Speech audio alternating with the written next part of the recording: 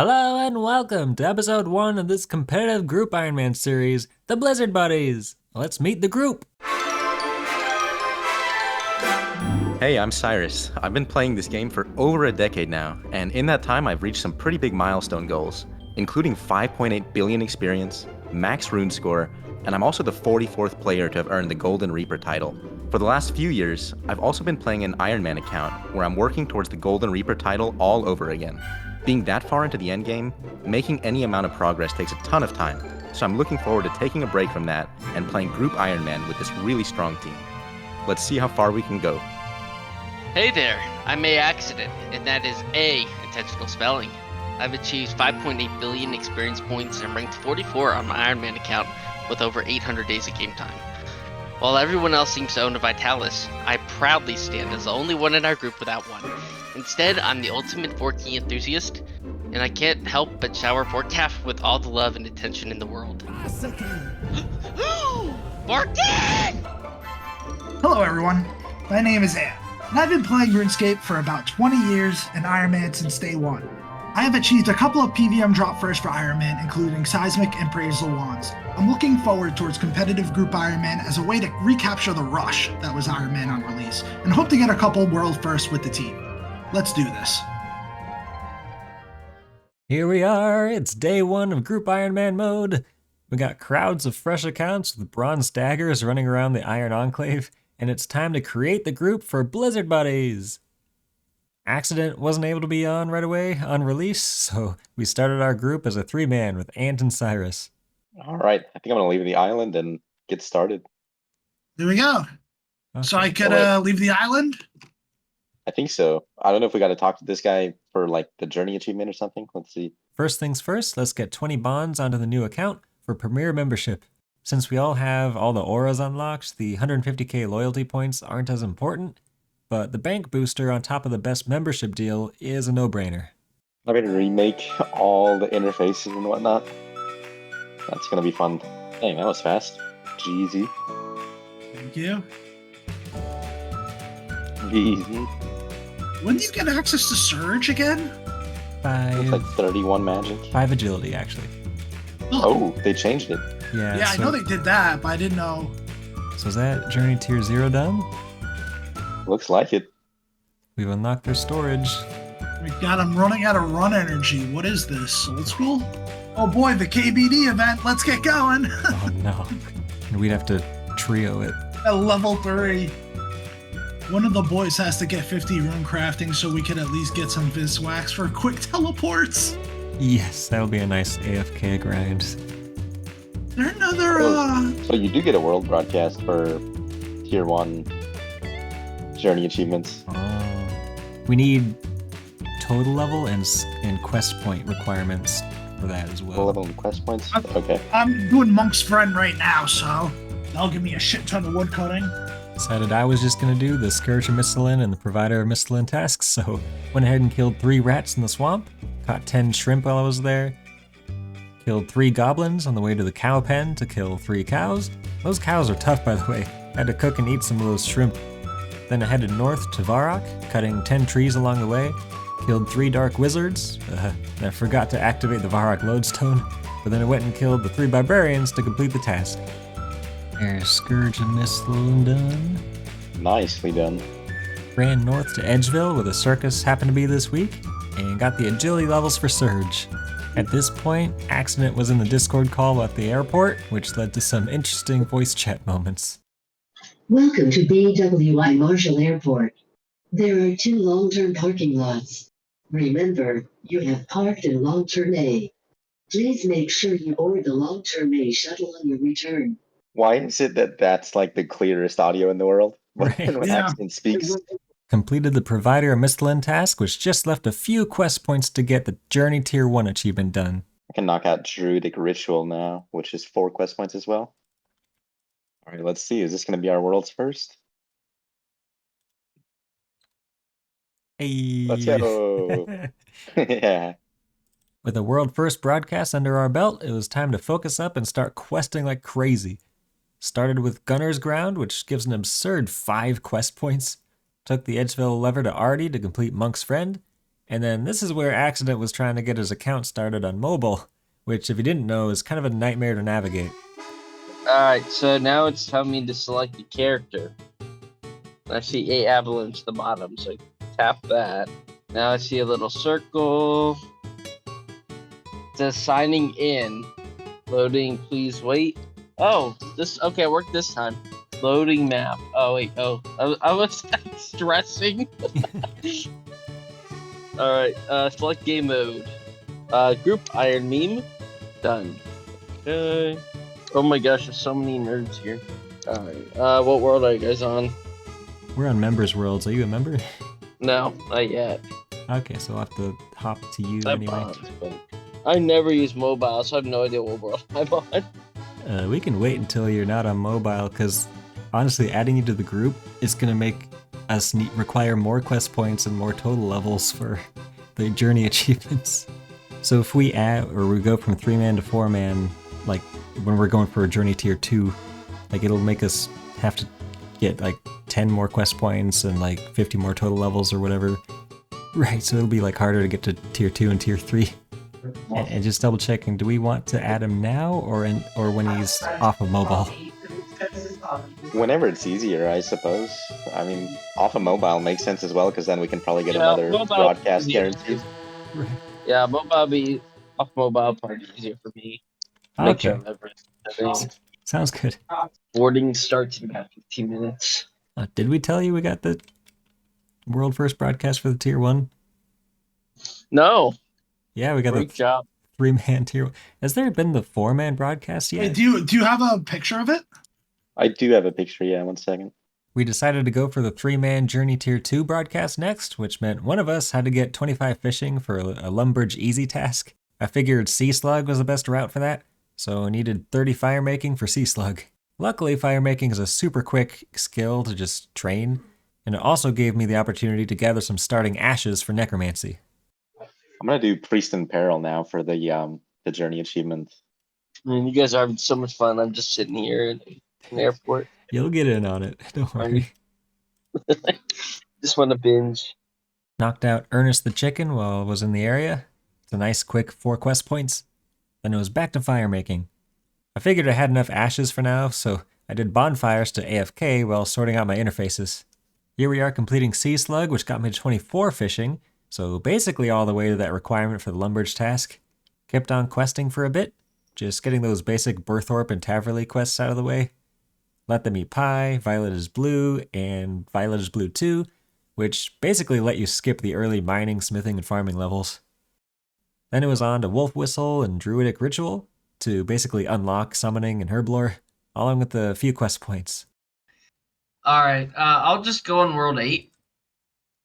Hey, we just got the broadcast for first size 3 competitive group Ironman for Journey Tier 2. Iron Man Group Blizzard Buddies. And there we are. Okay, now what happens to our journey achievements? Which achievements? Let's see. Oh, now the Size 4. Journey Tier 2 achievements are still re-locked. So we got to get like 19 more quest points and 150 more total levels. Well, here's Hazel just in time to see me complete Gertrude's cat.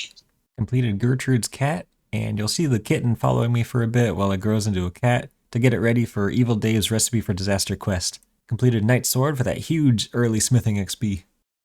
Guess who's about to be 20 or 250k richer? Completed Swept Away and threw all the goulash into Mage. Got my construction up through partial completion of new foundations, so I had all the levels to start the beehives of the player-owned farm. Back to some basic progress quest. Got Goblin Diplomacy done, What's Mine is Yours, Missing Presumed Death, Priest in Peril, Haziel Cult, and Trinome Village. Is anyone here doing unstable foundations? It's new foundations, and yes. Whatever. At this point, I decided to rush Dragon Slayer, using the Waterfall quest to get the attack and strength levels for Addy weapons, which should be sufficient for the Elvarg fight if I play it right. Let's see. Marathon Waterfall. Nice. Come on. Now it's Dragon Slayer 2 time. Didn't quite. That's actually gonna be hard on those stats. I'll just walk the dragon. Yeah, 20% hit chance on the bouncer is making this fight a tad lengthy. Man's gonna be there for a while. I got tier 21 in orb. Come on. Should be better than this. One eternity later. And the bouncer's dead. Jesus. The fight arena quest reward got me the rest of the way to 40 attack for addy weapons, but if you look at my HP level, I don't think 16 HP is gonna cut it. So I went to do the witch's house, and dang, that boss got hands. I probably got chanced multiple times during the fight, and I definitely should have keybound my food to make walking the wolf a lot easier. You'll see I learned that from this fight. So after claiming the third 250k from May, it was time to take on Dragon Slayer.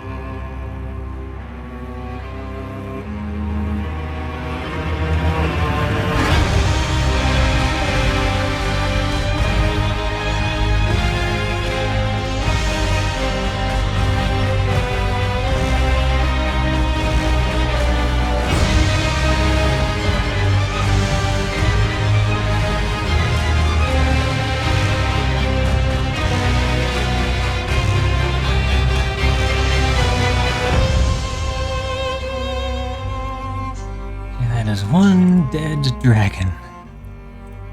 Killed it. Nice. With a cake and 2/3 of a cake left. Oof. Oh, did I not bring a teleport out? And that is Dragon Slayer done on day 1 of Group Ironman, which I figure is a good stopping point for episode 1. What the? These lamps require 40 strength and defense to use? Well then, can you bank them? I'm guessing I can destroy them.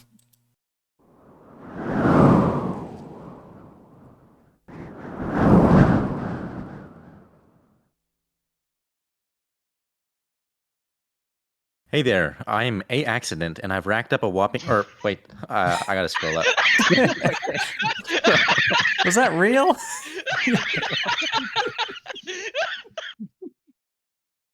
Welcome to episode 2 of the Blizzard Buddies. Last episode, I went a bit out of my way to complete Dragon Slayer early, so now we gotta go back and make some more general progress. Dude, all these group irons. Holy. We knew it was gonna be like this. See how many levels you got. 1 to 16. Got 91 points. Got to 24 necromancy at the ghost trolls to complete the easy tasks. The book is a great utility item, so even though necromancy is not playing much in my early game progress, getting the book out of the way really early is going to be good to start accumulating ashes for later. Oh, there we go. Yeah. With the total levels for the tier 3 journey achievement out of the way, let's knock out a bunch of quests. Here we go. Murder Mystery, Merlin's Crystal, Holy Grail, Stolen Hearts, Diamond in the Rough, Jack of Spades, Tourist Trap, Eclairin's Little Helper, Grand Tree, Once Upon a Slime, Tribal Totem, Jungle Potion, Recruitment Drive, and Dig Site. Oof, early game Iron Man, am I right? The Rune Sphere just spawned in the lowest level, and it just happens to be one that I can siphon. Wow, that's kind of lucky, isn't it? You just advanced 14 rune crafting levels from turning in that stuff for the Rune Sphere. That is overpowered, but so nice. Everyone else went to bed, like they're gonna wake up and I'm gonna be at 50 rune crafting for Viswax already. And there is 50 rune crafting, which is big for the team. It means we can get Viswax and get these quick teleport charges finally. It's the morning of day 2, and we all decided to check our beehives at the same time, I guess. So we just get this huge spam of farming levels from 22 to 33 farming, just like that. Here comes some more quest completions to get done while their XP rewards are relevant. Plague City, Biohazard, Observatory Quest, another Cook's Quest, Druidic Ritual, Elemental Workshop 1, and Elemental Workshop 2, Fishing Contest, and Shiloh Village. Got another 250k from May, which I spent immediately on finishing New Foundations. The weekly reset was quickly approaching, and I wanted to take full advantage of Tears of Guthix, so I got 49 fire making, thinking that was the only requirement for the quest, but it turns out you need a bullseye lantern, which you need 49 crafting to make, although I later realized I could have gotten a lantern from the Lorehound pet, but anyway, here's 49 crafting, completed the quest and the weekly. The XP went into archaeology, which means I can skip some of those pesky low levels in that skill. Also made sure to do Herbie Werby before and after the weekly reset, and got my Anachronia base started while I was there. Ant was speeding through the magic levels, and he needed some tier 40 mage weapons, but he didn't have the crafting and rune crafting for the split bark wand and orb, which I didn't even know existed, so I was able to make some for him, trade it over, and teamwork makes the dream work. Completed Demon Slayer, the Golem, Shadow of the Storm, and Evil Dave's portion of the Recipe for Disaster, basically just to get to Evil Dave's big day out, since that quest gives some absolutely bonkers XP rewards, and it skips a bunch of painful magic levels. Okay, so 10 magic levels, 6 agility levels, 6 herblore levels, and 8 cooking levels. That's what we like to see right there. At this point, we all decided to do Monkey Madness at the same time, on the same world, which led to some interesting shenanigans. What combat style did you say you were going to do, Accident? You were going Binge. to do some That's safe why I like spot? tier 30. Yeah. I probably got to copy you because I'm on tier 30s as well. Let's go. Oh, you can click between the lines and it'll run you out of the puzzle. What's the interface? Yeah, I just did that. Yeah, I had that issue too. Yo, we're all here on the island. Very All right. Let's go. Alright, let's see how hard this hits with that prey range. Oh, they only hit 200s. Okay, down to 800 HP. Did not make it. Oh, terrible timing. Okay. Oh my goodness. Yo, Yes! he gets through the door, but he punches me. Oh, I'm out! I'm free! You just want to stay and watch. Jesus. How are 2 of them out? They can do that? It just stuck. Oh, What the fuck? okay. You can't Oh, surge you can't through. surge through him? No, I thought you could surge through them. You can't stay by the walls or else they're gonna punch you Yeah. all the way back in. Oh my god. Wait. Yeah. Why are there 2 though? What the heck? Yeah, they're both out. They're not supposed to both be out. I Dude, think we is it like broke. half my food? You gotta hop. Oh, there's a penguin in this world right in their little nook. I got out. Thank God. Who's gonna risk it for the penguin? Oh yeah. Don't you have infinite run energy with sure-footed? You really? You? That'll make this dungeon a lot easier. All right, boys, we get to round 2 of the Oh, prison. I forgot to make the amulet.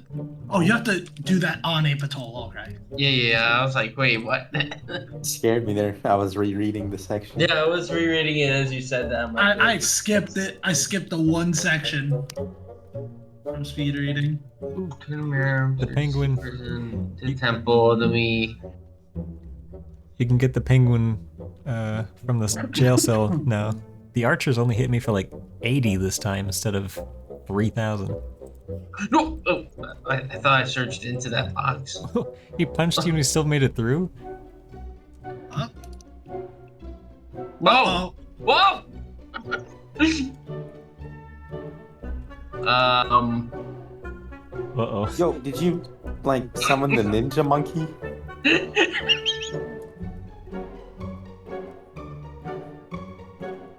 No, you. She's coming out. Get back. That was close. I got the chat options off. On the island. Oh, hold up. Whoa! What is? Okay, there it is. There we go. All right. Back to the tunnels. Wait, the guard? What? The guard went on the. What? I saw that. Oh my god, it got me too. That's ridiculous. You know what? I'm just gonna bank. I saw that surge. No, you didn't.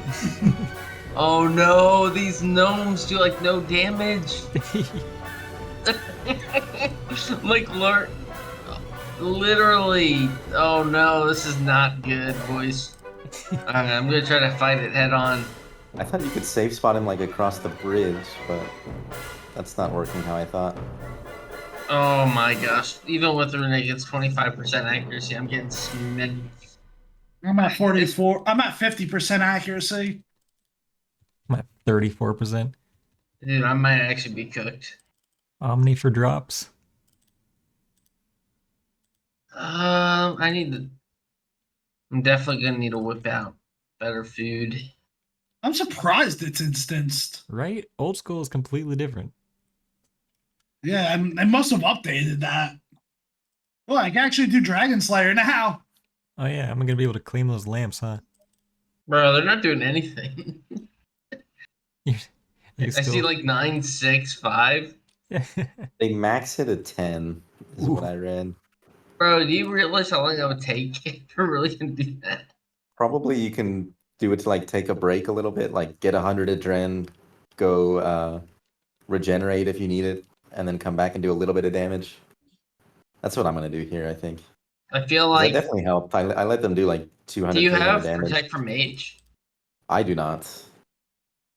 I feel like, I mean, one auto can hit you easily for like 600, which is gonna be basically like 100% worth of a drain. There we go. I got it. I don't think my spirit wolf helped me much. You summoned the Spirit Wolf, the tech. This is so bad. How's it going?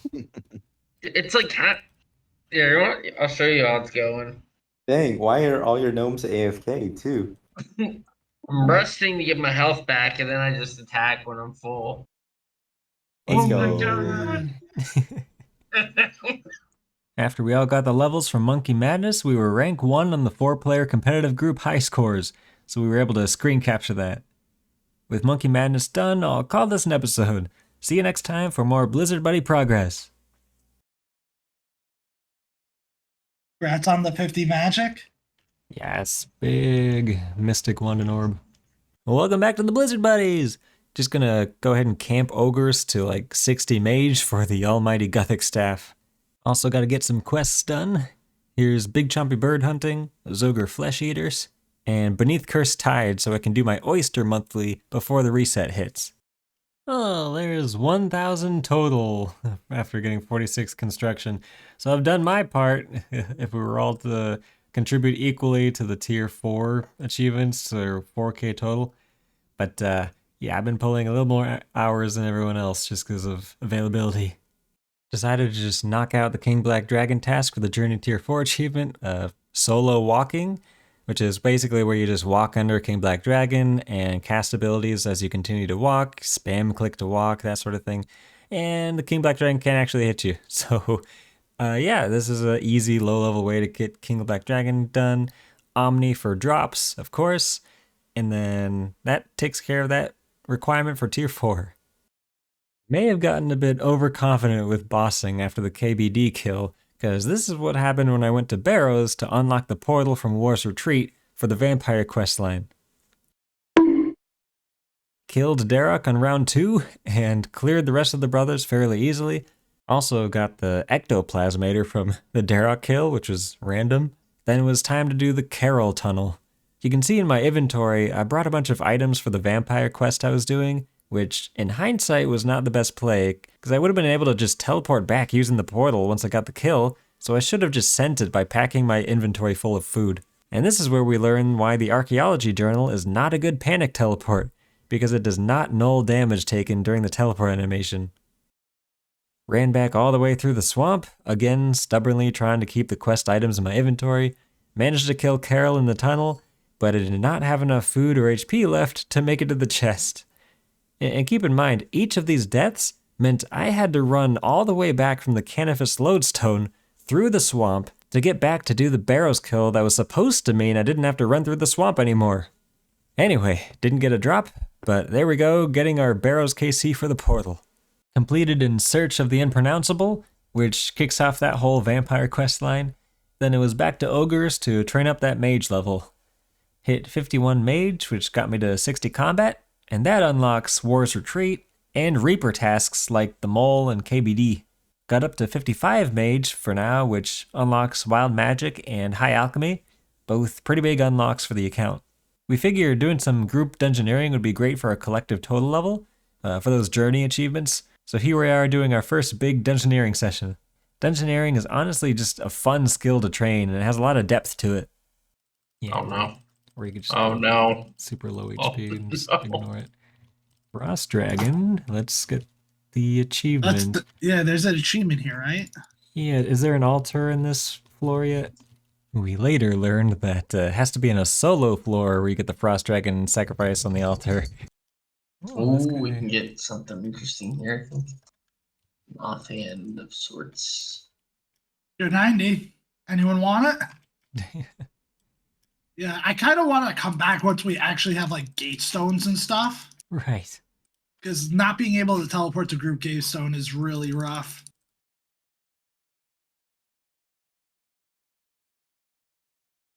Apparently feeding you a food counted as feeding a familiar for that achievement. You are now a familiar. And there is In Aid of the Unpronounceable done, continuing to make progress into that vampire quest line. Decided to finish getting 60 mage at Fungal Mages, which are honestly just so underrated to train mage on early game. You get tons of potato cactus, snape grass, herbs, seeds, which all come in handy later. And here we are doing the mage arena for the big Gothic staff upgrade. This boss fight is still just a breeze, and then you gotta cast Divine Storm 100 times in the arena, which, pro tip by the way, use the Avernic Wand and Book from the Demon Slayer quest. It gives infinite air runes, and it's a tier 1 weapon, so you don't waste any runes, and it takes forever for each mage to die, which means a lot more casts per kill, so it's a lot more AFK. Completed Unwelcome Guests, which unlocks the Raptor as a Slayer Master. Got Demons as a first task. I don't feel quite ready for Krill, but we'll get there soon. Completed Horror from the Deep, which means I can be assigned Dagonoths. Planning to kill Dagonoth Rex a lot. I want to get one of those tasks. Guess who forgot to bring a weapon and had to punch the ice lord to death? Ugh, took like 3 minutes. Yep, it's time to get started on the Penguin quest line. Here's Cold War complete, and then Hunt for Red Rock Tuber. These are good to get done early because they have decent XP rewards, and they make the Penguin Weekly super overpowered after the later quests in the series are done. Completed Fremnik Trials, which is another one of those quintessential quests needed for a ton of other quest lines. Got a KBD Reaper, so it was time to take the dragon out for some walkies. Gotta be careful though, one wrong move and you're cooked. Finished the Reaper assignment and got 7 Slayer levels off of it, all the way up to 30 Slayer. And speaking of Slayer, here we are trying out some safe spotting of the bound skeletons on Slayer assignment. Even without the Salve Amulet, these things were just absurd XP in Mage and Slayer. So these are definitely a welcome task from the Raptor. They were so good I decided to prioritize getting the Haunted Mine done for that Salve Amulet. Here we are wrecking the boss fight with a Gothic Staff, which is just more than enough to make this fight easy. Completed the quest, got my Salve Amulet, and then immediately went to complete Terran's Lair, because that allows you to upgrade the Salve Amulet to be even stronger. Back at Bound Skellies with the Salve Amulet, you get like 420 Slayer XP each kill, and they die super quick with the Gothic Staff, Salve Amulet, and using Earth spells, which is their weakness. Their drops are also not too bad. You get some Pure Essence, Luminite Stone Spirits, and a handful of other seeds and super restores that are useful to stock up on. Completed Animal Magnetism. Honestly, just completed it to be able to buy steel arrow tips from Ava to speed up that early game fletching XP. Wanted to unlock a quick tele to a prayer altar, so I completed the easy arty tasks for that Kandarin Monastery teleport. This will be like a budget altar of war before I have the 200 boss kills for that altar. Oh, someone just got some lamps. 3 herblore levels just like that. Wanted to get Troll Romance and Edgar's Ruse done at the same time to potentially save a trip running to Trollheim. Honestly, don't know if I actually saved a trip or not, but here we are completing those 2 quests. They both have decent rewards and are required for some other quests. Completed Lost City and Pirate's Treasure, which got me past the 150 quest points for another 500k to the coin pouch. Completed the 2 miscellaneous quests, which meant that 500k I just got went straight into the coffers. GP is a struggle right now, but gotta get those mahogany and maple log shipments coming. We all went as a group to do the Shades of Morton quest. World 88 has been nice and active since the release of Group Ironman mode, so it's nice to not have to completely rebuild the temple for just doing the quest. While in the area, completed Ghosts Ahoy, another one of those nice quests to get done for free entry into the town, as well as the Ectophile teleport for farm runs. Okay. Oh. That didn't take you too long. Yeah, sure. Did it really? It felt much longer, yes. Oh, okay. It must have felt. I feel like you started that under 30 minutes ago. But I need an AFK break after that one. And that is Dead and Buried complete, but more importantly, I get the construction XP for 63 construction, which means I can make the aquarium and prawn perks so I can actually train fishing. I've been stuck at 35 fishing, didn't want to train it until I unlocked the prawn perk stuff, so now we can finally get some AFK going. And there's Legacy of Sergei's done. Lots of XP rewards from this quest, and I'm also just needing to do a quest binge because it turns out you need 200k to buy the aquarium room in your house, and I am fresh out of GP after that construction training. So yeah, let's knock out some quests. And that is Underground Path done. Honestly, not that bad with Sure-Footed Aura for 5 quest points and some agility and attack XP. I'll take it, not bad. Next up on the quest order is some of the Cave Goblin quest line. So here we are doing Lost Tribe, Death to the Dorgashan, Giant Dwarf, since it's required for another slice of ham. And then I finished up 175 quest points by completing Myths of the Whitelands real quick. So there's another 500k to the coin pouch, and it meant I could finally go to bed after building my aquarium. That cash got me 172 XP away from 45 divination. I'm just going to knock out 45 divination real quick so I don't have to deal with another cash with less than 45 divination. And there we go, 45 divination, which means I can knock down the things that are worth 2 points and also use the 2-point things you throw in the middle. So it's just going to be so much easier to get 100 points each cache. And there is 53 fishing, which means I'm done with the trout and salmon in Shiloh Village. It's a requirement for Heroes Quest. And once I do Heroes Quest, I can also just go back to Desert Souls and Menphos fishing, basically. But now I gotta cook all this. And there is Family Crest's quest complete. So just wanted to get the cooking gauntlets while I cooked all that salmon and trout. It's also just a good quest to get out of the way for the smelting gauntlets later on as well. The team had a couple giant mole reapers to do, so Cyruss, Accident, and I went and did some giant mole. All right, Badoodle. Congrats. Oh, I got money. I think Pure S probably would be the best drop, Best right? drop, yeah. Yeah. Absolutely. I had another KBD Reaper, and we thought it would be easier, or at least faster, to do as a group. However, the KBD does not reliably stay on one player for the walking mechanic to work, so that led to some shenanigans. Okay, it's not staying on me. By the way, fun fact, KBD's attacks are one of very few attacks in the game where it absolutely matters to have Prey Mage up before the attack comes out, instead of just as the attack lands. Okay. Someone just wasted a perfectly good Desert Soul.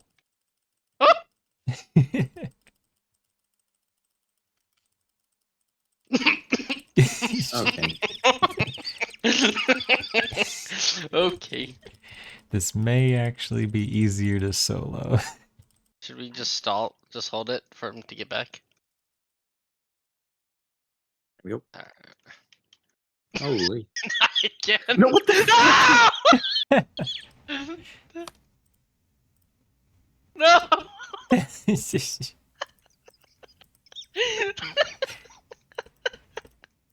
think I'm just gonna finish off this 5 KBD Reaper. Alright, there we go. Boss hub unlocked. Let's go.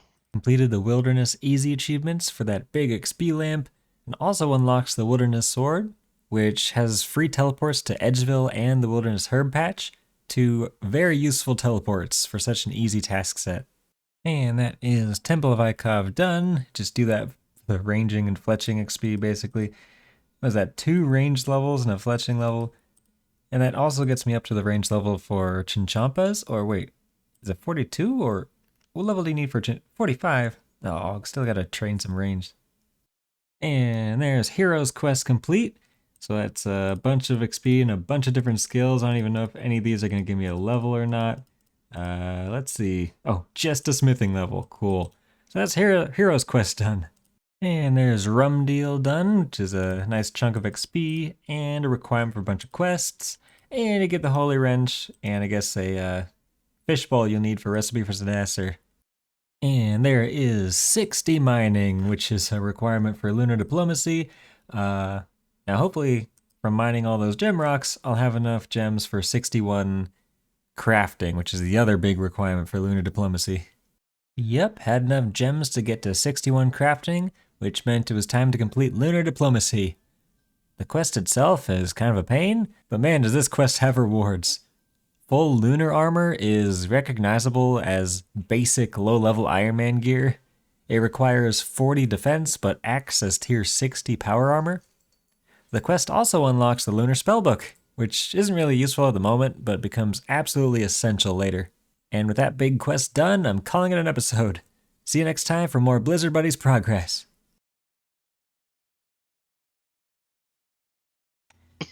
Just took one more kill after the Just Reaper one. task and got the magic log drop. Let's go.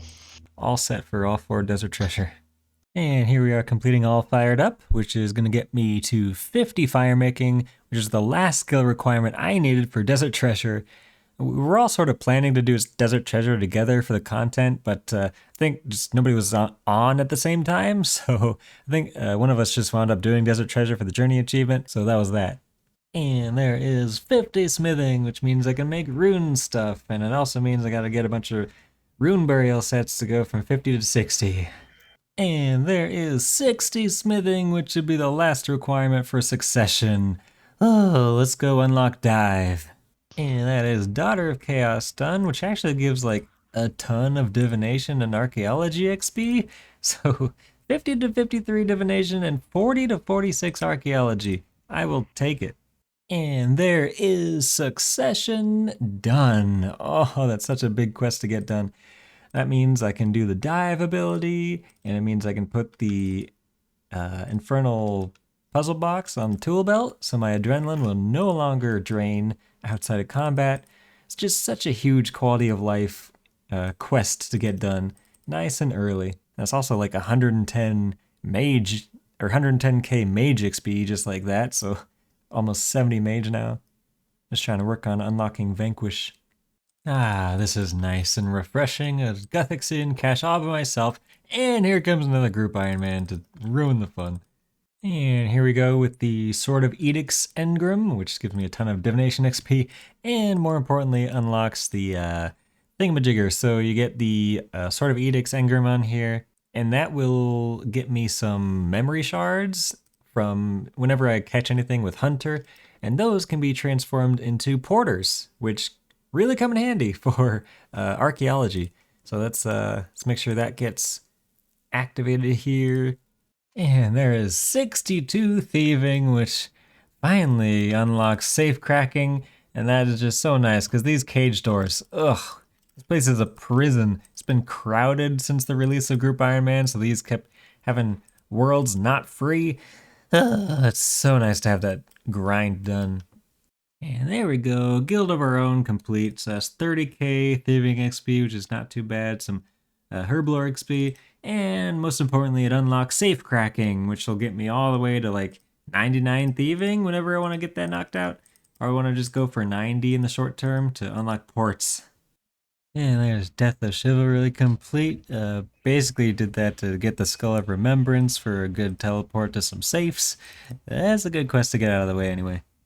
It was time for Accident to kill Calphite Queen for the Necromancy tier upgrade, so we decided to duo it. Oh, I didn't bring. I'm an idiot. You didn't bring That's fine. ectoplasm? Ectoplasm. Yeah.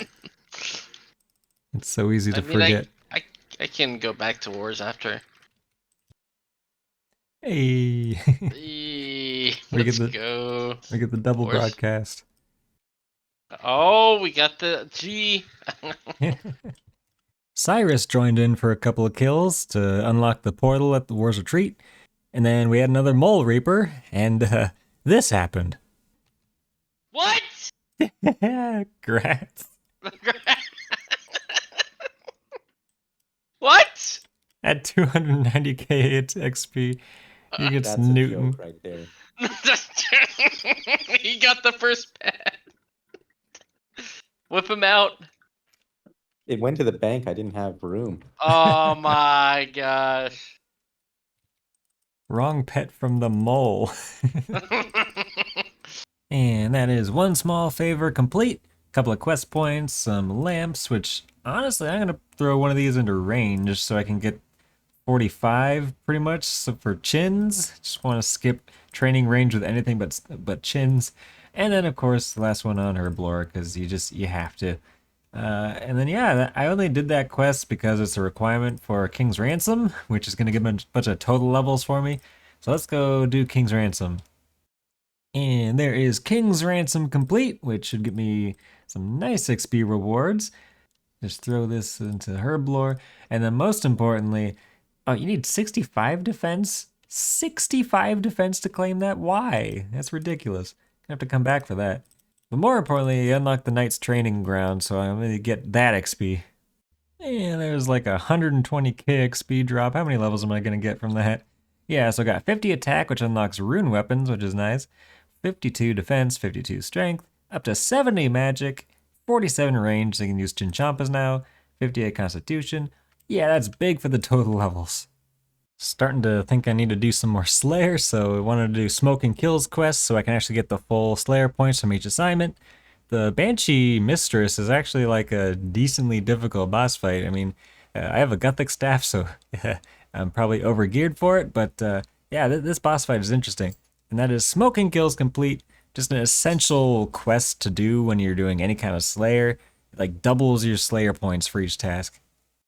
Oh, I had to teleport out because the Prime was on me, but that's our Dragon Hatchet. That's the first Dragon Hatchet in the group. Oh, that's cool. I get to tell the group that we got a Dragon Hatchet, and do not add it to the tool belt because we want to share it in the group storage. Cool. Now is at 16 KC, so that's some pretty good RNG right there. What? Oh wait, we're one level off, huh? Here we go. Yeah. Get your recordings on, boys. As long as I don't get PK'd. I did not get PK'd.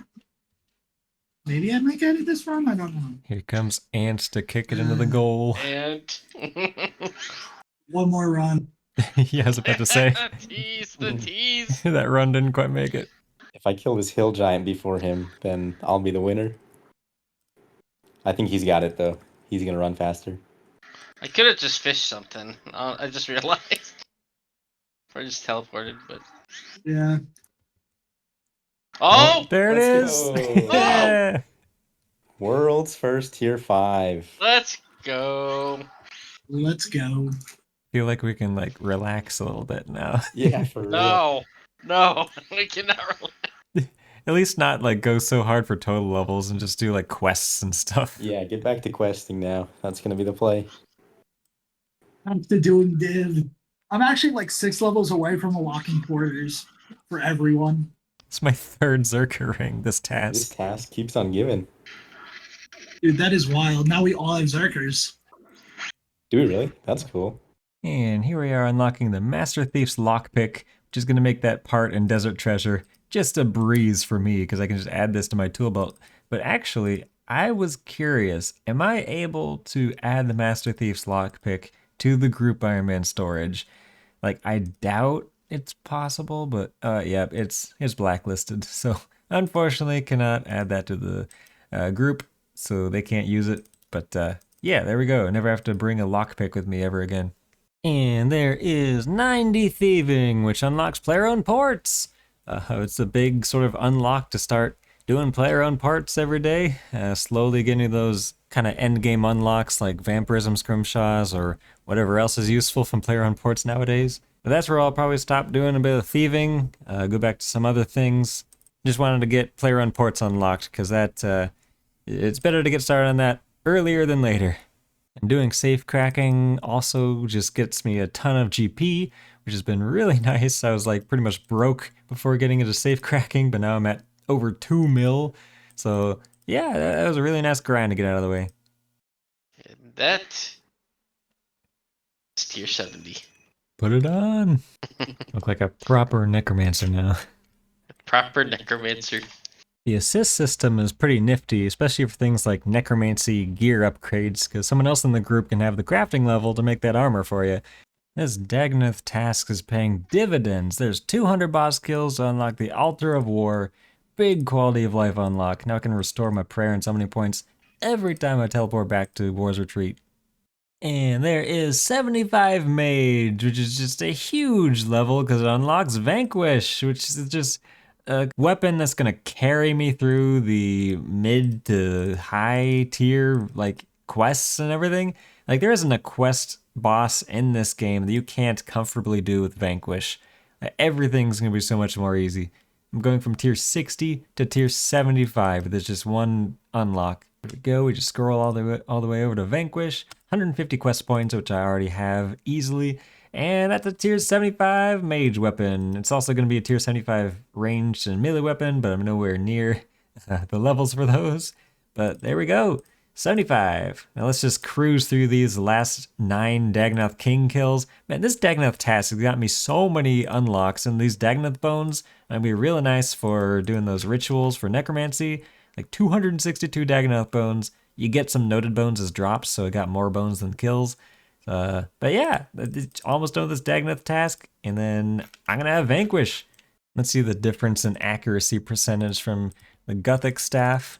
So yeah, 68% accuracy goes to 90% accuracy. That is a 20% difference. It's just ridiculous. And there's the Dagnith task completed. That took a while, but it was so worth it. I got so many big like unlocks and drops from that Dagnith King's Slayer assignment. Like we got our Dragon Hatchet for the team. We got 4 Berserker Rings, so enough Berserker Rings to go around. And then of course tons of Mage and Slayer XP.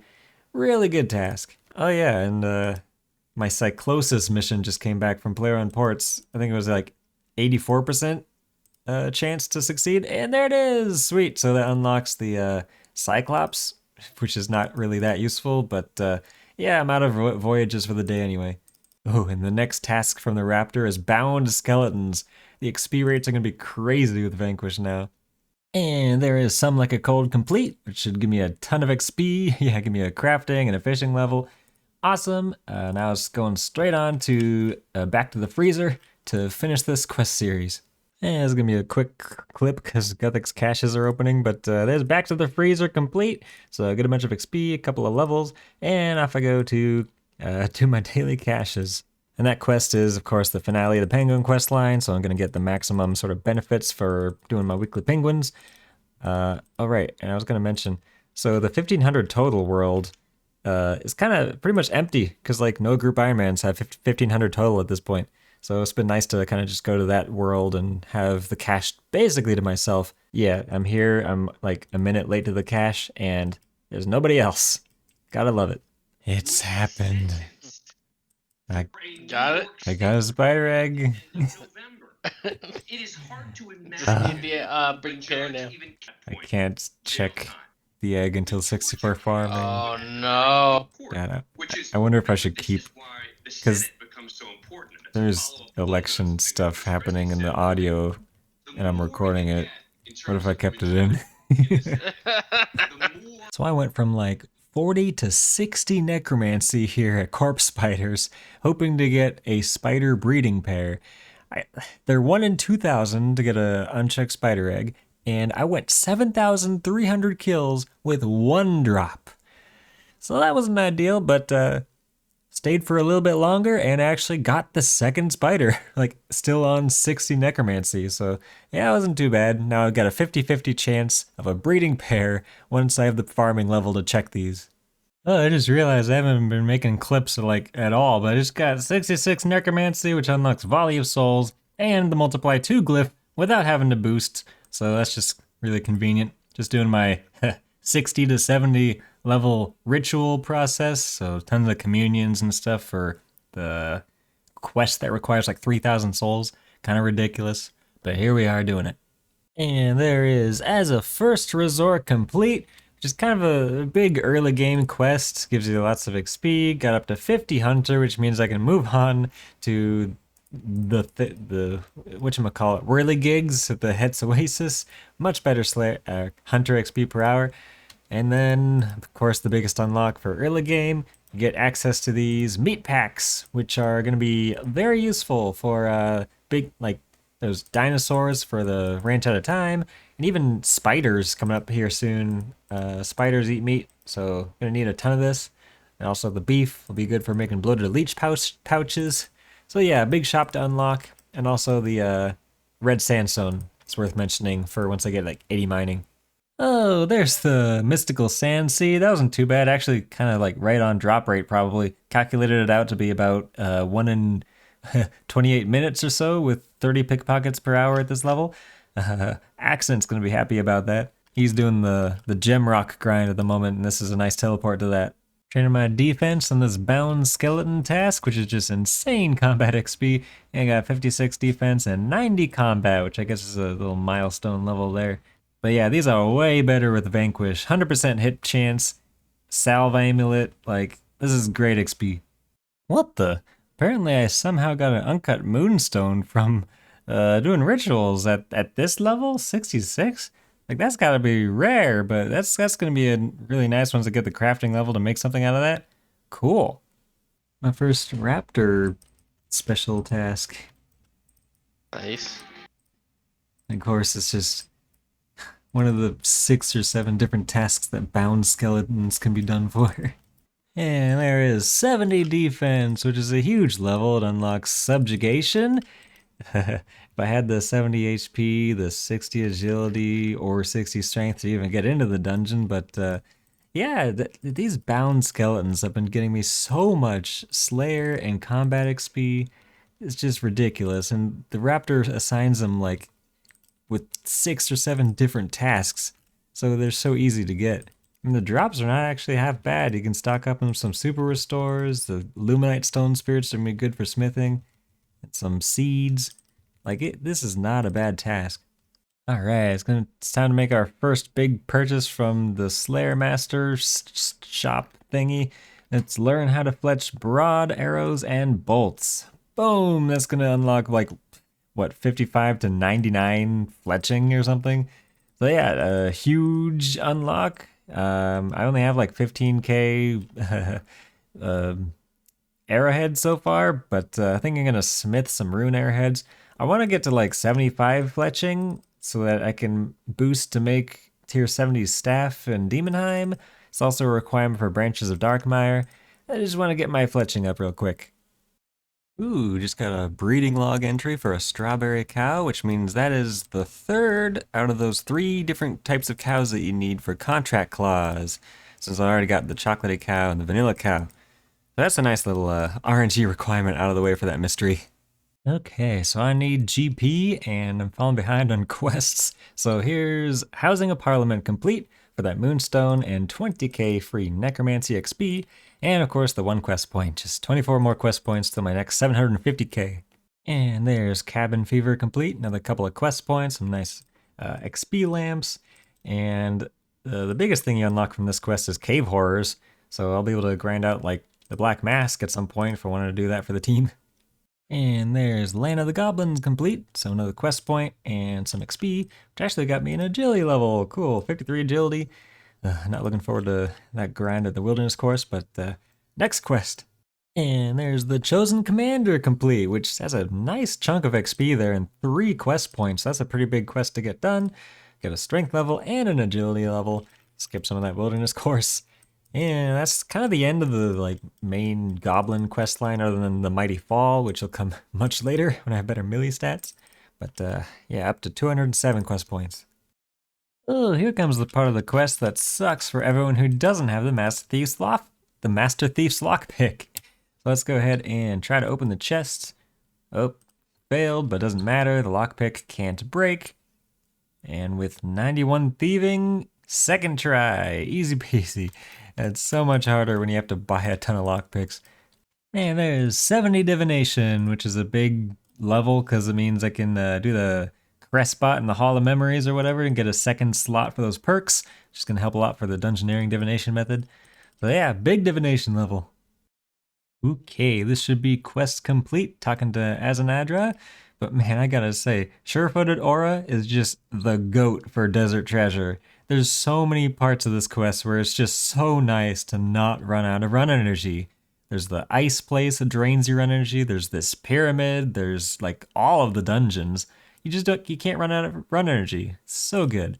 So that should give me a magic level, 77 mage. Unlocks ancient magics, which I'm not really going to be able to use that much until way later. But yeah, big quest, big day. Good to get out of the way. And with that, I'll call it an episode. Thanks for watching, and see you next time for more Blizzard Buddies progress. Here we go, that's Rune Mysteries and Rune Memories complete. Just a couple of quest points, and I can claim some free Pure Essence from this chest down here. Rune crafting level is only 53, so 7,155 Pure Essence. I will take that.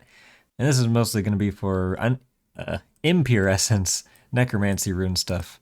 Okay, so that's an interesting mechanic. So to exchange the demonic skull between group members, we have to kill each other because you can't trade it, and you can't put it in the group storage. So you have to kill your group member, and you get 50k less for killing someone with a demonic skull than what it costs, 550k.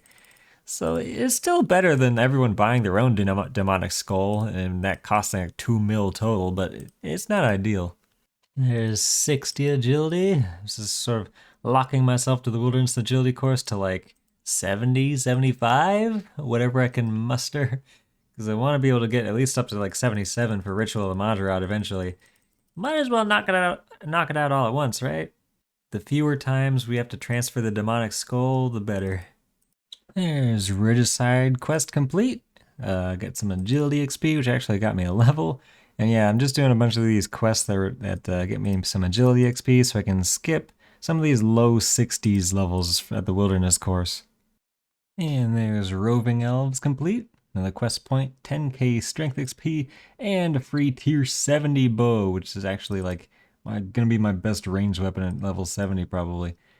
And I figured I spent long enough in this account without fairy rings, so here's Fairy Tale Part 1 done.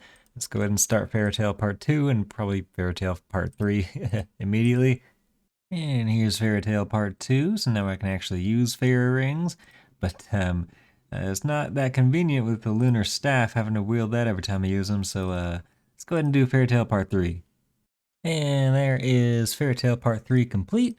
It's a pretty big quest to do, so get the magic watering cans, there's infinite water, 63 farming, which is one of the requirements for Branches of Darkmire, and 225 quest points, which means I get the next quest dice, and it'll be the next tier up as well, so I believe, is it 750? That'll be able to get this? Man, I can't speak, it's way too late at night, but it should be 750k, which, or actually 1 mil. Oh, I miscounted, but cool.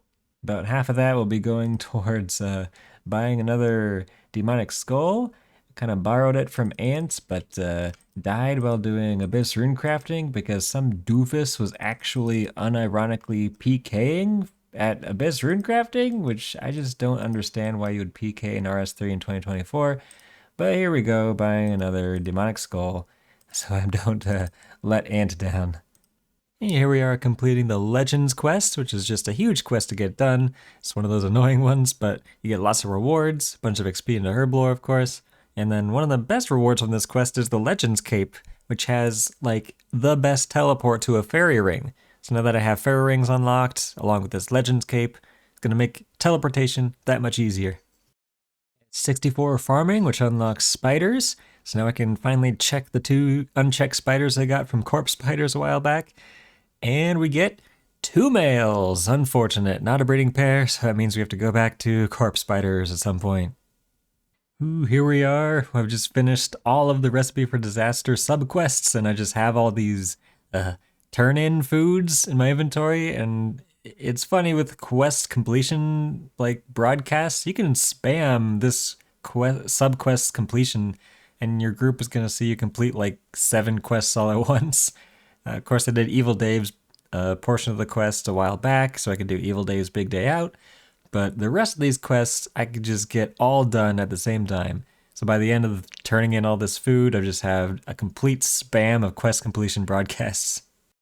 And of course, here we are in the final boss fight. They really need to update this boss fight after EOC. These mobs have just not been rebalanced, and it shows. But that is Recipe for Disaster complete. Throwing that XP straight into Herblore, of course. And that's just a nice bunch of quests to get out of the way for quest points and general rewards.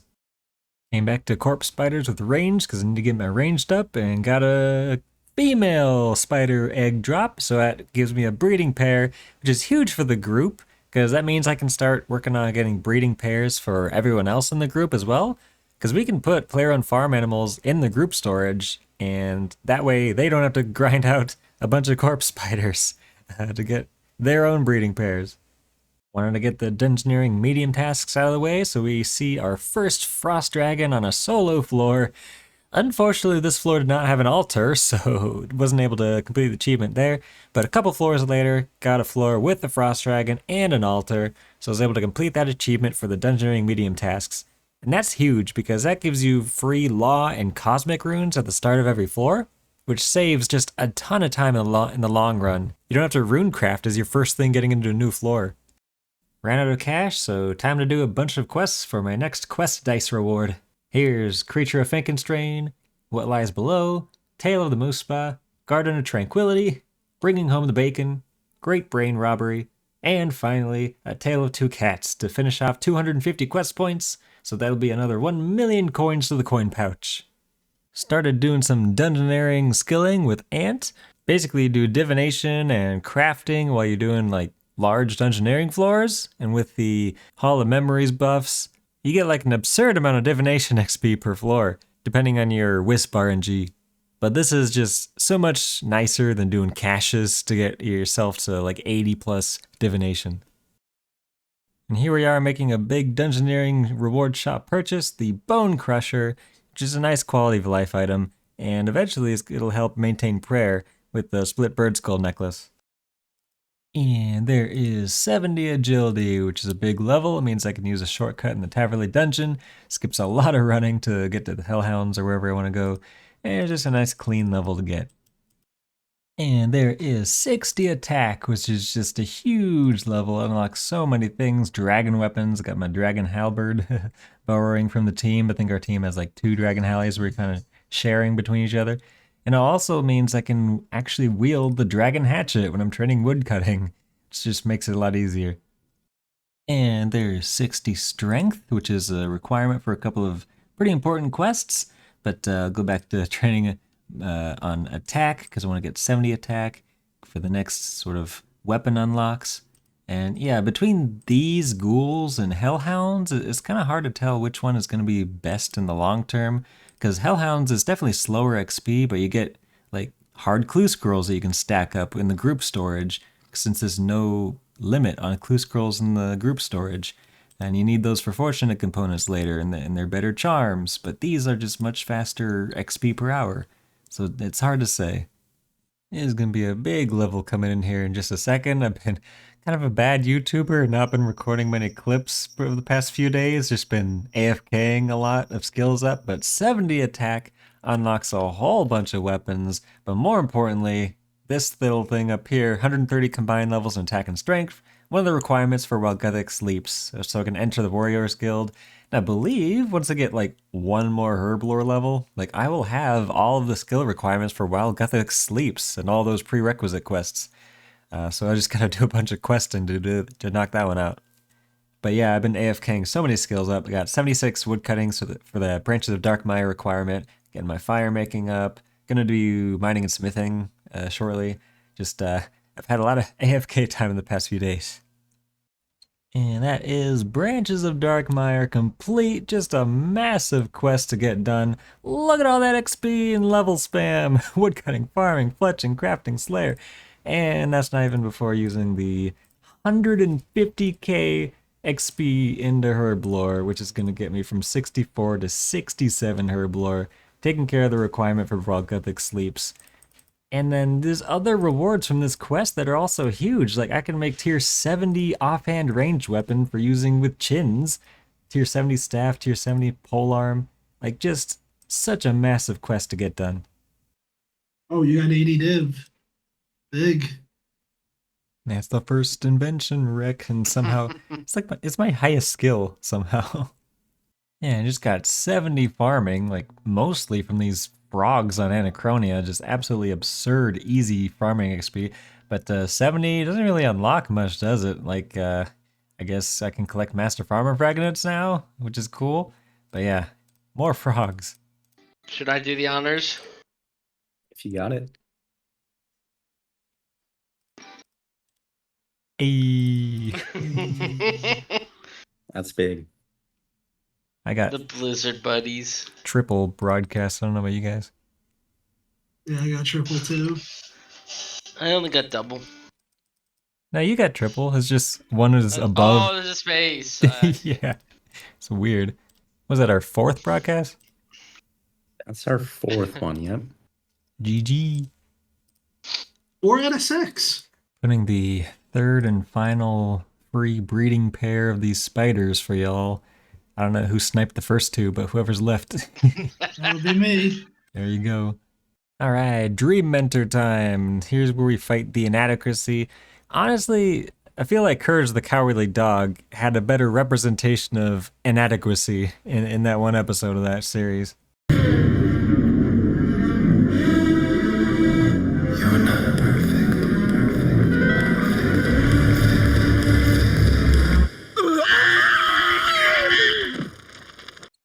And there we go, quest complete. So that unlocks a bunch of spells on the Lunar spellbook. Not really useful at this point, but maybe a bit later. And we have a talking lamp that I believe puts 15k onto a combat skill, which honestly, I guess range is the only one under 70. I don't really need it, but whatever. Oh, Kingdom of Miscellanea, so much GP sunk, but it's so good. This is about 6 days, 4 hours. Let's just see what I get. There we go, 800 mahogany logs, 800 teak logs. Those are just gonna get some construction levels. And then 2,700 maple logs for fire making, fletching, and eventually an invention for simple components. It's just so good to get this huge bulk log shipments in. There's the Eyes of Gluffer complete. Man, that puzzle and that quest, I just took way too long on that. Just could not wrap my head around it. Well, ooh, that's one of the requirements for Fate of the Gods. 79 magic? Okay. Next up is the Path of the Gluffery. And there is the Path of Gluffery complete. I think that was one of the journey achievement requirements, but I think Ants got that done a long time ago. But yeah, now just a couple more quests left until while Guthic sleeps. And there's the Wanted quest complete. Super quick, but now it's just Defender of Arak left. And there is Defender of Arak complete, and it's got some pretty hefty XP rewards on this one. Do I get any levels? Nope, unfortunate. But that means I have all the quest requirements for while Guthic sleeps, so I can go ahead and start that quest, I guess. Okay, there's Accident getting spooned another boss pet. He got the Glacior pet at this like 48 kill count, and now he's getting the Hermod pet at 90 KC. Just getting absolute spooned on some of these boss pets. Here we are doing well Gothic Sleeps. I'm not gonna drop or alch or anything these Dagon High robes because you need the hat for a Master Clue step. Don't forget that if you're doing this quest. Keep these robes. Oh, the Hellfire Bow is by the Chaos Temple for this cutscene. Is that gonna be in the cutscene now? Nope, looks like it's a different area in the universe than the actual wilderness, huh? And here we are at the boss fight of while Gothic Sleeps, a balance elemental. Man, this defense on this is so high. Like even with Vanquish, I'm at like 30% accuracy. That's some high defense. Got it down eventually though. And it was onto the 2 Tormented Demons, which completely shreked me. I completely forgot how to like kill Tormented Demons. Like you have to actually pray against what they're attacking you with. So yeah, I took a lot of damage. But the Stone of Jas effect is just OP. And that is While Gothic Sleeps complete. Oh, it's just a big iconic quest and it's just like so long. I keep forgetting how long this quest is, but it's so worth it. 400k Herblore XP. Like what was I, 67, 68, and then after this quest, all the way to 73 Herblore. Absolutely bonkers. And then there's this post-quest cutscene. But I think that's what I'm going to call this an episode. You gotta end the episode on a big quest like While Gothic Sleeps, right? So thanks for watching and see you next time for more big quests, maybe even Ritual of the Madra in the near future. Who knows?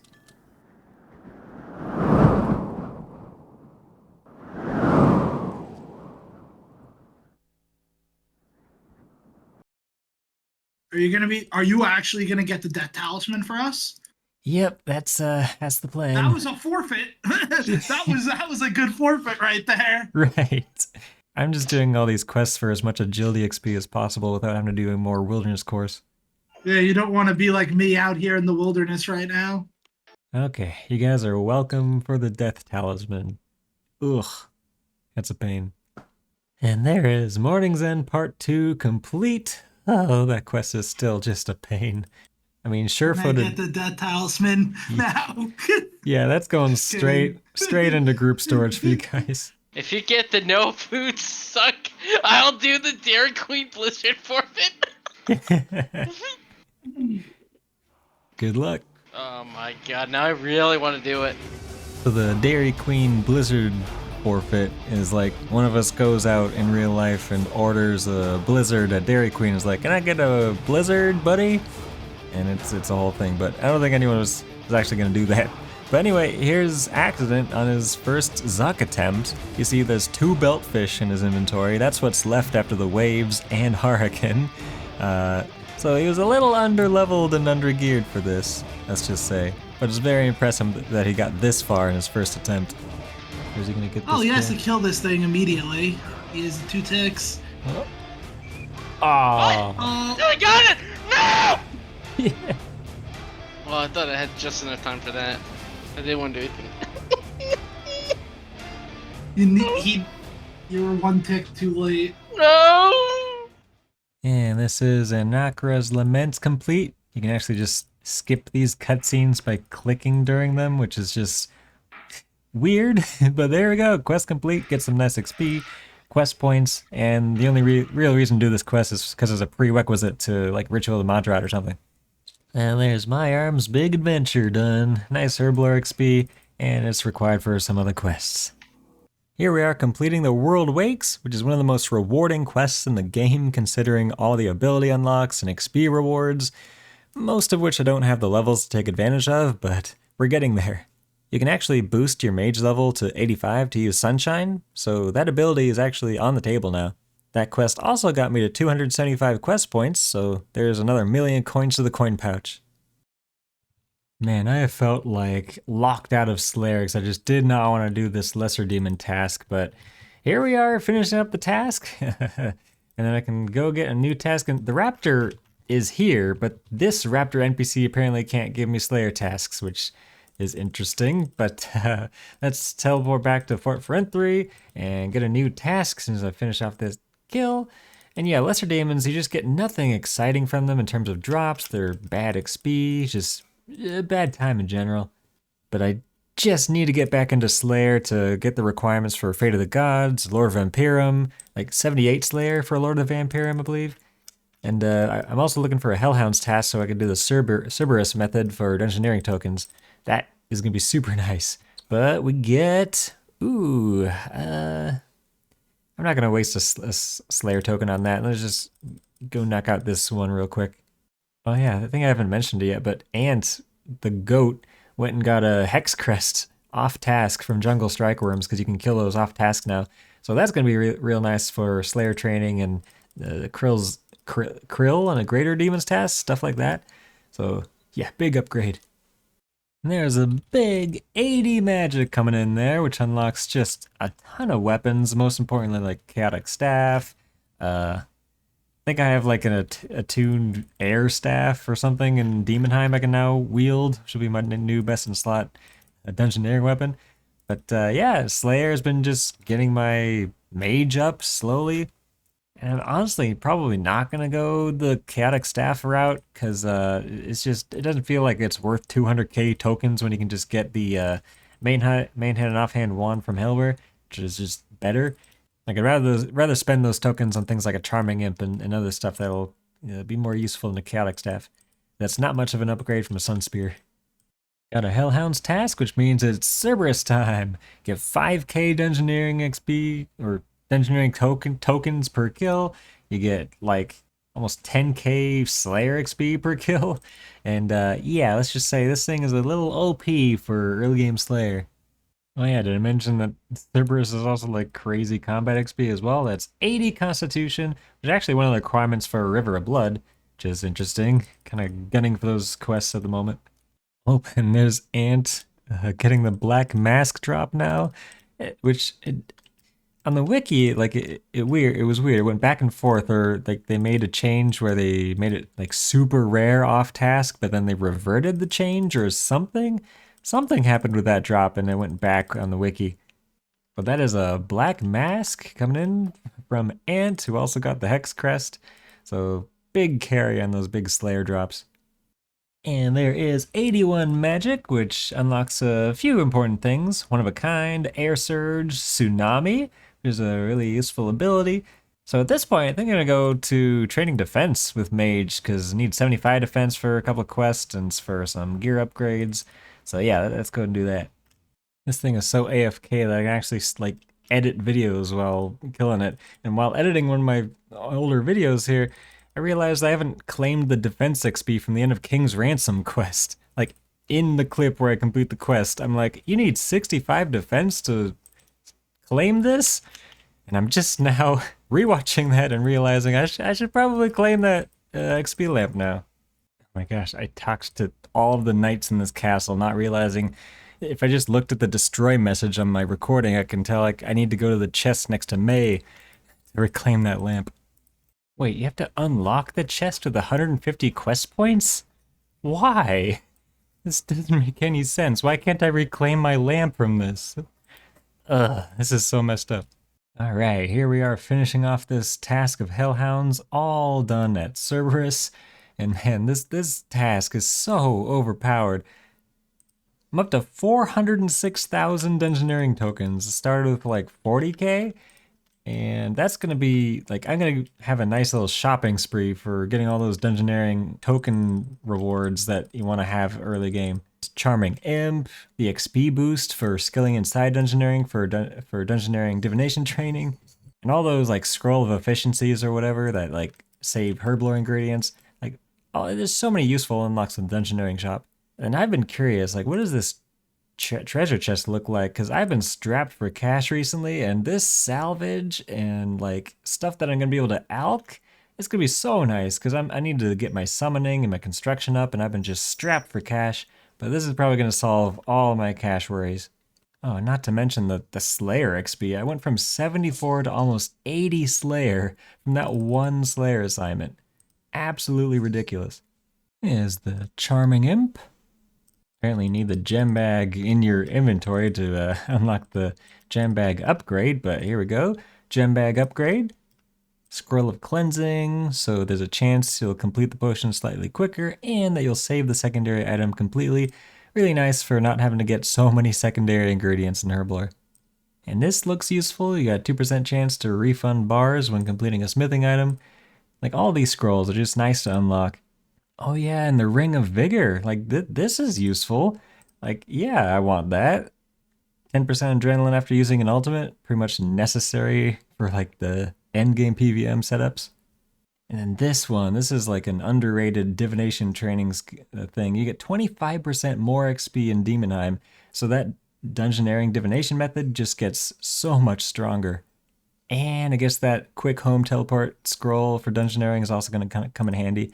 I'm going to get enough tokens when I'm actually training like dungeoneering to unlock basically anything else I'm looking for in here. Again, I mentioned I don't really want the chaotic staff that bad because the sun spear is basically as good, and I'll be getting those hellware weapons at some point anyway. There we go, finished alching all the drops from that, and I'm up to 6 mil in the coin pouch. So I got like 5.5 mil from that one Slayer task. Decided I'd work on the construction requirement for Lord of Vampirum and start with doing some Fort Frenthry quests. So here we are, AFKing the combat and Ancient Awakening because everything just hits like a truck, and your only option that's at this level is to let the companions do all the work. And there we go, Ancient Awakening complete. So let's go ahead and get that free XP and throw this into Herblore as usual. And now I can make the Herblore station or whatever. And there is 70 construction, which is a big level. It unlocks using mahogany planks for construction contracts, which I think is like the best way to train construction, all the way to 79 for the Lord of Vampirum quest requirement. But you also want to kind of just use up some planks and get your Fort Frenthry tier upgrades, at least as much as you can build. So I don't think I'm going to get to 79 just building the buildings I can build. And there's the Woodcutter's Grove Gabbin Tier 3 done, so I can now get Incando hatchet pieces. I think you get a free one from Oak after you build it. Yeah, there, you have to talk to him twice apparently. So there we go, that's the Incando hatchet handle, and then hopefully I'll get the others at some point. And there's Curse of Wrath complete. I'm actually just going through a bunch of quests and completing all the ones that give a decent amount of agility XP. So here comes a few more quest completions coming up. Just doing the Back to My Roots quest, and hey look, it's Ant! And there's Back to My Roots complete. Get a nice chunk of a bunch of XP in a bunch of different levels. Gonna get 71 agility off of that. And you also need to do this quest for one of the Arty Hard achievements, which I should really work on, because that free teleport to Arty Farm would save me a few quick teleport charges per day just doing that player-owned farm stuff. I just got the XP drop, so that's quest complete, but that is Rocking Out, which is a requirement for Ritual of the Moderate, and more importantly for me for now, it just gives me 25k agility XP. Ah yes, Kindred Spirits. I almost forgot why I hated this quest. I think a branch just fell on our roof, but that is Kindred Spirits complete! You do this quest for a bunch of agility, crafting, herblore, smithing XP, and unfortunately it unlocks Linza for Barrows kills, but whatever, that's 100k XP over 4 different skills, get a couple of levels in there, nice quest to get done. Oh, I just thought that was just a regular defense level, but it also got me to 2k total, which I believe unlocks a couple more like total level worlds for me, hopefully free of other group irons doing caches or whatever. But yeah, 2k total, wow. And I guess for context, like, so I'm 2k, then everyone else is like around 1800 in the group, and we are about 560 total levels away from tier 7. And that is the Elder Kiln complete. Big for agility XP and combat XP, and you get the Tuckle Zo, and you unlock the Fight Kiln, so I'll be able to do that at some point. What did I decide on this? I think I was going to just throw it into attack, because just getting 80 attack out of the way is going to be nice. But there we go, it's an agility level actually, so 72 agility. One more agility level for Fate of the Gods. That is 70 range, just kind of chilling out here in the Abyss. It's where I like to come with just the Vampirism aura, so I don't have to bank at all, and just chill out, get some range XP. Working on 75 range for that Prif requirement, also just within the light. It's going to be a good quest to do for agility XP. So it should be just a couple more hours away from 75. Big ports upgrade here. We're getting the renovated office, which means I have one more ship slot. So that's 3 ships instead of 2, essentially meaning I can send out 50% more voyages if I don't run out of voyages on the list. And here comes 61 rune crafting, which means I can do Prisoner of Glafri, which is going to be just a huge XP reward quest. Ooh, just look at that 215,000 XP drop, and that's Prisoner of Glafri complete. Man, can you imagine if they actually continued the Gnome series on RS3? 62 rune crafting is the only level I got out of that, but it was a good chunk of the way out of the agility level and the construction level. Both of those skills are what I'm working on at the moment. And there's 60 summoning, which means I can do Queen Black Dragon, access to Queen Black Dragon's lair. Honestly, I'm thinking of doing that boss here real quick, because I need like 600 U-logs to build a building for the Port for N3. And one of the best ways to get U-logs is the 1 in 12 drop from QBD, where it gives it 300 U-logs. So that might actually be on the radar at the moment. And here we are doing our first bit of QBD in the account. Vanquish with Mage is not the best gear for QBD. You kind of get wrecked with the ranged hits, and I only had regular anti-fire, so I flicked to the anti-dragon shield whenever she used a dragonfire attack, and that works as super anti-fire. Like, you could just flick to the anti-fire shield, and that gives you that sort of secondary anti-fire effect. But it's not ideal, because you kind of switch weapons like every other attack. But this is a sort of nice little limit test to what I can do in this gear. Are you kidding me? 1 KC QBD and I get a Draconic Visage. That is hilarious. Okay, I'm not here for that. I want U-logs. Really? Well, hey, here's the first royal crossbow piece. Fun fact, you can get dupes of those, so 1 down and probably going to get like 16 other drops before I get all 4 uniques. Oh, and there's the next part of the royal crossbow, the royal frame. Ooh, a couple of torsal seeds, okay. And that is 85 divination, which is a huge level. It unlocks those 3-pointers in the Gothixian caches, so it's basically easy mode cache. And then it unlocks Radiant Wisps for dungeoneering, so I don't have to actually boost with this Gatherer's Potion I bound to gather those Radiant Wisps, and those are even better XP per hour. But yeah, divination in dungeoneering is so overpowered. We decided to send a Croesus kill as a group, or at least try. We're kind of under-leveled for doing Croesus at this point, and Accident just hates this boss, so it was kind of dragging him, kicking and screaming through the boss kill, but here we go with our first Croesus attempt. Alright, good luck on this one.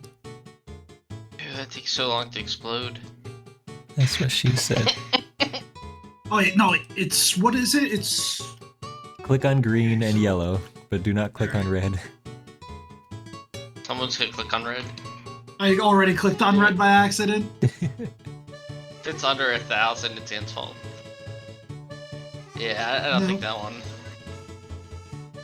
No! It's awakening! Welp. Well, that was close. Yeah, do we want to try one more time? Yeah, you can try one. One more try, we got this. This is not looking good. I got back-to-back green particles.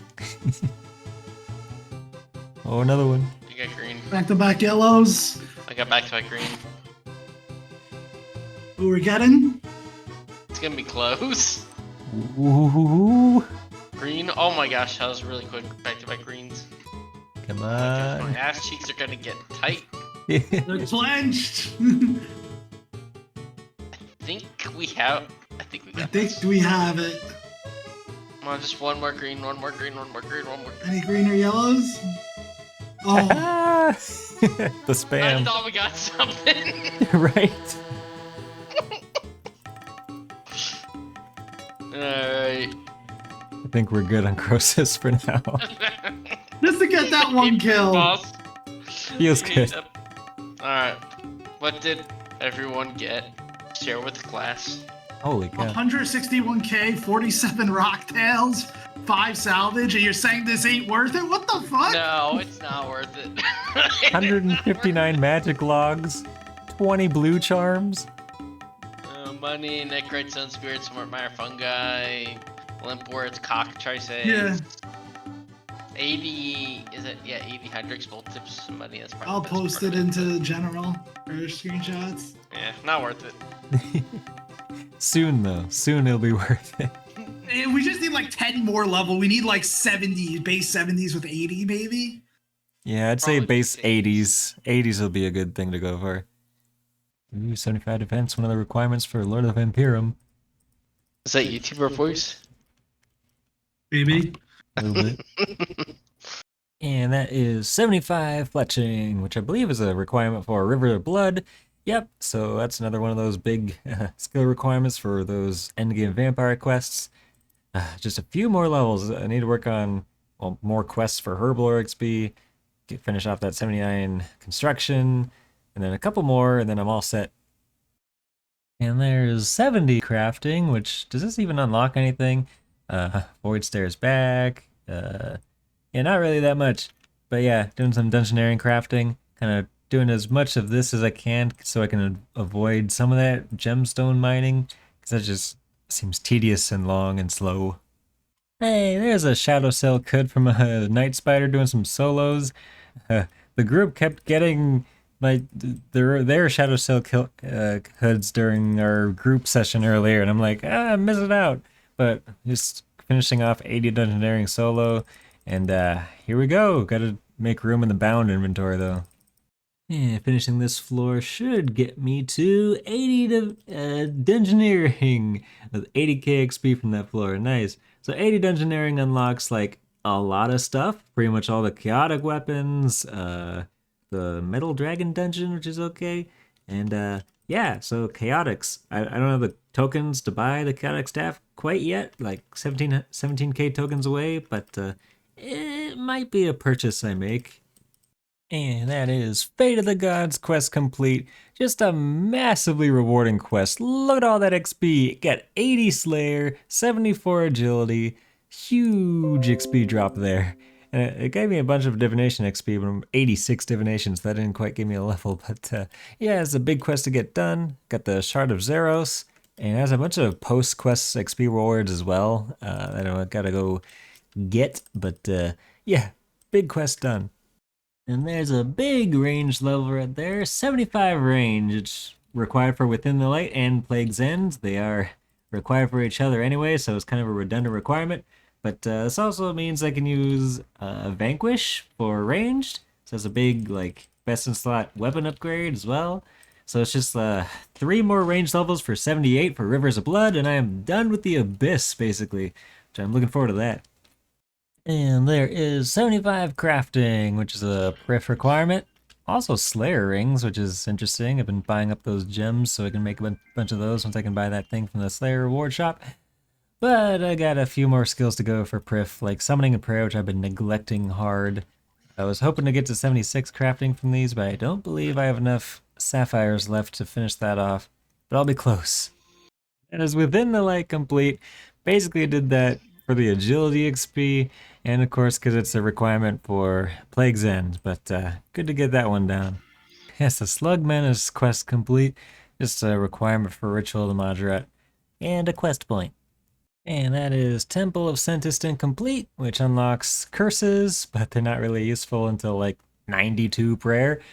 But whatever, let's throw these XP lamps on well, this is any skill, so let's go ahead and put that on Herblore as usual.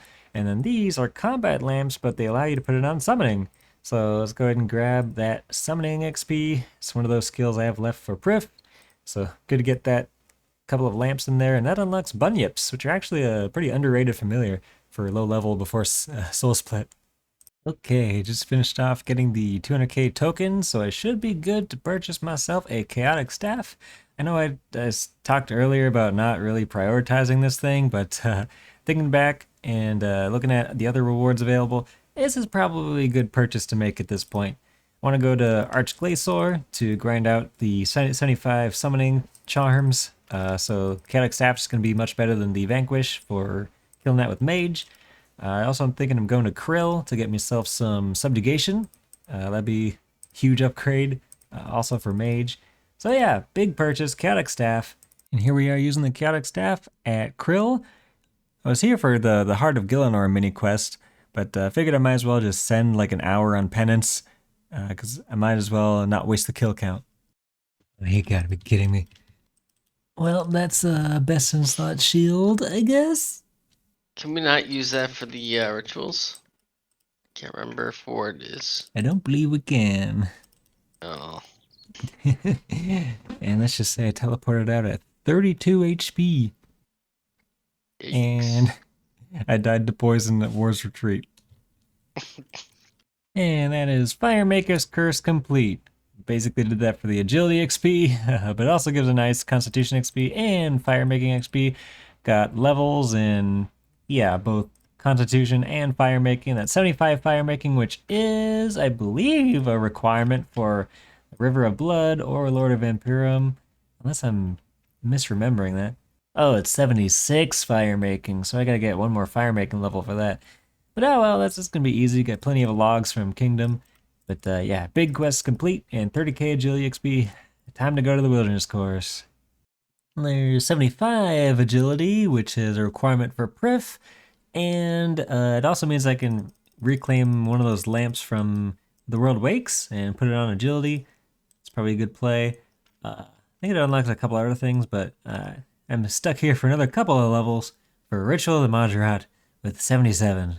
I guess I can get within 100k of that, which I should be able to do on a couple of sure-footed auras. Almost there. And with this agility lap, I should be within 100k of 77 agility, which means I am done with the Wilderness Course. This has been just an agility arc here at the Wilderness Course. Went all the way from like 56 to 77, kind of doing it as a daily with the sure-footed aura. So nice to not have to worry about this anymore. Did not run into a single PKer, which is nice. Who PKs in RS3 in 2024?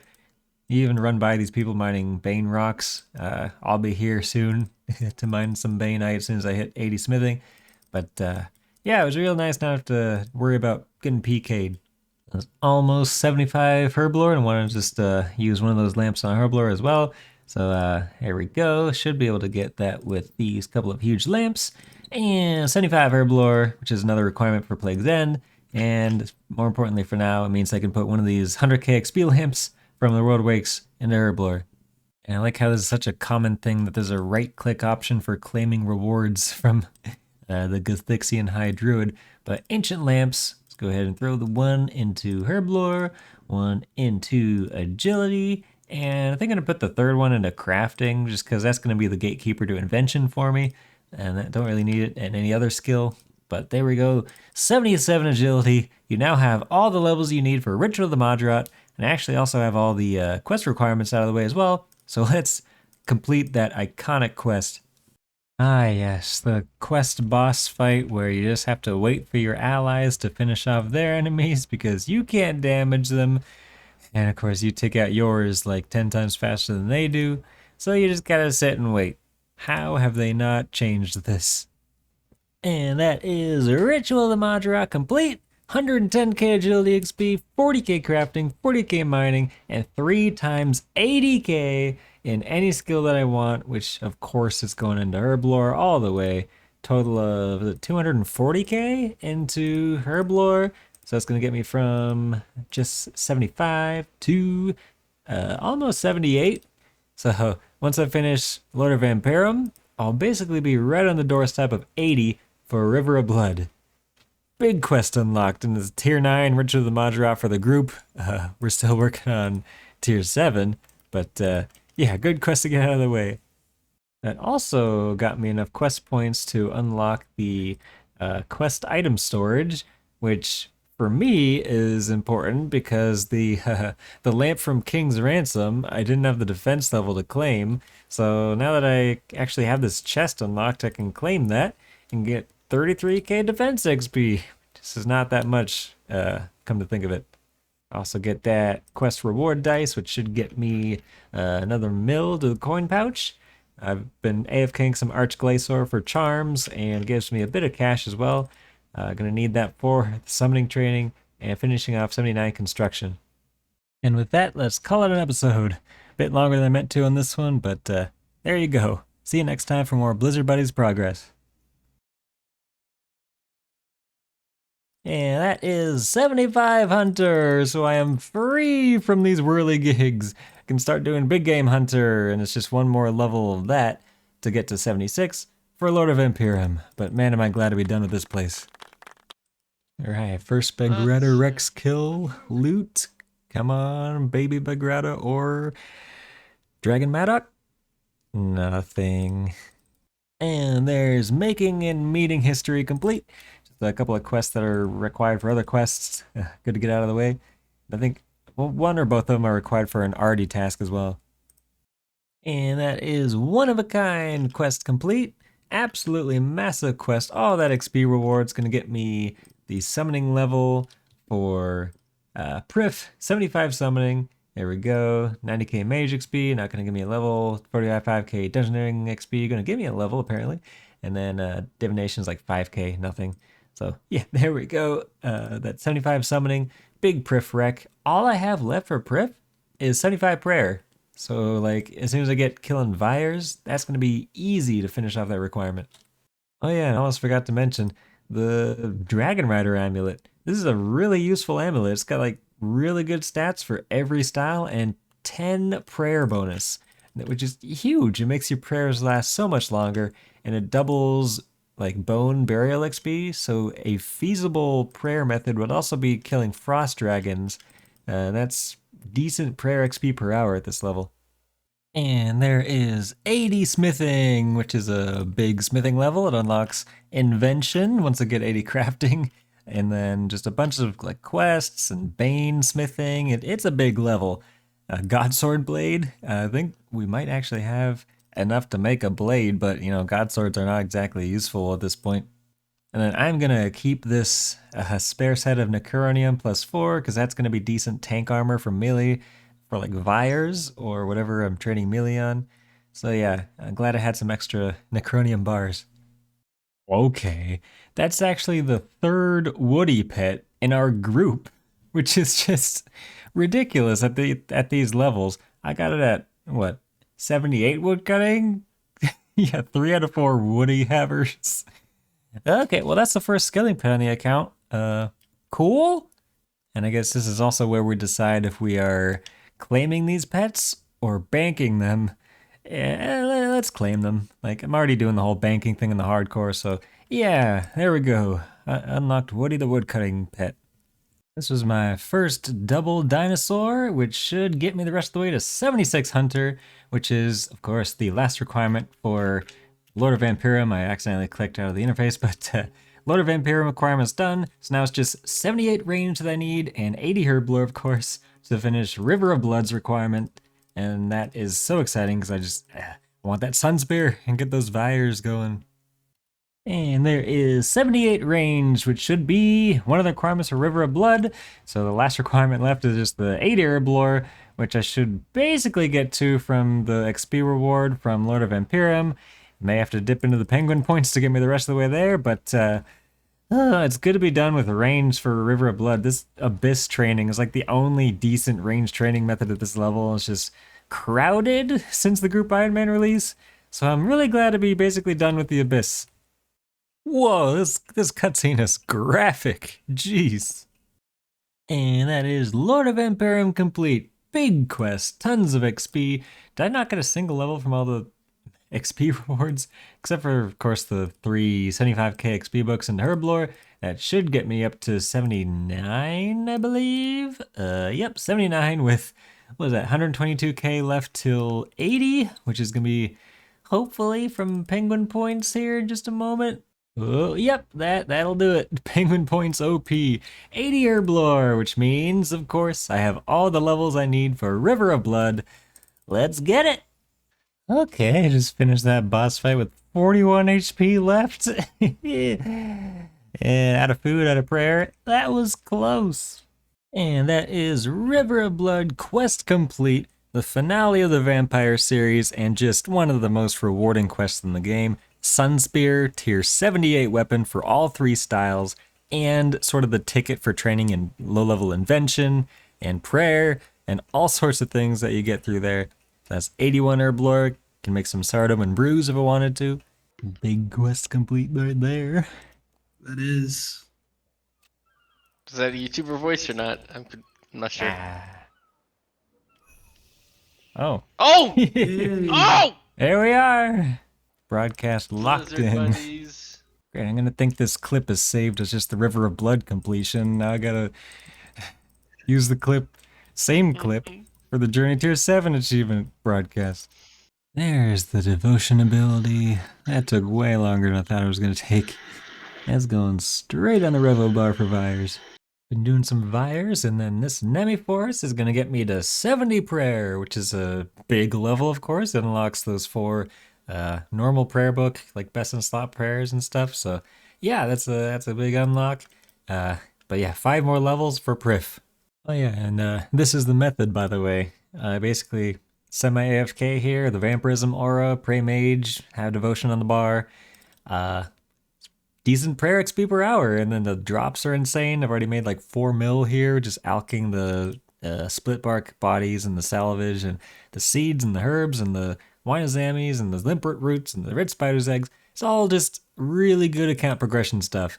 So I'll be camping here for a good while, every time Vampirism is off cooldown, basically. Hey, that's a Begreta Rex egg, unchecked. Awesome, that's 1 out of 2 for a potential breeding pair at 106 farming. But yeah, that's a nice drop to see. We take those. That was on my 13th Begreta Rex hunt, so like, nice RNG there. And that's the second Begreta Rex egg, so that's a potential breeding pair. 50-50 chance. Big. Nice. 2 eggs and 17 KC. Bro. Nice. Some Iron Man is cursing your existence right now. Yeah. Are they 1 in 80? There's 85 HP, which actually unlocks a decently useful ability. It's like a budget Excalibur for the Gothixian Butterfly. We've officially hit the green cash stack.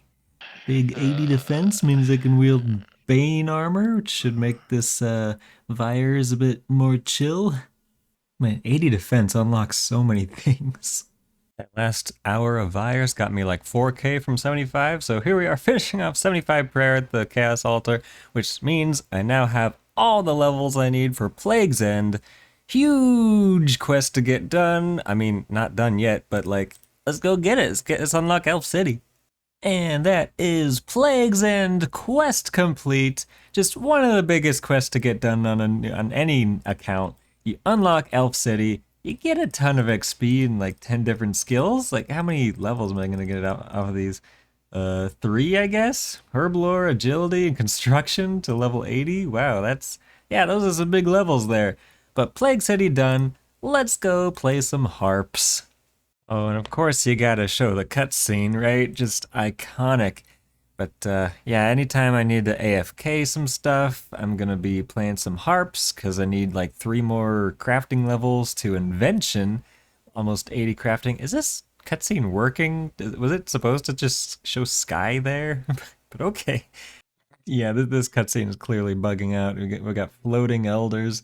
Yeah, sure.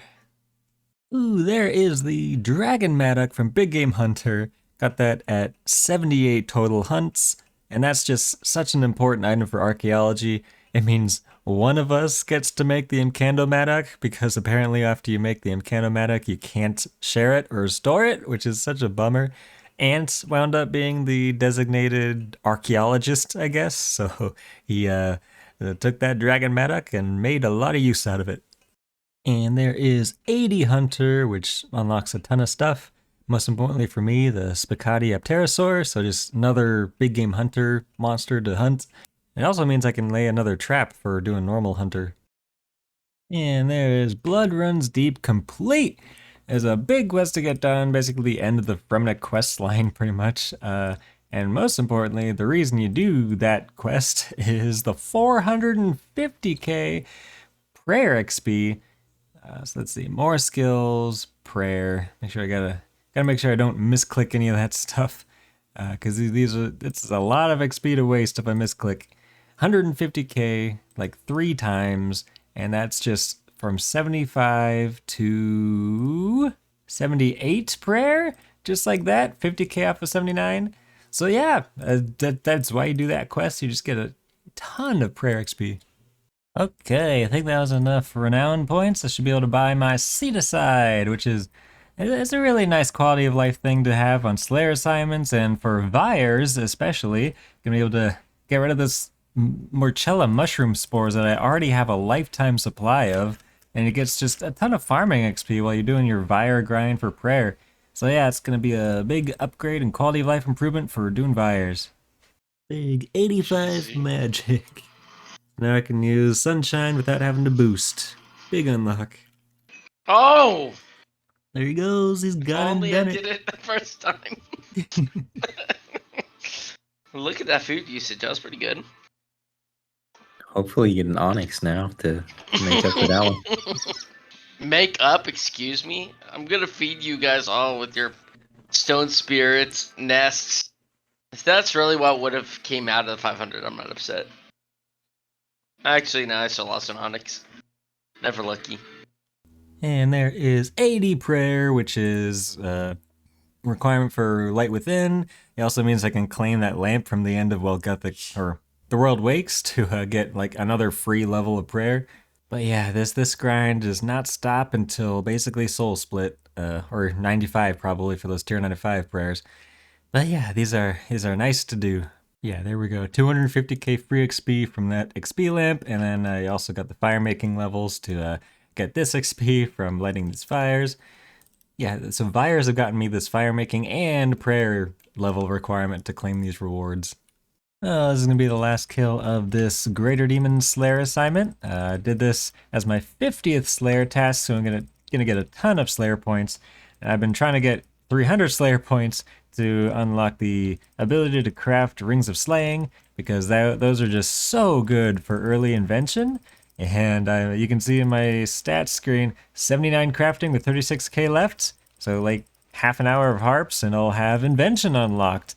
So kind of trying to get all these items that I need to disassemble for early Invention components out of the way for augmenters and stuff, so I can use my augmented Sun Spear and just power level that Invention. 225 Slayer points from that, so 385 Slayer points total. Should be able to buy the ability to craft Slayer rings now. Hey, nice! Decided to stay a couple more kills after the Slayer task is over, and that's a Gown of Subjugation.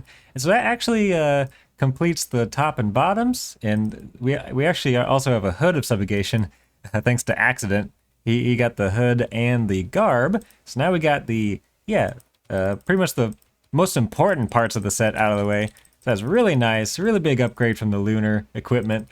And of course later in our journey is probably going to be used to create the tier 90 necromancy armors for those powerful cloths or whatever they are. And of course we get another ward of subjugation. That's my second one, and it's like the only piece of subjugation that is useless for us. Oh, after that nice Zammy trip, we look like an actually respectable Ironman or Group Ironman account with the subjugation instead of the Lunar equipment, and should be able to purchase the ability to craft Rings of Slaying, which is going to be big for Invention, disassembling stuff. Then I guess I'll throw this stuff back into the group storage, because that's what we've been doing for sharing this kind of gear, so the other people can use the Subjugation and the Hex Crest whenever needed. Got all three of these Slayer helmet things. They came out with the Necromancy one, but that one's like way higher Slayer level. Oh, by the way, this is what the group storage looks like. I don't think I've shown this very often. But yeah, we're stacking up clues, almost 200 hard clues in there, mostly from my Hellhound grind. And then just, general items that are useful for quests and stuff that you need for certain achievement diaries. And stuff that we want to share. We got one Chinchompa, one dragon so far, so not quite enough for either of those breeding pairs. But soon, maybe. There's also some Bandos pieces that I think someone is using. But yeah, that's where we're at with the group storage. Oh yeah, and this is how I'm getting the gold ore for the gold bars to make those Slayer rings. Every porter charge is 10 gold ore if you're using gold stone spirits. So it's really easy to stack up a ton of gold this way. And that is 80 crafting, which unlocks Invention, because I've already got 80 smithing and 80 divination. So there we go, it's also a requirement for the Light Within. But let's go start the Invention skill, I guess. There's the invention tutorial complete, and immediately after this I can go claim that reward after back to the freezer to get 10k invention XP right away, which is a nice little boost to their first few levels of invention. And there we go, 10k invention XP goes from 4 invention to 10 invention, and yeah, give me that little broadcast for the group, at least level 10 in all skills. And I figure that's enough progress for one episode. Unlocked Invention and Elf City. Huge progress. Thanks for watching and see you next time. Wasn't really sure what to do for base parts for Augmenter, so let's see how these Bay Knight two-handed swords do. Let's see, how many base parts do I get? Oh yeah, that'll do. 93 base parts and then 91 from the second one. A total of like 184 base parts. That'll be good for a few Augmenters. Yeah, I didn't want to do the White Knight stuff. I didn't want to kill a bunch of Black Knights. This was nice and AFK. Okay, just doing Fire to the Sun Spear, the augmented Sun Spear. Got it to level 5, which is as high as I can get it at the moment with my invention level. Let's just get this 100k invention XP to go to 24 invention, just like that, and unlock all of this stuff to go through the workbench to discover all that stuff. Level 20 in all skills, and now I gotta figure out how to make another augmenter. Alright, I got 27 invention off of disassembling all these rings of slaying, which should unlock the ability to get the augmented items up to level 10, which is a big unlock. It means I only had to disassemble one Sun Spear at level 5, and then the rest of these I can get the full XP from disassembling Sun Spears and not waste augmenters or Sun Spears. Alright, here we go, disassembling our first level 10 Sun Spear. So this is going to give me the most levels out of all these disassembles. All the way to 38 invention, gained 10 invention levels. Get that at least level 30 in all skills broadcast thing. Unlocks only 3 unlocks? Okay. But yeah, you basically just buy another Sun Spear, augment it, and go right back to Vires, and that's the method. So this is a pretty efficient thing to do. Bring my disassembles here to temple trekking so that when these guys are leveling up on the mobs and the temple trekking, I can just do my disassembles and not waste any time waiting for these things to die. And that's how you level these guys up the quickest, is letting them kill the things during the trek. Oh yeah, I'm also getting bowstrings out of the rewards from the temple trekking stuff, and I'll need these to string a bunch of bows for disassembles for like disassembling a bunch of shield bows, because those are really good for some of those components there. Okay, I got the first NPC to level 99, which means I can claim the reward of the Ouroboros pouch, which is a really nice convenient item. So you just add that to the tool belt and you can no longer like suffer ghasts turning your food to rotten food. So that's just a nice quality of life thing for more temple trekking and whenever I need to go into the swamp. Ooh, just got like 450 toad flax from Ant in the group storage. I've been sort of Ant has been the designated herb farmer, so I've been throwing in all the seeds I'm getting from Vires for Ant to plant, and then he does the herb runs. I really got to get on herb runs. Like, it's just such a quintessential Iron Man thing, but I want to get the no diseased crops perk from archaeology. It's just, that's always super nice. But for now, I'm just working on 83 crafting for the Light Within, because he got a boost to make that crystal flask for the Grand Defense Potion for the quest. Alright, just going for Scavenging 2. Yep, first try, Scavenging 2. It's going to be nice for basically getting unlimited and uncommon components through this fire grind. Here we go, got the +6 boost to 89 crafting on the first try, doing those hell rats. So that means I can make those crystal flasks, and we'll each need crystal flasks for the Light Within, so I might as well make all this while it's Ithel Hour. Get that 20% bonus XP to making these, which will be a decent chunk of crafting XP. I was able to boost my smithing and make an attuned crystal teleport seed, which has infinite charges all over the Elf City and some other places. Apparently it's a Mauritania achievement to kill a werewolf in his human form with Wolfbane Dagger, which I guess the Sun Spear works as. I was just using him to do a barge to save time getting back to Ivan Strum to reclaim the Sun Spear that I'm about to disassemble, to go from 39 invention all the way to 44 invention. I'm hoping to get Invention past archaeology so that Tears of Guthix can go back into archaeology. But yeah, 44 Invention that unlocks a bunch of other stuff. And then I should be able to do another hour of Vires on a resetted Vampirism Aura for another disassembled Sunspear. Hold up. Oh. Okay, I guess I got Brains the farming pet while doing Vires. Seed-aside OP. All these lockers with their skilling pets. It's only my second one. No, I just got 88 attack and then like 81 farming immediately after. 81 farming, yeah, I can now raise and breed Zygomites, which is actually a big unlock because that's what you need for invention potions, or extreme invention potions, those mycelium webbings. So I should probably start planting and harvesting some Morchella mushrooms to get some of those Zygomites. Here comes the third Sunspear to be disassembled, and that is 48 Invention, which, 45 unlocks augmented leg armor, so I can finally just augment these. Oh, I have to, like, research the ability to augment them, which is just silly. But let's buy another Sunspear. You profit for doing Vires even with disassembling Sunspears every, like, hour and a half, so, like, this is not putting a dent in my cash stack. And then I'll be able to siphon these Bandos Tassets when they reach level 10 until I can get them up to level 12. So that's a little bit of extra invention XP, but also a bit of extra drain rate. I need to go get 95 divination from Dungeoneering Divination to get those incandescent wisps. Accident got his tier 90 necro weapon, so we just had to go limit test some interesting places. Here he is at 100% Telos, getting that kill for the Journey tier achievement. Let's see how it goes.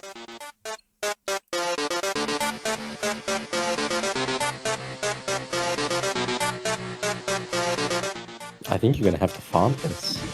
Get the virus. And Oh wait, I'm not used to this. There goes the sign. Font the golems. I don't know what. I can't Cade. I can't do anything. Wait, you don't have Cade? No. Oh, that makes this a lot harder. Yeah, I would have gotten this if I just didn't fuck Onto up the earlier. golems. Oh. Yeah, You could have fonted it. I could have won. I could have won that. I just.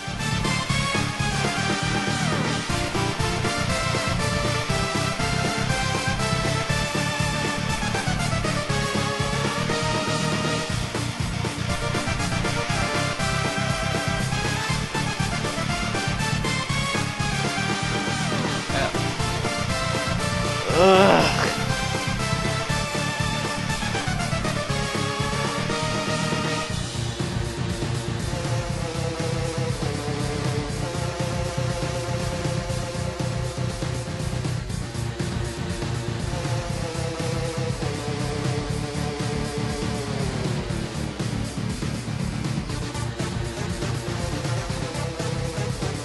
Stun the boss.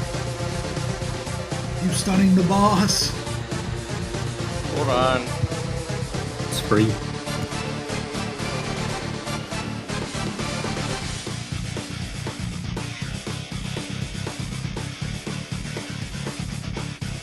Oh, that rock. Oh.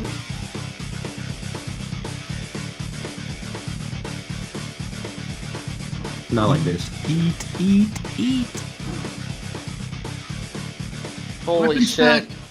Oh, Good What grief. the fuck was that kill? that was rough. Clean loot. Wait, where's the journey achievement thing? I think I saw a Reddit post that was kind of broken. Maybe you have to claim it. Oh, not bad. Wait, That's the achievement. Oh yeah, there it is. Journey 10. It didn't One take out off, of- though. Wait. It's not marked as completed. Oh. So we got one, but it's not. What the fuck? Is this a Reddit post moment? I saw a Reddit post showing that it was bugged. You should have said something. After the 100% Telos, he decided to go and get a Zami kill, I guess. Whoa! Oh! Wow, look at all those unlocks. Green! No, I'm kidding. Oh, wow. Okay, well, first try, honestly, that's pretty nice. Open that chest. I want to see the epic loot. Oh! The Onyx! It's come back! Redemption. The Onyx! Okay, that's actually really good for normal. You got the 20% buff in loot. Oh, yeah, I forgot about that. I don't give a fuck, that's still huge. Then after Zamorak, why not head on over to Zuck and get that Zuck cape for necromancy? Oh, that was perfect timing. If you tried to time that, that was good. I did not.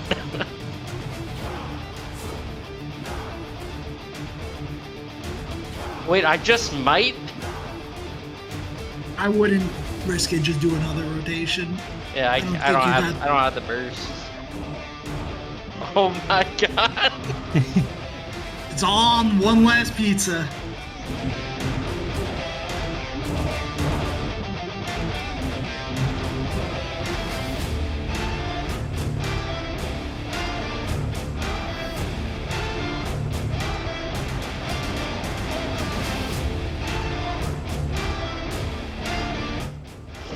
Oh! Layer level? Oh! We did it! Oh, I guess you had a Reaper assignment. Oh, holy shit. Wow. I did not think I was gonna get that.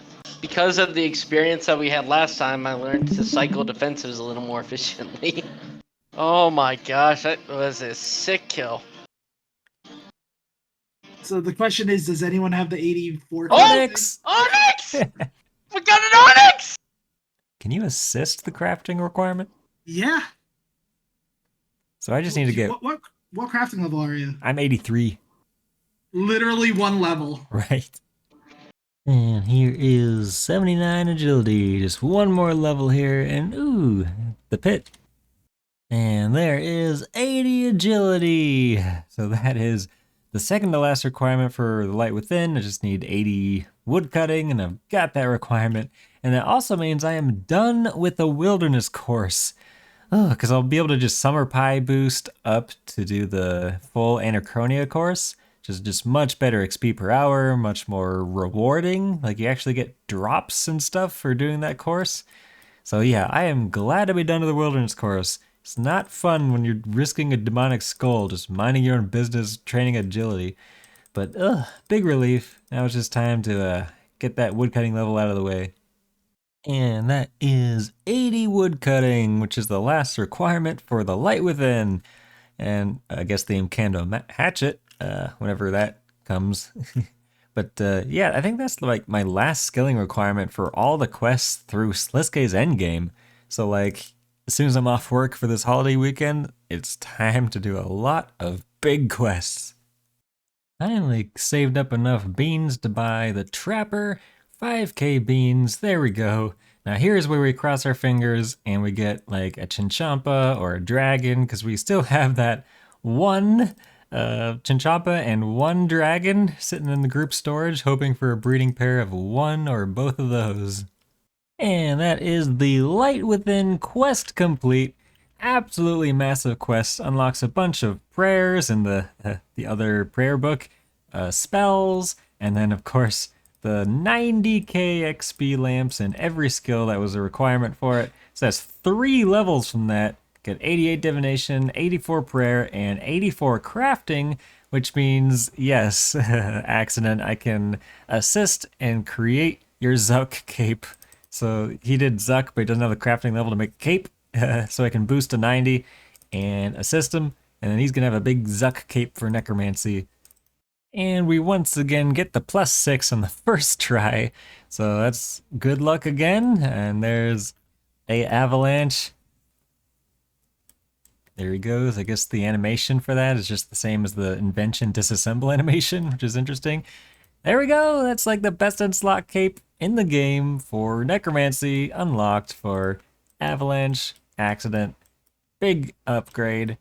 Accident is also creating a YouTube channel for himself, so if you're interested in seeing his perspective, link in the description. Thanks for watching and see you next time. And that is Dishonor Among Thieves complete. it's gotta be in the contention for just one of the most annoying quests to do. Just so many janky mechanics and takes forever, but good to get out of the way. Should now have all the quest and skill requirements and everything for Children of Ma. Yes, Sarah and your mother and whatever, but like, one of my ships came in. I gotta check my player own ports.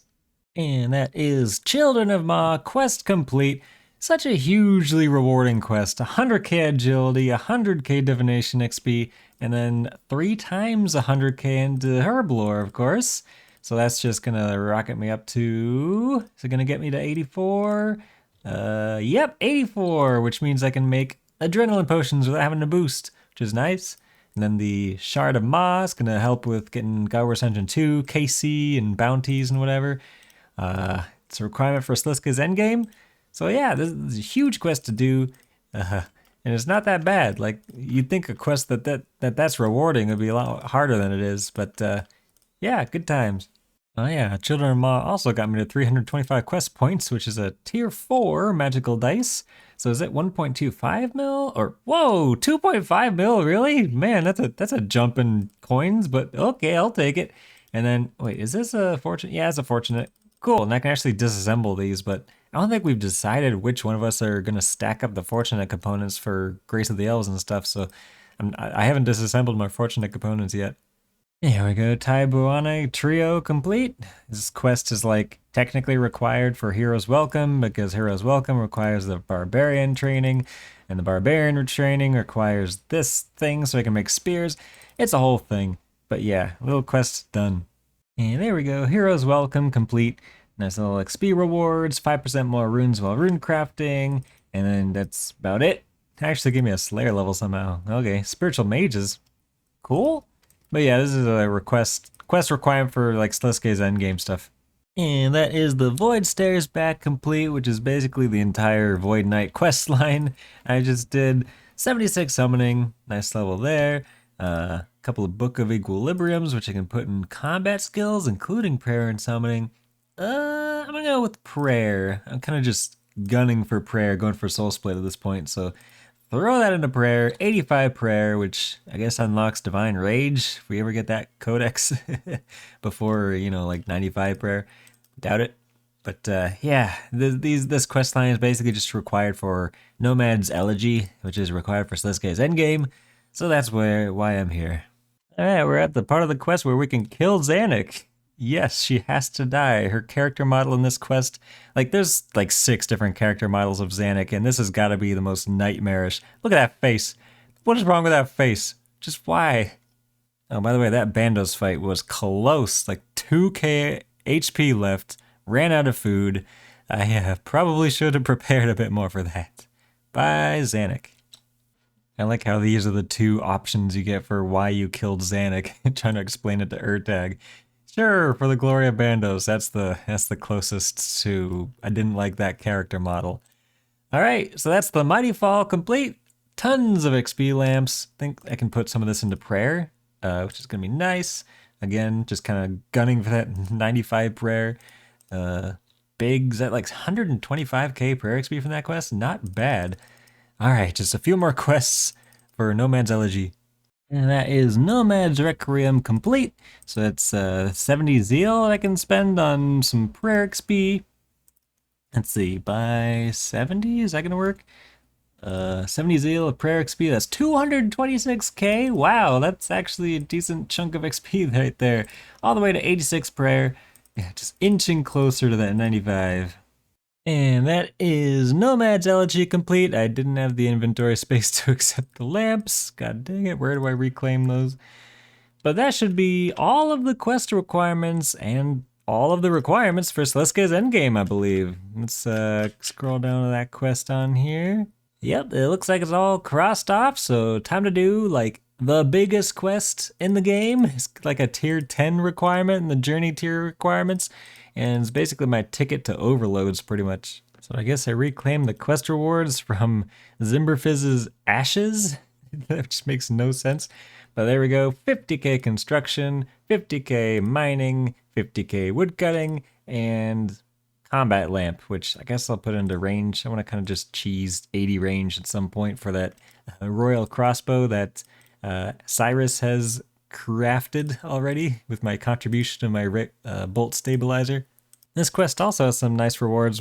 You can get like a blueprint for an urn enhancer, which increases urns effectiveness. So yeah, that good stuff in this quest.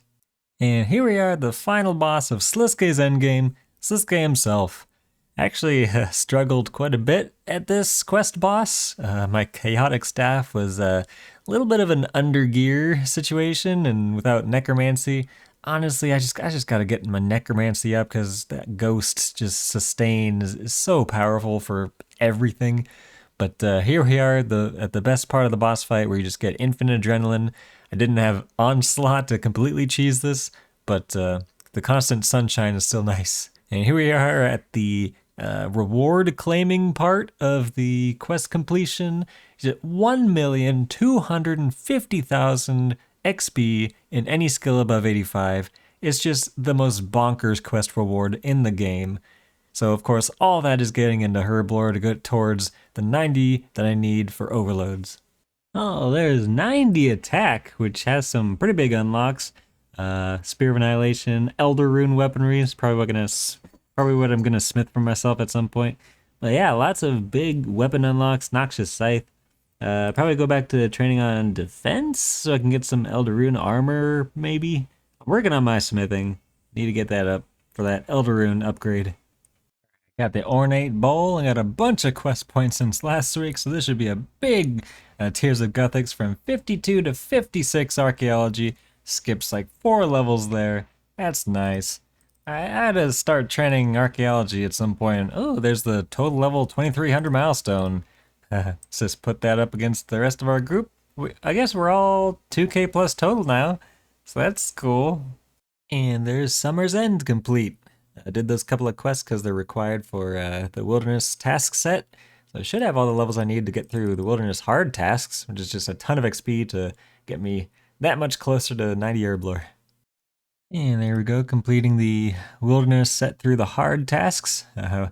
Elite tasks have a bit higher skill requirements than I can get to right now, but there's 144k Herblore XP, so there we go, like basically halfway through that level from the Wilderness task set rewards. Let's do a few more task sets, maybe some quests, and it should be there. Here we are completing the easy task for the elf lands. Somebody has the death talisman, so I can't do the medium tasks yet. I think we have 2 death talismans because someone did a drop trick, but I need to make one of them into a tiara for one of the medium tasks, and then I'll be able to get the medium tasks done, which is the important ones. So apparently the death talisman was in the group storage. I'm just blind. But anyway, let's make this death tiara, wear it, craft rune, and need to boost my rune crafting to make 20 essence, and that completes the last medium task, so I can get that from what's his name and Lieta. And this is an important task set because it means I can catch Grenwalls without bait, which is the biggest thing because we need those for overloads. And then I can also use the mushroom patch in the elf lands, which means it's going to double my chances at getting a Zygamite for her player-owned farm. We need those for extreme inventions. It's a whole thing. And that's Clockwork Syringe complete. Bunch of XP rewards. I was only doing that quest because it's a requirement for the hard Demonheim task set, and that's going to be the last thing we need for Journey Tier 8. So yeah, there's just a few more quests for the hard Demonheim tasks. And there is Salt in the Wood complete. Some nice XP rewards from that. Do I get any levels? Saw some fireworks there, but I don't think I got any levels. Must be for the 350 quest points, so I can get another quest dice and get a bunch of cash. And more importantly for now, that should be all the quest requirements for the hard Demonheim tasks if you don't count the sagas as quests. So I should be able to knock those out. So we are just the hard Demonheim achievement diary off of the tier 8 achievement. I didn't realize this was the task set that required the 300k plus dungeoneering tokens just to buy the tier 10 like ring upgrade, which just takes forever. Figure I'm just gonna do a bunch of dungeoneering divination to do that, because I've been wanting 95 divination for incandescent for training Invention because I am like out of charges, and that's what's stopping me from going back to Vyres. So I figure it'll be a good 2 birds, 1 stone to do Divination Dungeoneering to get those tokens to get that broadcast. Oh snap! I got a Grey Chinchompa from the Trapper. And Ant's got this carnivorous Chinchompa from Hunter like a long time ago. Let's see if we get a breeding pair. It's a male and it's a male. Okay, I guess send off the Trapper and hope for another one. And there we go, finishing the Sears Village task set all the way through the Elite tasks, which is actually a really nice task set to do because that unlocks the upgraded Hands to Excalibur, and it's just such a quintessential PVM item. You just get free HP for having that in your inventory, along with the defense level boost. And then the XP rewards from this task set got me to 90 Herblore. So there we go, that is Overloads unlocked with a +6 boost with Spicy Stews. So yeah, let's get making some overloads for the group. We continue the tradition of getting the +6 boost on the first try, and then this is just such a huge upgrade for everyone in the group to unlock overloads. It's just such an iconic milestone to hit on any account, is to be able to start using overloads. It also means you can start using Sardo and Bruise more effectively, and as a Group Ironman group, like only one of us really has to get to 90 Herblore for this. And I guess that makes me the designated herblorist. Back to Dungeoneering Divination, and there is 90 Divination, which unlocks like the tier 90 Wisps, along with a couple other things like Adventure, Player-Owned Ports. But on the final stretch to the big 95 Divination. You gotta be kidding. This is the last floor I need to complete the Dungeoneering Heart achievements, and it's a 101 mining requirement on an almost completely full large floor. I could have gotten this entire large floor done. 101 mining, and I can't boost to that, even with like a strong Gatherer's potion, which I can make now with 90 Herblore. Any second now. Dude, that Raxi eye was so funny. Right? Because that exact same shit happened on accident. It was my first, like, tilt drop. There it goes. Oh! GZ's? Oh, Let's go. it's pretty cool. Very nice nerdcast. How many broadcasts is that? 6, 7? Yes. And here comes just the biggest divination level to get. Like, this is the goal level. When you start training divination, 95, get incandescent wisps, which is just the best energy to gather for Invention and, like, everything. So yeah, that's basically what I was doing, Dungeoneering Divination 4. I did this instead of going to Cerberus to finish those Demonheim tasks, just so I could do this divination stuff. And then I might as well finish off 90 Dungeoneering because I'm like 1 level away, and then I'll be done with Dungeoneering for now. It'll be nice to stop having to like bother doing divination during Dungeoneering. Kind of just disrupts the flow of the whole dungeon, but it's just so good, you can't pass it up.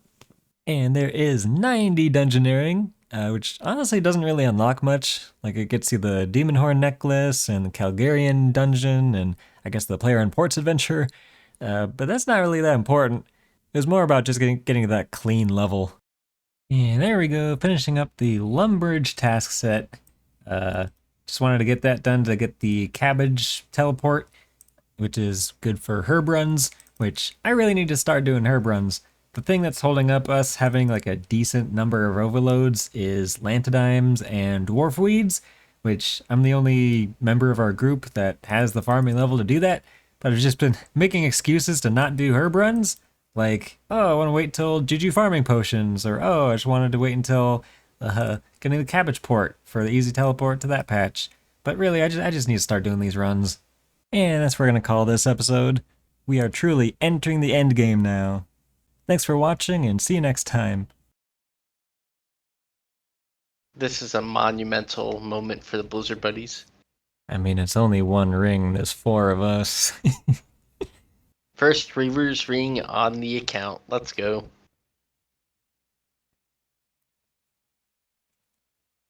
Massive. All the spoon-fed Berserker rings are finally paying off. Look at our Berserker to Warrior ring ratio right now. That is like insane. 10 Berserkers to 3 Warriors. And that is 60 Invention, which is a milestone level and it actually unlocks a bunch of stuff. So this will be actually some XP once they go and discover all these. Also got augmented item maximum level 15, which means instead of siphoning in level 10, I can wait until level 12 to siphon the Bandos Tacets. And I'll just be more efficient with the siphon. Don't have to waste siphon materials that often. Just knocking out a bunch of weeklies and monthlies today for whatever reason, and here's a Tears of Gothics getting me to 60 archaeology, and that is 60 plus all skills, so get that little group broadcast. Means I can also use a Dragon Maddock once I get another one for myself from Big Game Hunter. I also saved the reward book from Troll Invasion to use in archaeology, which should get me another level, 61. Starting to lamp archaeology instead of herblore, since I'm going to get plenty of herblore XP from making overloads and all that stuff. So I think archaeology is the next best thing to start lamping. Wasn't even paying attention. I thought I got a pet. You're right. I saw crafting. I'm like, oh god, did I get another? That's right. You're both doing crafting. My first pet, Jemmy. Well, I can confirm you get the crafting pet from Gate of Elindis. Now you can say you got a pet from Gate of Elidness, and people are like, wow, you got the gate pet? Nah, that's the crafting. And here we are back at Big Game Hunter. I made a few upgrades to the setup. Got mobile on the augmented enhanced Excalibur, so that's more surges, more dives to get out away from the dinosaurs. I also upgraded my Hunter Lodge to tier 2, so it takes them longer to spot me. And I also got the Crystal Hatchet, so a bit faster wood cutting. So yeah, this should be a lot easier than it was last time. And there's 85 farming from Seed Aside at Vyres, which unlocks Torstols, so I can actually plant some of these seeds that I'm also getting from Vyres. I think Torstols are the new bottleneck for my overload production at the moment. Just chilling doing Big Game Hunter, and Accident has to tell us that he's got a fang on top of the eye that he got earlier. Just the hilt luck of this man. Oh, got the reinforced dinosaur pelt. That's the tier 3 camp upgrade or whatever, so that's nice to get out of the way. And there is 84 Hunter, which unlocks Igneous Jadinkos outside of herblore habitat. So that means I don't have to mess around with Hunter Potions or whatever at the Juju place. I can just catch them on Anachronia and get all those vines for Juju farming potions. So that's the third Bagrata Rex egg, I guess. I've gotten 0 of the other eggs, and I've done like the same amount of the Arcane Apterosaur and the Spicati Apterosaur and gotten 0 eggs and 3 Bagrata Rex eggs. Like, okay, I'll take it. That's bottled dinosaur roars. Got 91 Herblore from just making overloads, which meant I could do a +6 boost to make Holy Overloads. Holy Overloads not only give you the overload effect, but also the prayer renewal effect, and it gives you 6 doses instead of 4. So it's like a 50% increase in the amount of doses you get per overload.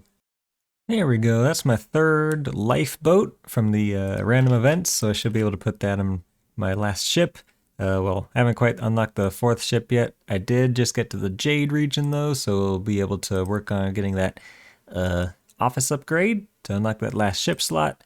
I also have to get some bamboo to get the refitted workshop so I can actually have a bank here, but we'll get there eventually. And that is 90 defense, which is a big level. It means I can wear, well, so many different armors. Look at the scroll bar of how many armors you unlock at 90 defense. Like everything from Crypt Bloom to like Acto, and most importantly for me in the near future is Elder Rune.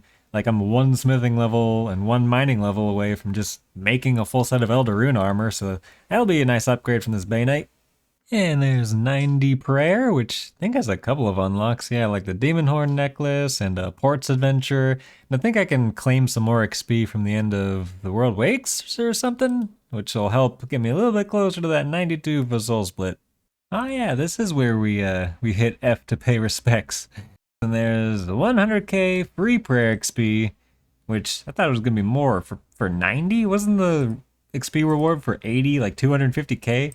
And there is another 90 coming in, 90 smithing, which means I can like make Elder Rune armor and weapons, and I can also get a free attuned crystal weapon seed for getting 90 smithing and make that into like a attuned crystal halberd or whatever is useful. So yeah, big level, 90 smithing. No, I'm surprised that mining actually fell behind smithing. I've been kind of getting fed Bainite stone spirits from accident from his like Archglacior and stuff. So actually was able to get 90 smithing before 90 mining. It's kind of crazy. But yeah, I'll go ahead and just knock out 90 mining real quick and then make myself some Elder Rune stuff. And here comes 90 mining. Jeez, it's like 490 skills in like a row right there. But yeah, that's Light and Dark Animica and Elder Rune Pickaxe, Pickaxe of Earth and Song, which none of us have bothered to start the Dragon Pickaxe grind because just why would we subject ourselves to that? But yeah, let's go mine some Animica. There we go. Lady Ithel gives you a free attuned crystal seed. Dedication to the elves by completing the elf task set. I mean, is that from just like mediums? I guess. I don't know. I just know it requires 90 smithing. But let's go ahead and make a attuned crystal halberd. I'm actually not gonna be using this. I'm also tempted to make the staff or the bow, but really, with necromancy, you don't really need any of these. But what I will be doing is throwing it into the group storage, because I'm sure it's going to be useful for one of the other guys. It's a tier 80 with a halberd length, so yeah, I'm sure they'll find a use for it at some point. Oh, you can't store the attuned crystal weapons? You can store the regular crystal weapons. Jagex? I wielded it and unwielded it, and it's still not storable, so I was wondering if like that state of the weapon was a problem. I guess not. It is just straight up not storable. So a while back, Ant got an Arcspore Zygamite from the Trapper, and that actually unlocks Extreme Invention potions. I can boost to the 95 Herblore to make them, and there's little hidden power to Extreme Invention potions. Even at 68 Invention, you don't think I'd be able to boost too much, but it's a plus 17 boost at my level, and the blueprints I can discover is gonna give me a ton of Invention XP from there. Man, it took like 4 tries to get to that 4 level boost from Brown Spice, which is bad RNG for what I've been having in the past, but there we go. Should be able to make like 10 of these with the mycelium webbing I have so far, and that should be plenty to go from 68 Invention to... And there we go, ran out of blueprints, but got all the way to 71 Invention, almost 72, and just like, I boost myself up like 2 junk chance reduction levels and charge drain reduction levels, and it's just going to make Invention so much more efficient and easier, having all of these unlocked before I'm really supposed to have them unlocked. So Extreme Invention's just such a broken part of training Invention. And there's 91 Constitution, which actually unlocks a pretty useful ability, the Ice Asylum ability. You can actually heal your teammates with that, which is cool. It's also sort of a backup Excalibur when I take the Excalibur out of this preset and I need to get some HP back. Okay, there's another skilling pet from Vyers, Morty the Constitution pet at 6.1 million XP, 91 Constitution. You get that pet eventually because you get Constitution XP from anything you use combat on. So like pretty much everyone has Morty. But cool. What was that? Skilling pet number 3? And this is where game knowledge and past trauma comes in handy. You remember to pick up one of these fire shade remains if you get one of these events and temple tracking, because otherwise you got to do the whole minigame. And that's for a Elite Mauritania task. So it's much easier if you remember to pick up those fire shade remains. And that is 92 Prayer, which unironically changes everything. Soul Split is just such a universally useful prayer, and it's just, you use it everywhere at the end game. So that's a big unlock. It unlocks a ton of bosses and like PVM and Slayer, and just it makes everything on this game easier to kill. Anyway, I gotta teleport out because my Sun Spear is level 10, so it's time to disassemble that and probably gain an Invention level. Or maybe not. 540k? Is it gonna be enough?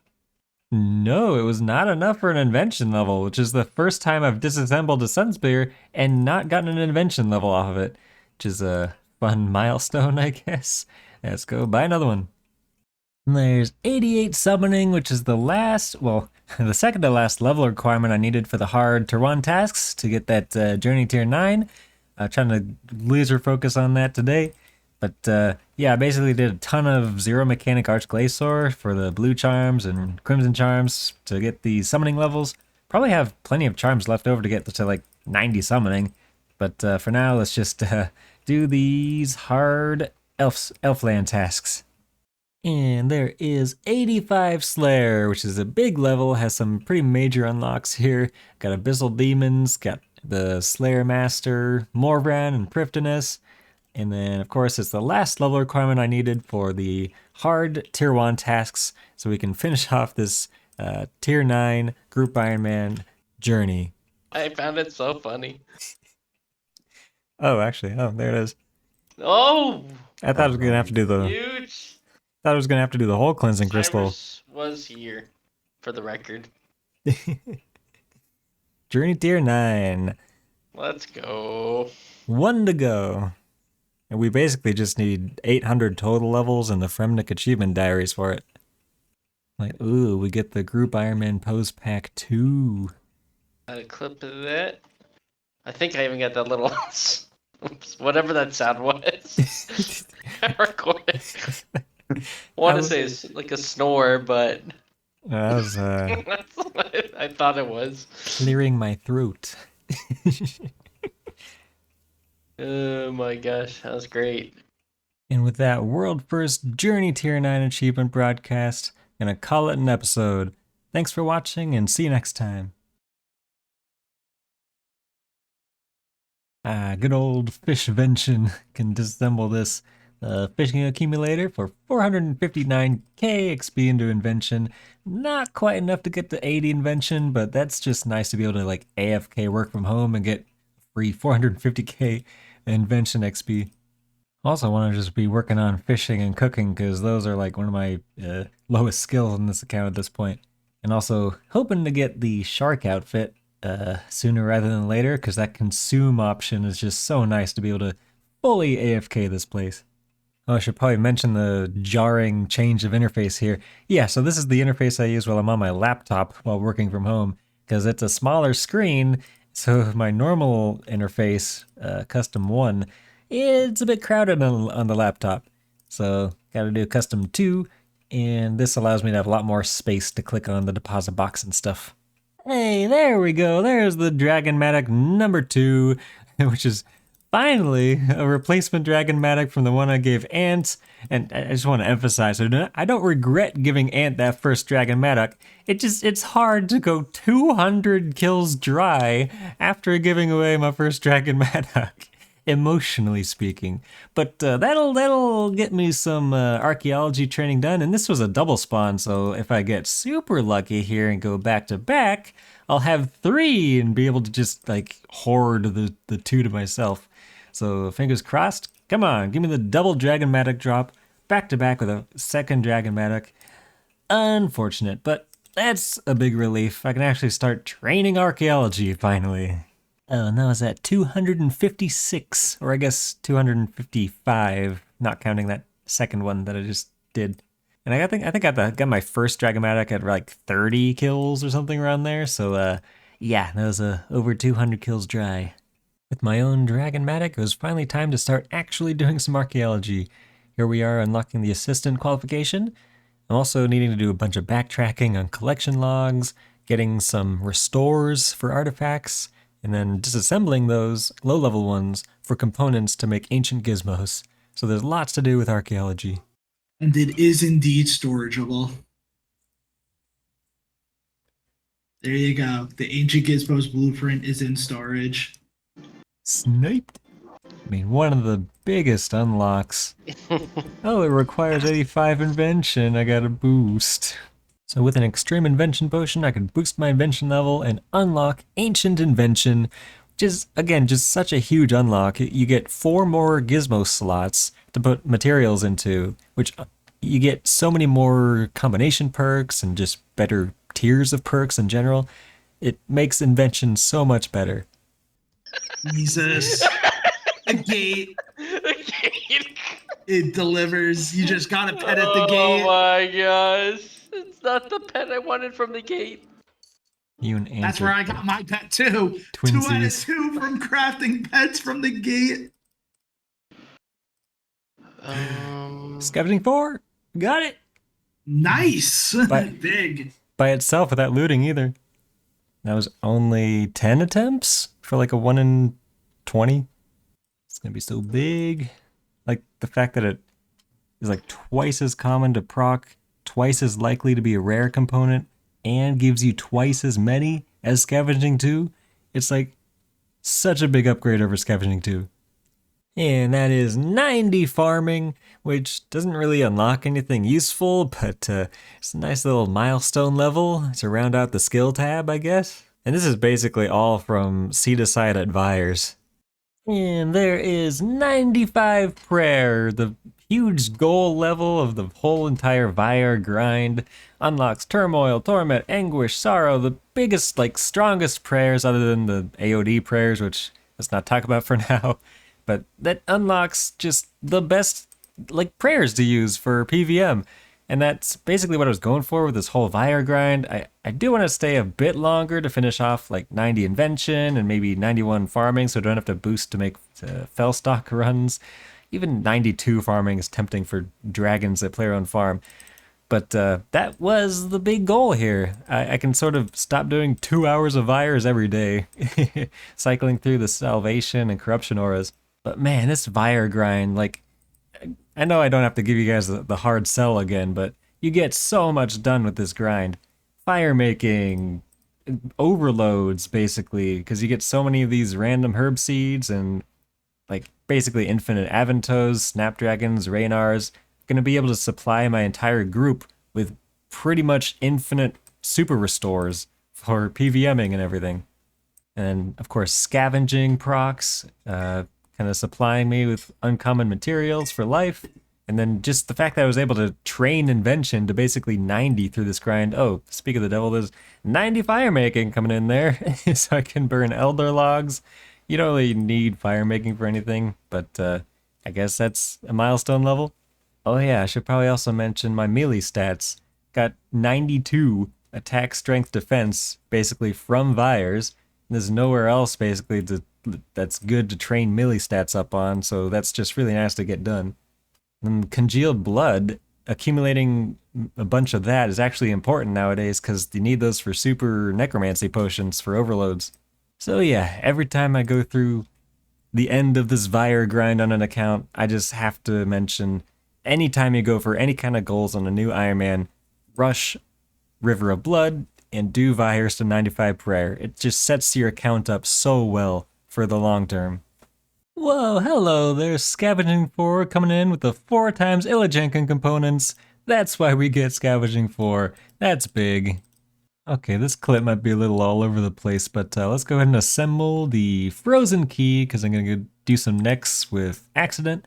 And then I can siphon these Bandos Tacets and disassemble the Sun Spear. I've been switching them to the Mage Staff because it gives powerful components, so it's kind of a better disassemble. But there we go. That should get me to 90 Invention, which is a huge level. It means we can get Grace of the Elves. I can get a 17 level boost to get to 107 to do the Alchemical Onyx, and then it's just going to be a bunch of clue scrolls that I'm going to have to do to get some fortunate components and make Grace of the Elves, which is such a huge quality of life improvement to archaeology and so many other things. Saren spirits are actually pretty nice because you get some useful items from them. And I'm probably going to want to make multiple because you can't store them at the moment. It's on their list of things they want to add to the group storage, but at the moment, we are not going to be able to share the Grace of the Elves. So I'm probably going to have to make like 3 or 4 of them for the boys. Getting a thumbnail. I mean, the Blizzard oh, okay. The Blizzard buddies are at peak. My bunyip will stand in for Ant. Alright, Zerite bow. I have to still customize some things. Oh, I thought it was something actually. I got Brews and Restores. Wait, what? How do they miss the ice prism? That's silly. Oh my gosh. Like one of the few abilities that's designed to help other players. You need to report that. There's no reason why that shouldn't work. Oh, Jagex. Here we go. There's an hour of Zilliana for some summer pies, so I can do the whole Anachronia agility course. Get some agility XP, and more importantly, get the treasure totem piece that you get from the agility course. Let's see, it says 1, 2, 3, 4, 5, 6, 7, 8, 9. 9 summer pies to work with. Hopefully that gets me enough boost to get the treasure totem piece, which is 1 in 100 per segment. So yeah, good luck. Well, there's the first totem piece from the Anachronia course, the Totem of Crystal Top. And there's all the agility I could do with the 9 summer pies. Did not get the treasure totem, but got 200 codex pages. And I got up to 83 agility, which means I can just use agility potions to boost to the 85 instead of summer pies. Okay, there's the essential oils, which is like the tier 3 upgrade for the Anachronia Base Camp Spa or whatever. So I'm getting everything but the treasure totem medal. Figures. Oh, did I say I was getting everything but the totem of treasure when I got the essential oils? I forgot about the totem of aura's base. When am I going to get this totem of treasure? Oh, and who could forget the totem of summoning top? How many other totem pieces are there than the totem of treasure? Oh, man, it's really going to make me pop one more time when I'm 1.7k XP away from 85. And there's 85 agility, which means I no longer have to boost to do the entire Anachronia course. I think it unlocks a bunch of other stuff too, right? The loading, because I'm over an agility obstacle. Yeah, look at all those unlocks. Bunch of triple loot stuff, a couple of butterflies, and then most importantly, the island-wide agility course. I'm actually almost to the first like double surge codex already. And I was also kind of surprised it got all the way to 85 without the totem of treasure medal. Like, it's supposed to be 1 in 100. I've done 40 laps, and it's 7 segments per lap.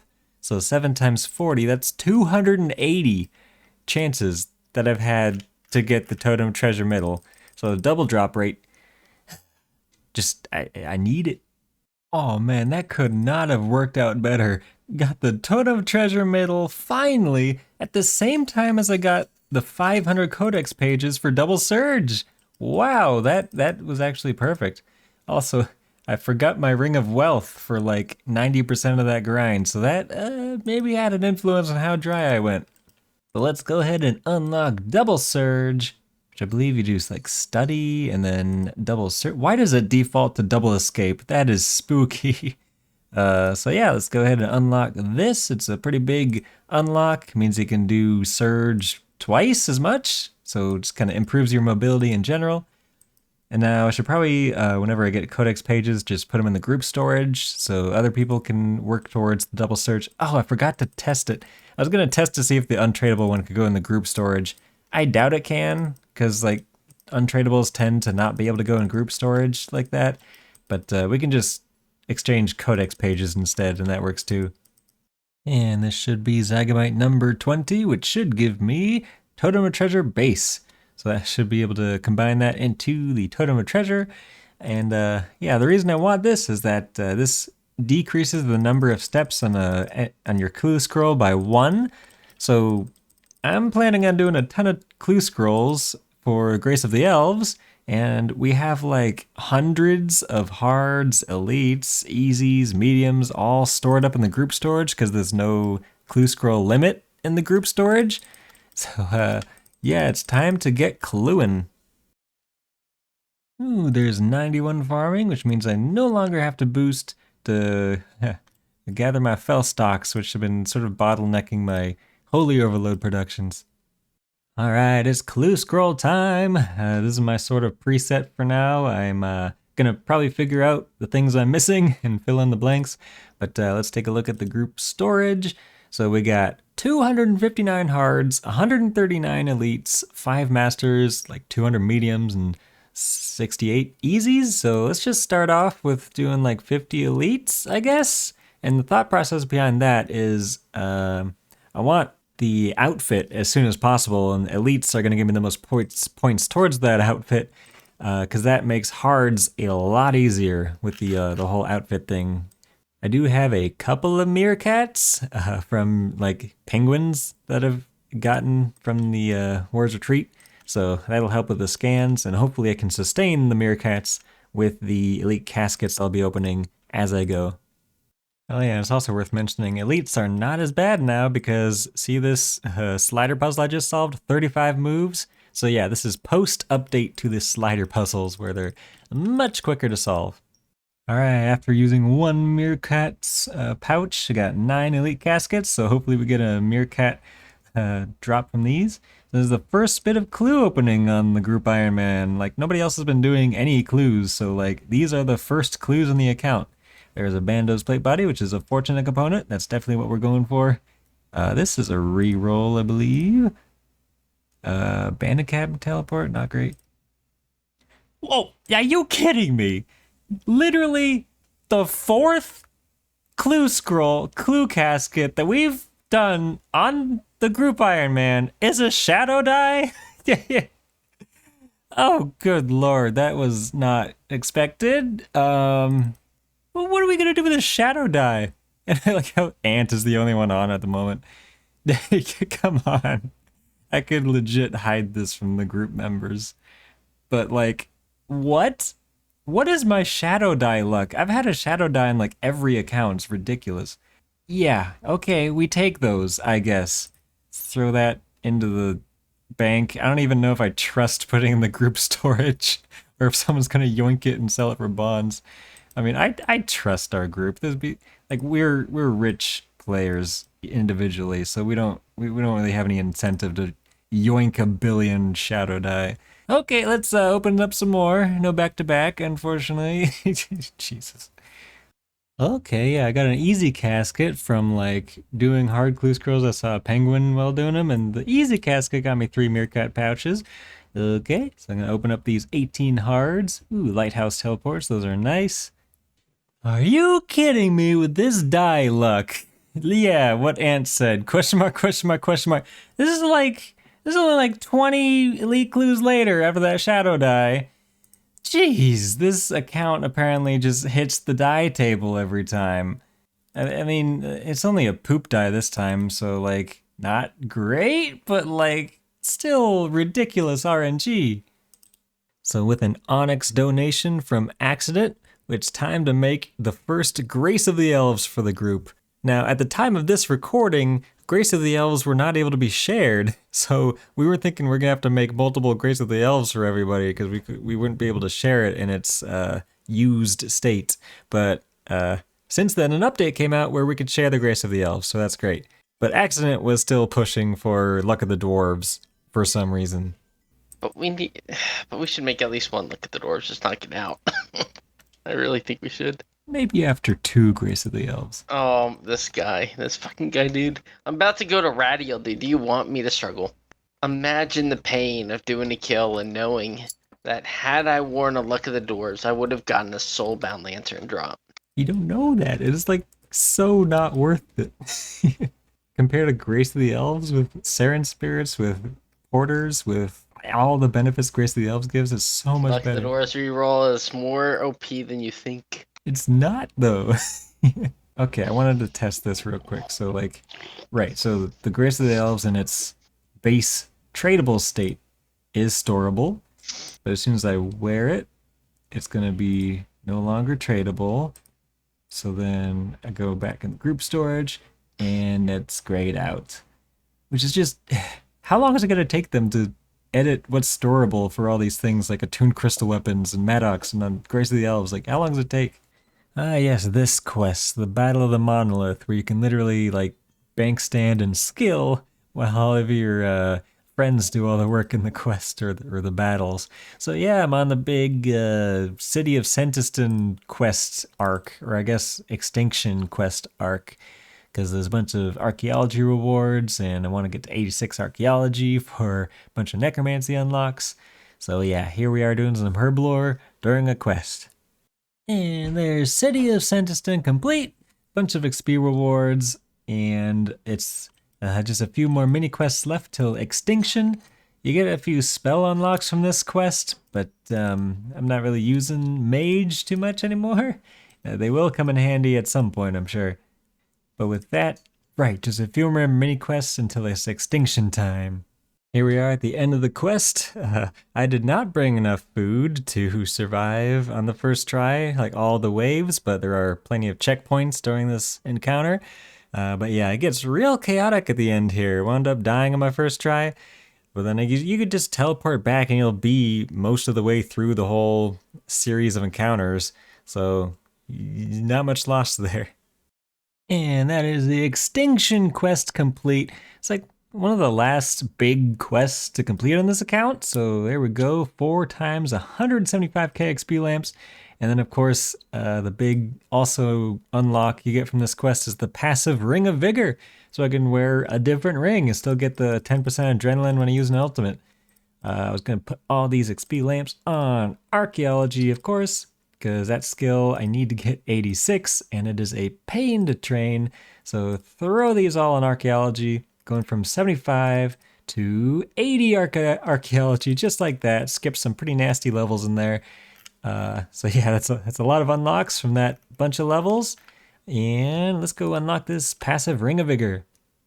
Okay, there, I had to do a couple of things and unlock the Dream of Aya and stuff, but let's combine Warped Gem with Ring of Vigor, and there we go! It's kind of a nice quality of life thing, so I don't have to switch to the ring, or I can wear other rings instead of the Ring of Vigor while doing any kind of combat. And yeah, after that, I think I'm going to call this an episode. Come back next time for more Invention, archaeology. I gotta catch up on a bunch of herblore for my group. We're running out of overloads. But thanks for watching. See you next time. Welcome back to the Blizzard Buddies. It's clue scroll time. So I'm just going to show a couple clue steps just to kind of show what I'm doing here. Doing elite clues for the points so I can get the outfit done, because that'll help just so much for doing hard clues later for more fortunate components per hour, basically. And elite clues are really not that bad anymore. See that? That was 31 moves to complete a slider puzzle instead of like 140, like how it used to be before that update. So much better. Here we go with the scan clue. And in the elf lands, I like to use the tier 1 quiver.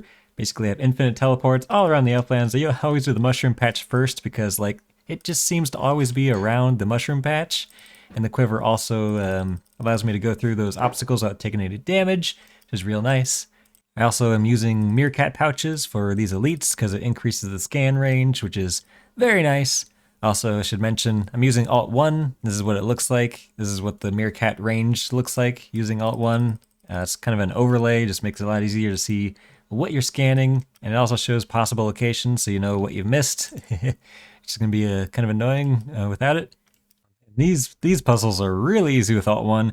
Literally just has the overlay of how many times you have to hit the arrow keys. So 1, 2, 3, 4, 5, 6, 7, 8. 1, 2, 3, 4, 5, 6, 7. 1, 2, 3, 4. And it's solved. Much faster with Alt 1. You don't have to do the whole troubleshooting process with that.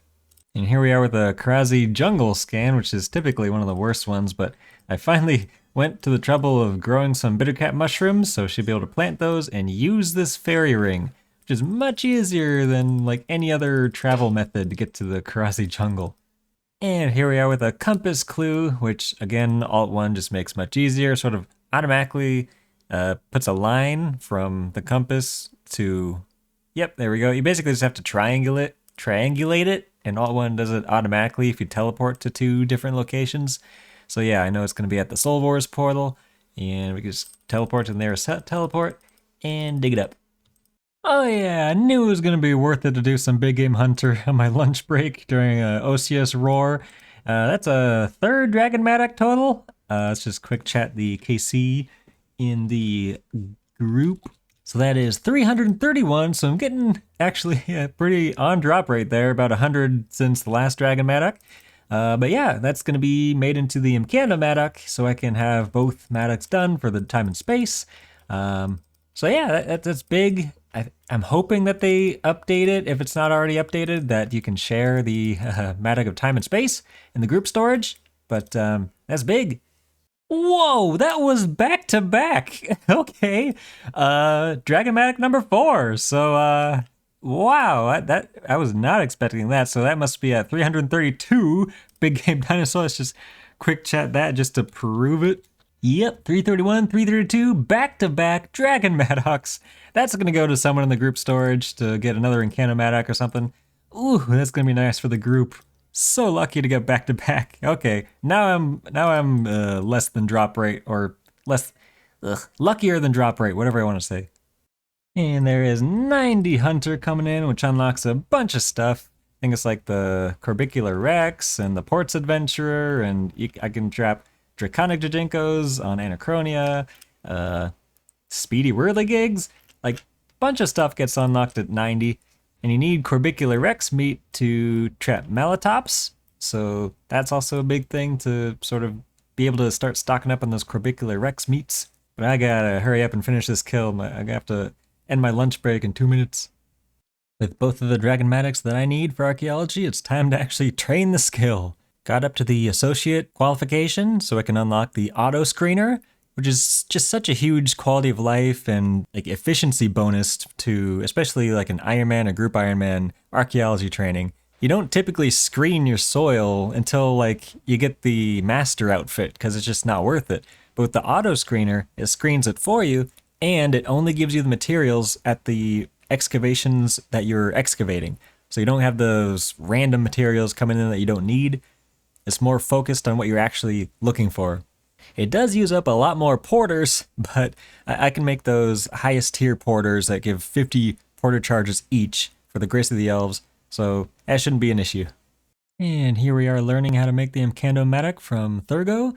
So we just need to do the Into the Forge mystery at the Warforge site, and I can make my Incanto Maddox. It's going to be the best Maddox I can make and use until 99. We can get the Maddox of Time and Space.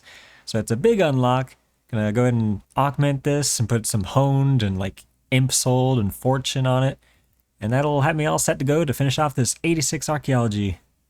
And here we are killing Hermod in story mode, which means I'm doing the Spirit of War quest.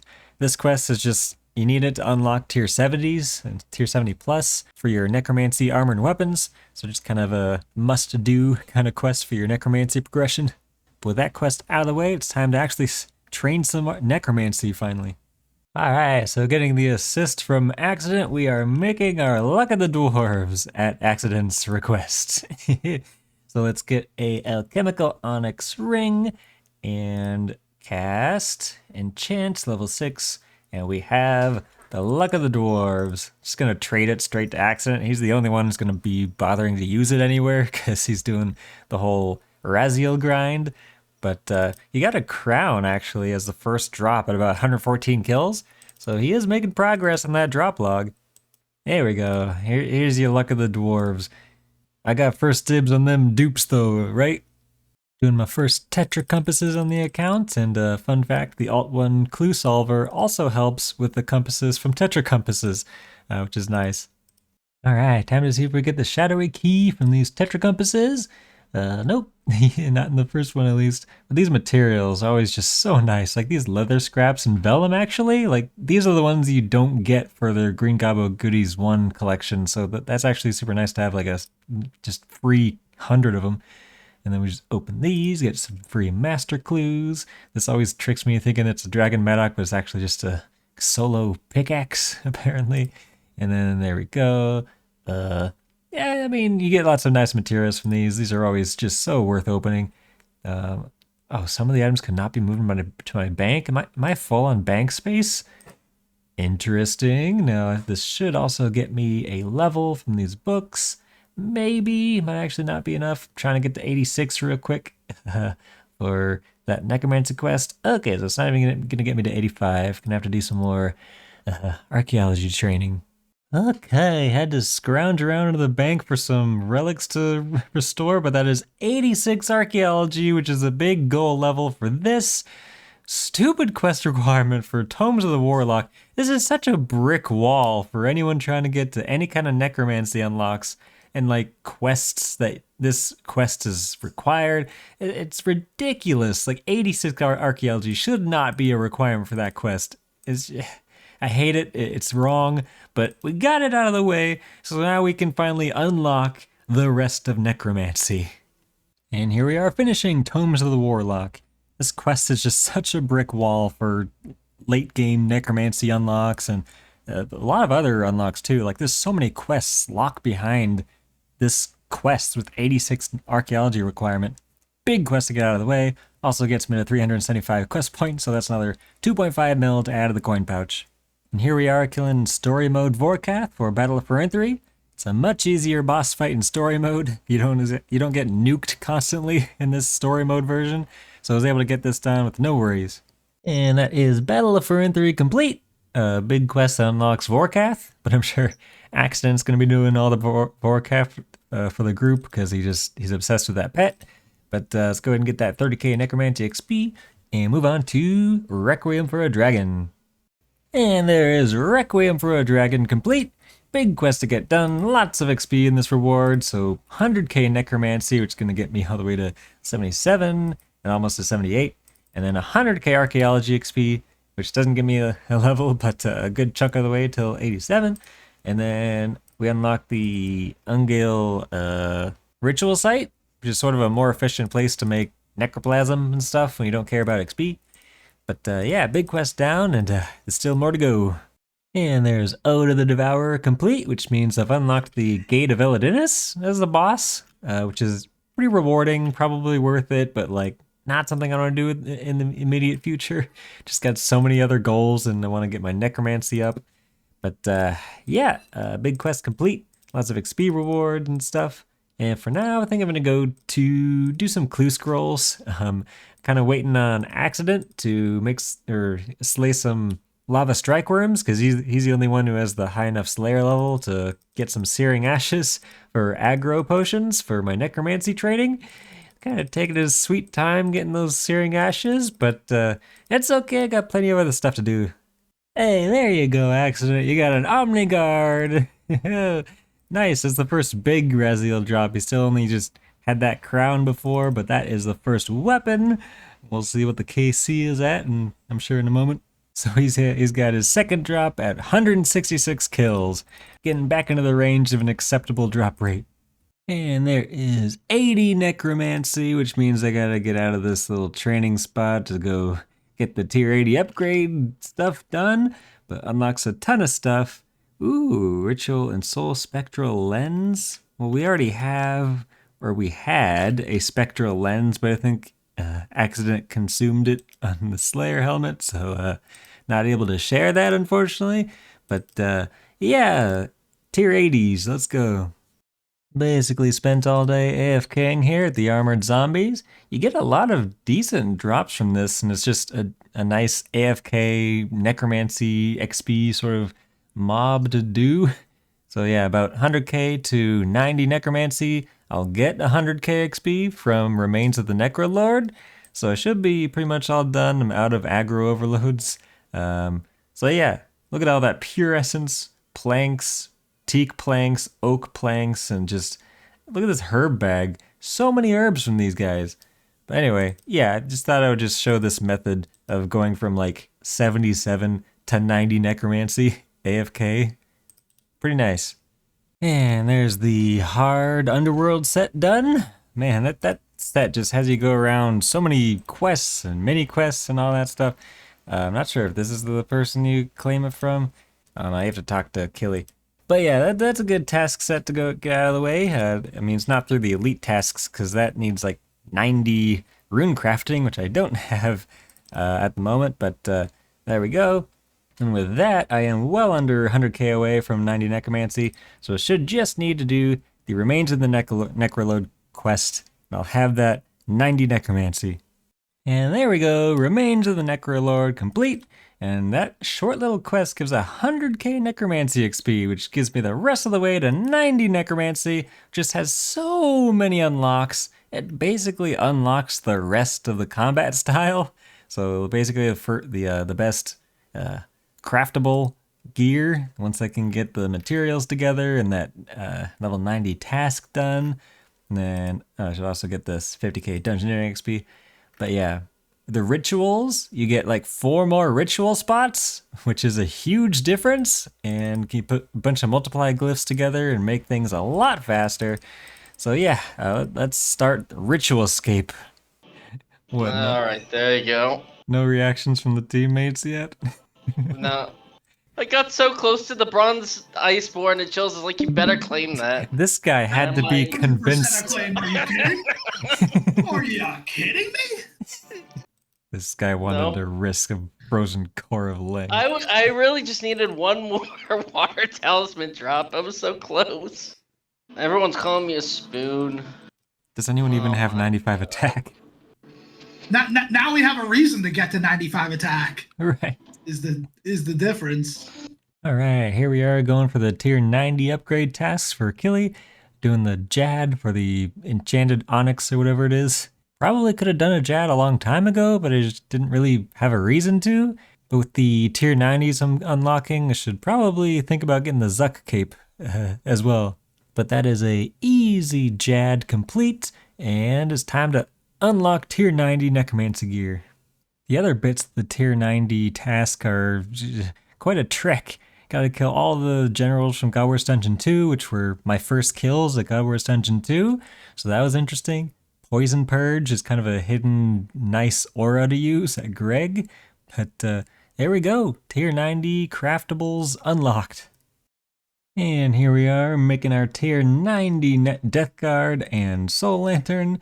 I mean, these are just so easy to get for tier 90s.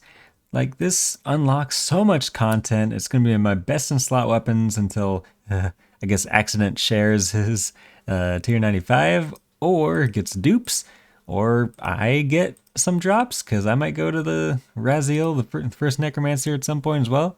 But yeah, tier 90s. Let's go get the Zuck cape now, I guess. And that is 92 farming, which is actually a huge level. You can raise and breed dragons. So after all this time, there's actually 4 dragon eggs in the group storage that we've all just been waiting on someone to get 92 farming to check to see if we have a breeding pair or not. Which surely with 4 eggs, there's no way we'd come out of this without a breeding pair. So we got 2 greens, 1 black, and 1 red. Can go ahead and just remove these placeholders. And moment of truth. Are we going to have a breeding pair or even 2 breeding pairs? First one is a male. Second one is a male. Uh-oh. Okay, third one's a female. We're good. No need to panic, everybody. And the fourth one is a male. So we got 1 female. So we got 1 breeding pair. I can just yoink these zygomites out of here and start breeding dragons. Just going to teleport my farming level up. And I'm going to be getting breeding pairs for the boys. Good times. And that's where I'm going to call this episode. Come back next time for big necromancy combat upgrades. Thanks for watching and see you next time. So, Accident got a memory dowser from the Gate of Elendis at some point. So this has been super nice for gathering energies. I'm the only one who's 95 plus divination in the group, so I've been the designated divinationer, which is kind of... It's a lot to gather the energy for 4 people to be training their invention and having augmented gear and stuff, but with the memory dowser, I'm getting like 150k energies while AFK working from home. So yeah, I could probably sustain and maintain these guys. Well, yeah, and here we are about to get a huge unlock. So we are unlocking the final ship slot. So I'm gonna have 4 out of 4 possible ships going for player on ports. It's kind of the last big unlock for like number of ships you're sending out and stuff. But yeah, it's going to be kind of rough to have the crew and everything to have high success rates with 4 ships, but and 54% of the way to the next region. So after unlocking tier 90 necromancy weapons last episode, it's time to go for the Zuck cape. So first off, you gotta do the fight caves, then the fight kiln, which I'm super over prepared for in this account with tier 90 weapons, soul split, overloads. Like, I don't know if I've ever been this over prepared for my first fire cape and kiln capes.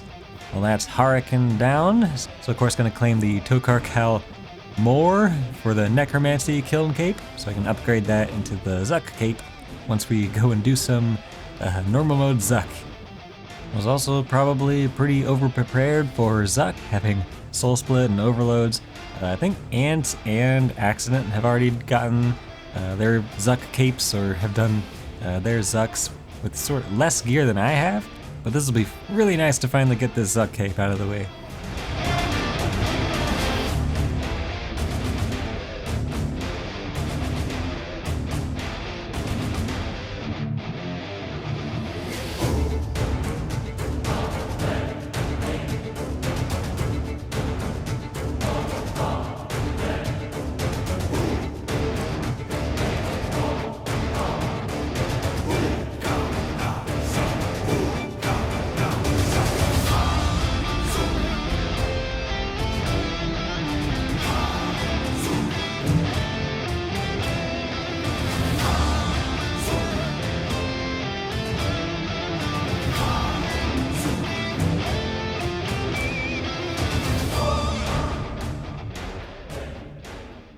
Accident wasn't available to assist the crafting boost, but I was just able to boost up to 90 crafting to make my own Zuck cape, which is one of the biggest upgrades you can get for your necromancy setup.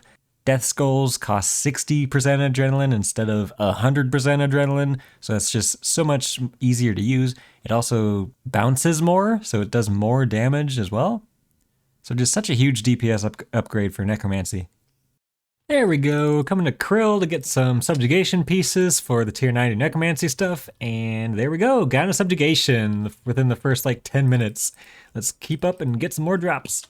Okay, that's a Zemi hilt? I mean, is that our first God Wars Dungeon 1 hilt? Surely not, surely someone else on the team has gotten some other God Wars hilt before now, but I guess we could make a God Sword if we wanted to. We definitely have the shards in storage, but there's no way it's useful anywhere. And here comes a Zamorakian Spear, which is a log progress. I think one of us has already gotten this before. You can make a chaotic spear out of it, I guess. Not particularly useful. Alright, I just finished making a ton of porters for the group. 600 Sign of the Porters 7s, which is like gonna be porters for life for the group. They also made a recent update where you can note porters, which is nice. It makes it a lot more convenient to put it in the group storage. There we go. Put that right next to the Grace of the Elves that someone's using at the moment. But yeah, that's going to be porters for like 120 archaeology for everyone.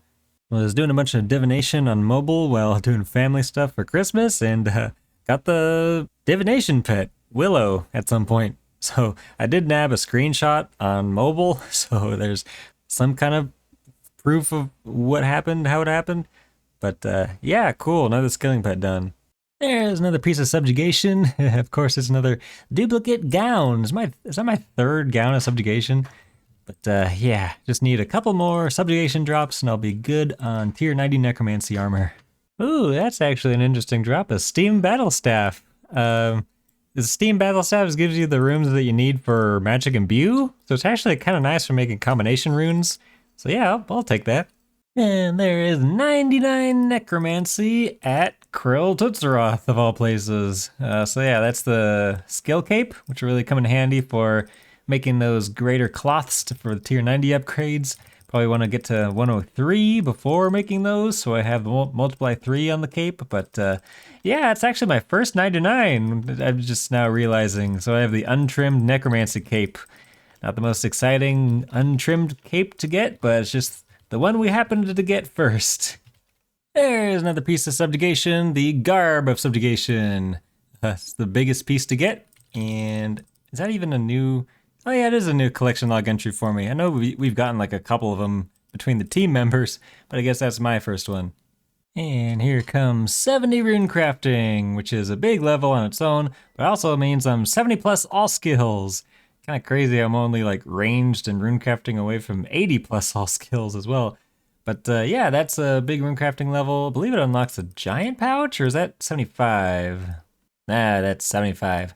Oh well, this is basically what runecrafting is nowadays. It's necromancy runes are just so in demand, so you just surge bladed dive into the portal, surge into your altar, teleport out with whatever teleport is close to a bank, and then rinse and repeat. Do like literally 10-second runs. It's kind of crazy. Okay, I think that's enough rune crafting for now. I did about 10,000 impure essence and got some decent stacks of these necromancy runes to throw in the nexus.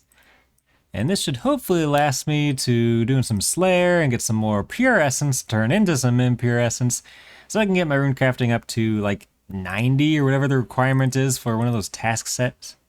Alright, here we are at the Spirit of Accomplishment to buy a Necromancy skill cape. Let's go ahead and purchase that. Wait, buy Necromancy skill cape. There we go. Okay, I always misclick on the wrong option there. But yeah, that is a untrimmed Necromancy skill cape.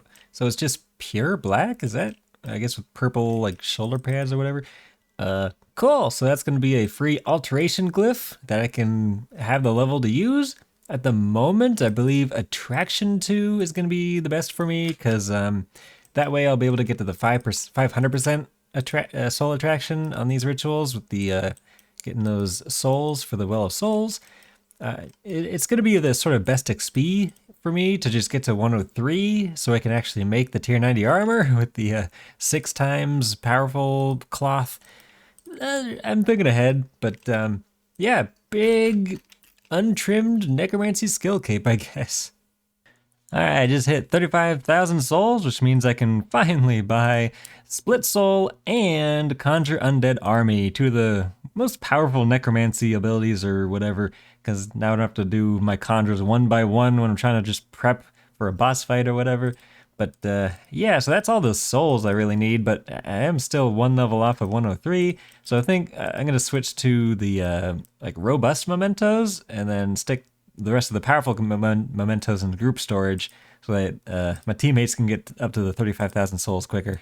So instead of getting to 103 myself, Accident just decided to convert all of the subjugation into the greater cloths because he's already 103 plus. So yeah, here we are making tier 90 necromancy tank armor. I decided just to stick with the tank armor because I don't want to bother grinding out the hermetic plates for the power armor. And we'll all eventually get the Raziel armor anyway, so that kind of makes the power armor obsolete. So yeah, that's full tier 90 necromancy gear. It's also going to be great Invention XP to level up the armor and then siphon it. So yeah, big unlock with just the best armor and weapons they're going to get until we get lucky at Raziel. Here's what I got. Oh my god. Top? Yep. Oh, thank God. That's the full set done. Now watch, we'll just get a next drop as well. Yep, that's about right. That's Wow. about right.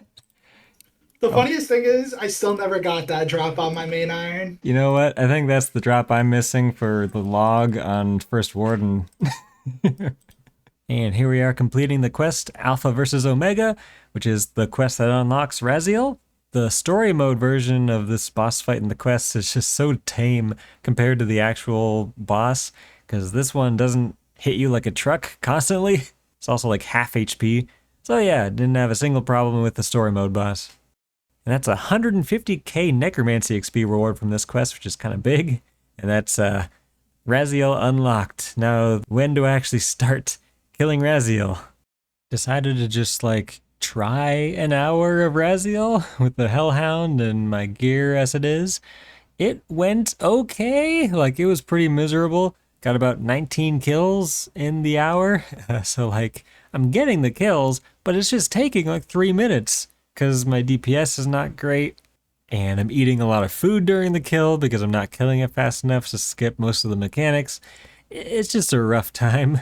Some big things I'm probably missing are vulnerability bombs, so I can actually vuln the boss. That 10% damage is a lot. I'm not quite 100% accuracy, even with Salve Amulet. So I need to get some like necromancy levels, and Elder Overloads will probably get me there. Also, my pocket slot item is the book from the task set, so probably not the best pocket slot item. So yeah, we've got a few more upgrades I probably want to get before going back to Raziel for the big grind at this boss. Doing some clue scrolls because I want to get another one of them Glorious of the Elves for the group. And finally, I have enough points to buy the Globetrotter shorts. I know it's not technically the most efficient thing to buy first, but the thing that takes up a bunch of my brain power is finding the emotes whenever I get those emote clues on the hard clues. So just being able to right-click Signal Yuri instead of having to like hunt for the right emote, it just saves me a lot of brain effort. Are you kidding me, brother?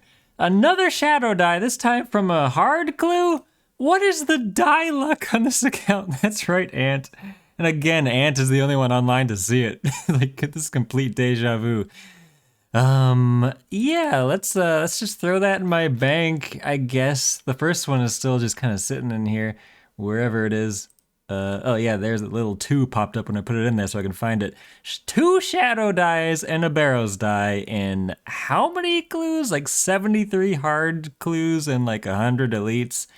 That die luck is ridiculous. Okay, let's see if we go back to back. Nope, not even a fortunate. And here we are getting the crafting boost to get the second Grace of the Elves for the group.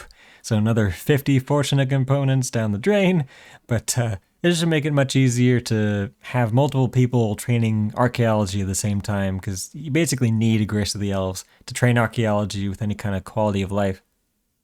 And with that, let's call it an episode. We're getting to the point where we can go for some pretty nice PVM achievements as a group. So thanks for watching and see you next time.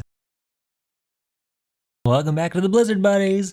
Kicking this episode straight off with our first 100% Zamorak attempt. Let's see how it goes. 4 to Zammy. Alright, if you have it, darkness check. Wait, why can't I use darkness? Oh my gosh, I'm out of bone runes. Are you kidding? Okay. This is off to a great start. Right. So I've never done Group Zamorak before. I've only ever soloed this boss, but with Necromancy, phases 1 through 6 are pretty free. Things start to get tricky in phase 7 though. Good luck. Got the death mark. E. Stick.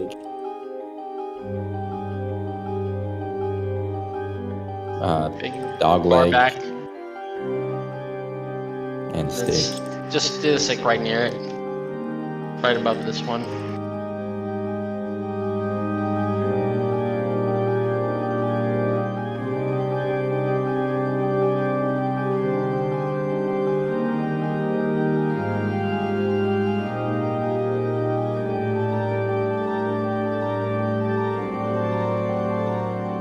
I'm probably dead.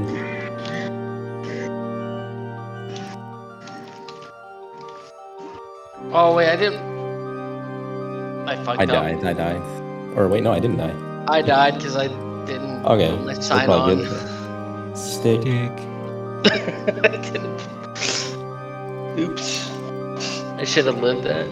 Stick, candles, B. And far back.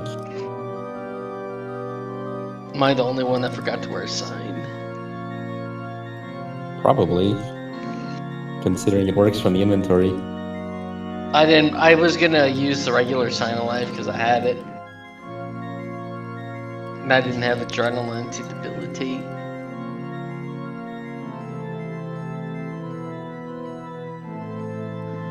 Yeah. And tell me, should I, wait, are you guys going?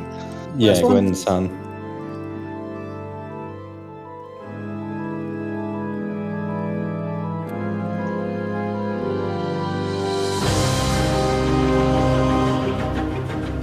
Dire. Oh, that killed me. Oh my gosh. I didn't have that part. Oh no. I signed and wait, did anyone else survive?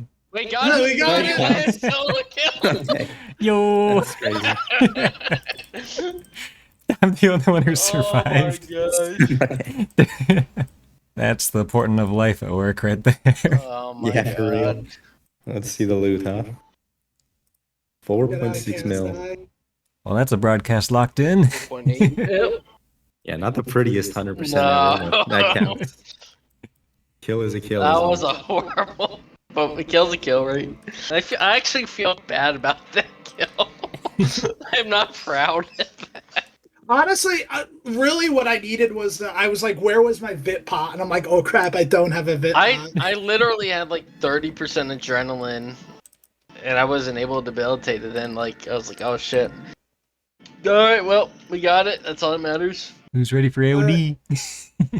With the 100% Zammy broadcast locked in, it was time to lock in the AOD broadcast. It is so funny. With one set of ceremonial between us, basically one guy runs in, goes to the next bank, puts the ceremonial back into the group storage, and then the next guy runs it, and so on until all 4 of us are at the next bank.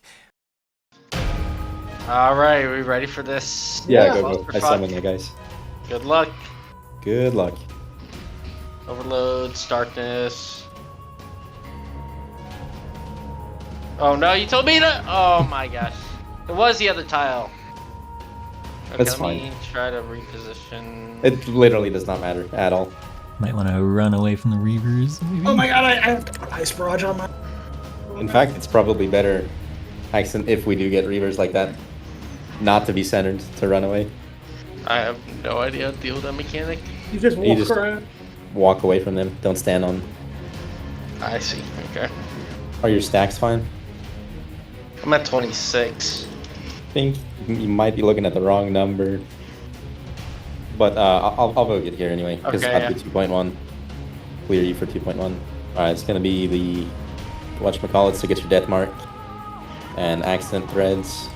Oh wait, fuck. My binds are fucked. Oh boy. Alright, well kill Umbra then, at least. I have Vogue on my usual bind from And Zambi. Ant go, or who is this? Okay, now it's this good got stuff. scuffed. Yeah, now it got scuffed. I don't like the red shit. Alright, there is the Reavers. Run to the southeast corner fast whenever the other southeast. Yeah. I'm so that dead killed here. me. Oh, you're dead? Yeah, dead. You Okay, teleport out. The Oh. Reavers. Oh, I just signed. I need Now the another ceremonial bullet. train begins again. So our first attempt got a little scuffed. We went right back to try again, and I forgot to record phases 1 and 2 basically, but here we go at the end of phase 2. 3.5k. Don't phase it quite yet. Okay. Alright, go ahead. I got iced. One more ice. Alright. Go for Ant. And then it's UCFG. Oh shoot, are you getting bombs and basings? Yep. Okay, I should have voted from you, or someone should have. I'm a little bit low on food, so I'm playing a little bit scared, but... That's fine. I have. Alright, if you're good then. That's good. Yeah. I'm kind of used to it. Good. Are you in the last one? Yeah, don't bring it yet though. I still gotta Yeah, I mean. try and get some HP. With my ghost only. This should be it. Did I just fuck up? I fucked up. No, you're Mid. good. A little bit. It's not bad. Now defeat the AOD. Just gotta park the bus. Right.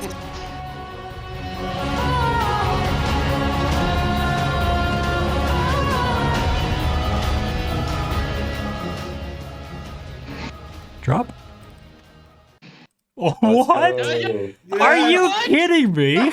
No way! Wait, what the heck? Bruh. Holy shit. The core! No! That is the biggest troll. Oh my god, That's the core, hilarious. the core buddies. With the broadcast of the first group. Oh. Legendary moment right there. My No way. The core! Okay, somebody's gotta post to Reddit real quick. Right? I'll do it, sure. That's the biggest troll. Of all the drops we could have gotten right there, that has gotta be. Oh man. And Ant got a defense level too. Oh! I did 82 defense. Didn't I predict a 10-minute kill? That you did. That you did. 10 minute 48 seconds. I don't think you predicted the core though. No, Nobody. I don't think anyone could have. Well, the important thing is that we got the kill. Yes, and the broadcast. Do we try for the back-to-back? No. No.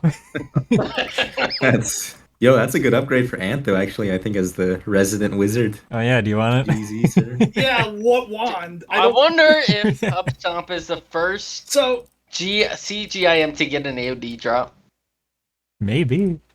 Well, since we're all here, you guys want to try a Beastmaster? Not really, no. What? I think Beastmaster is gonna be like a 25-minute kill based on this. No shot. Dude. And We're all Beastmaster tier hits 80s. 7 Ks through prayer. So Yeah. But we can rotate and take I turns. think I gotta get tier 95 prayers. Ant should get tier Oh 95 prayers. my god, this guy, dude. I'm using a chaotic staff over here. We need an Yeah. upgrade. I'm on normals. No amulet of souls. Pussies. And No more darkness. importantly, it's not even a broadcast to kill Beastmaster, so like, why Yeah, bother? You gotta do the whole thing for the broadcast. After those big world first PVM broadcasts, it's time to get back to some general account progression. There's an upcoming quest release that requires the Fight Club quest, and they recently removed the Menaphos reputation requirement to do those quests, so I went ahead and knocked out the whole quest series. Necromancy once again trivializes the quest boss, so with Fight Club complete, I should be all set for the new desert quest whenever that gets released. So here we are on my laptop, and I got Rocky the mining pet while AFKing some gold ore to make Slayer rings for Invention, so that's another skilling pet down, I guess. I got a Barrows Reaper assignment, so I decided it was finally time to get the Mauritania Diary done, at least through the hard tasks for now, because I don't have the 90 fishing for the Elite Diary. Here we are cremating 200 Vire corpses, which was by far the worst task. Had to do the Shades minigame for the Sacred Oil, and then had to kill Vires without the Sun Spear to collect the bodies. So yeah, this is quite the time-consuming task. Another task requires the Ring of Fire reward from the All Fired Up minigame, so I figured I would just light all 14 beacons while I was at it, because you need the Inferno ads for like a Varrock task or something. And there we go, completed the hard Mauritania Diary, which has some pretty nifty rewards like double runes at Barrows, and the Mushroom Patch is disease-free, and I no longer need the Ghost Speak amulet to talk to ghosts, which is just convenient. First Barrows run after completing the hard tasks, and I get Carol's skirt, which I guess is probably like best in slot ranged armor at this point. It's augmentable, so like, cool, I'll take it. Not exactly what I'm here for though. And a couple kills later is a Darox plate body. Guess that's an augmentable melee body, which I think Ant could use, so maybe I'll just throw that in storage. Had a bit of a stint of archaeology while AFK working from home. It's just such a perfect AFK activity to just excavate a location and complete some collections. Here we are turning in like 3 different collections to Eblis from the Sentiston dig site. And that dig site, you do a bunch of mysteries, or you do one big mystery, and you unlock the Shadow's Grace relic power, which is a really convenient relic power because it basically gives you mobile wherever you go without having to wear something with mobile on it. So at least until I get some better PVM relics, this will be something I run in the meantime. And there is 90 archaeology, which is a big level. I accidentally double-clicked the skill menu, so it's not going to show all the unlocks, but that's the Orthen Dig site, got the invitation, and I have a hunch. I've been trying to get the bait and switch relic and put the the artifact that you need for bait and switch in group storage, but it's not going through with the option to unlock the relic when I'm talking to Evil Bob with the death mask in my inventory. So I'm wondering if you actually need to unlock the Orthen Dig site to like have that dialogue option to unlock the bait and switch relic. So let's see if that works now. So here's Bob the cat where he's usually at in Burthorpe. Got to get my Cramulet out. So we talked to Bob. Oh, yep, here we go. There's the dialogue option for the death mask. So apparently you have to unlock the Orthen Dig site to be eligible to get the Evil Bob's cat's paw from Evil Bob, which nobody is going to know to update the wiki because nobody's supposed to have the death mask before like 95 or something archaeology. But with Group Ironman, you can trade relics. So this is like the only time where you can unlock relic powers before you're supposed to, basically. So that's interesting to know. Yeah, that's bait and switch completed or unlocked, which is a really nice relic power to use while training fishing. Once I get a full shark outfit, I'll be able to do the consume option and basically just get free AFK fishing and cooking XP at like the Menifos fishing spot or places where I don't really care about the fish because I already have infinite fish.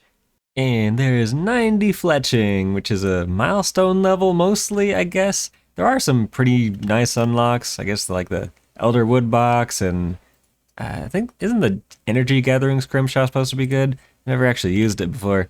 But yeah, I just kind of have a mini goal of getting 90 plus all skills while we're working on the 10,000 total level requirement for Journey Tier 10, which we are almost 100 total levels away from. And then we'll have that final Journey Tier broadcast. All right, there we go. Assisted ants with fletching effigy. So that's free 20k fletching XP right there. And I believe I have a couple of fletching effigies myself. Yeah, there we go. This is going to be a lot of free XP. Fire making, cooking, crafting, agility. Okay, I think that's all those I can do. Fishing, farming. Yeah. Oh, that's going to be a 95. I've had these effigies in my bank forever. Ooh, some 20k Herbler XP. Yeah, I'm going to get stuck on these fire making, cooking ones, aren't I? So here we are training some fishing with the bait and switch relic. You can see these XP drops are including the cooking XP, so it looks like I'm getting a lot more XP than I'm actually getting in fishing, but saving up for the shark outfit, you gotta have like a full outfit of at least one complete outfit to unlock the consume option. So I'm just kind of waiting until I can actually make a full shark outfit to get that to help the AFK of this method. But I think that's what we're going to call this episode. I'll see you next time for hopefully locking in the last Journey Tier achievement broadcast, Journey Tier 10. We are just over 100 total levels away from the 10k total requirement, and then we'll have that locked in. So thanks for watching, and see you next time. And this should be 103 Necromancy, which means I no longer have to boost to do the multiply 3 glyph, and it also means I can put it on my Necromancy cape to get like 6 times materials for doing any kind of like greater and soul material ritual. So that's a big level to finally have. I wanted to get that level real quick as well because I have a Raziel Reaper assignment. So just that one Necromancy level might help just a little bit to help my DPS of that boss. Also working on getting some Slayer points to add things like the Charming Imp to the tool belt. Here we are killing KBD for Morvrin's special Slayer assignment, which I happened to get while doing a 10th task street with Morvrin. So this unlocks the famous title, and it also gives a bunch of Slayer points. It's mostly just a fun little task to do. Like you have to kill Araxor and all the God Wars Dungeon 1 generals and Giant Mole and Calphite Queen, all these bosses with these crystals that give you certain debuffs, which of course is just a breeze with Necromancy anyway. Did enough Slayer point boosting to get the Charming Imp and the Seedicide on the tool belt. I figure those are the most important ones that are easy to forget in the bank for Slayer assignments. Next time I'll probably do the Bone Crusher. And there is 90 Mage, which is a big level with a ton of unlocks. Just look at this scroll bar. But wanted to get this real quick because I'm going to do some dungeoneering with Ant, and I actually have an empowered catalytic staff bound, so now I actually have the level to use it. But you also get a ton of other useful stuff from this level, like Crystal Mask for Croesus. We have the Araxes Eye in storage. We actually have 2 in storage. We're just waiting for those spider leg pieces to be able to make a staff. You also get better critical strike damage and disruption shield when I get the livid plants to unlock that from Livid Farm. So yeah, 90 Mage, big level to get. Now it's time for some dungeoneering. And here is 97 Divination coming in real quick. Kind of a cheeky Divination level because I was 30k off, but I can now transmute uncut onyxes, and more importantly, I can banner boost to 99 and basically make anything with the divination skill with a banner boost instead of having to use like a spicy stew or something. So that's convenient, but let's go ahead and finish this floor. Ants killed the glutinous behemoth by himself. Just kind of funny. Gotta love group dungeoneering. Like one of us can do the stupid stomp boss and the other one can actually complete the floor, since we found the boss earlier than the last room of the floor. Because, yeah, it would be a huge time waste if I was soloing this floor, trying to kill Stomp after completing the floor. Group engineering is just more fun. Oh man, just did like 6 hours of straight hard dungeoneering duo with ants. That is exhausting, but I got 50k to 94 dungeoneering, so almost 95, and then I can start claiming the daily free Garajo card from the dungeon, which will save me a lot of tokens in the long run probably. But yeah, we're carding the high floors, so lots of XP per hour. Alright, so finally got a full set of the shark outfit together. It's just turned out to be the tiger shark outfit. So that gives me the ability to turn on the consume feature. So you can see I'm not actually gaining any fish from this, but I am still getting the XP and the cooking XP drop and the bait and switch relic. This is very, very AFK, decent XP rates fishing method I can do while AFK working from home. Oh, and while I was getting the fragments together for the shark outfit, I did do some swarm fishing because somebody in the group storage is sniping all the good food. So I decided to gather just a bit of my own. The cave fish are in this tab. So yeah, I'll have some of that for like Raziel or whatever I need to have some decent food for. So after trying a few hours of both methods, I think I'm going to stick to swarm fishing. Like it's slightly lower XP per hour, like maybe like 15, 20k XP per hour less than Manifold fishing, but you get all this really useful fish out of it. So it's got to be worth it to do this. And I am sort of making up for that XP rate difference by actually using urns for once. And here comes 95 dungeoneering, which is a big level. It unlocks a couple of really important things like the elite dungeoneering tasks. It requires 95 dungeoneering. And then the Garajo dungeon, which means I can claim a free Garajo card per day from that dungeon and privy. So that might be a daily I look into doing while I work on 99 dungeoneering. And group dungeoneering, like, it is super fun. It's almost weird that, like, solo larges give more XP than group larges nowadays. Like, they rebalanced that a while back. But it's still just fun and probably more time efficient to do the group dungeoneering, because you do the floors just so much faster, and it's just way more fun to do some dungeoneering with the boys. And there is 87 crafting, which it's not really an important level on its own, but it means I can boost to 98 crafting and dungeoneering with the strong artisan's potion, and that is the last skill requirement I needed for the elite dungeoneering tasks. So I can just go complete the dungeoneering task set, I guess. Completed pretty much the entire elite task set in that last large floor I did for floor 48. So I just need to kill this warped Gulaga without getting hit by its one-hit attack, or the attack that brings you down to 1 HP, which shouldn't be too hard. I mean, I'm pretty sure you can do this achievement in a C1 dungeon. Just didn't want to keep doing larges to hope for the warped Gulaga when I only have one warped floor unlocked at 95 dungeoneering, but please tell me this will unlock the achievement. Does it have to wait till it dies? Yeah, there it is. All right, and I get the broadcast when nobody else is online. I didn't really think that through, but whatever. That's a dungeoneering task set complete, which is a huge task set to get done. Lots of really high skill requirements in that task set. And it's got some nice rewards, like a free gate stone, like an extra gate stone you can use, which is huge for doing large floors. Because, yeah, that extra bit of teleportation and saving your place in a large floor, especially in solos, is just very, very nice to have. Let's go ahead and claim these task rewards from Thok about the task system.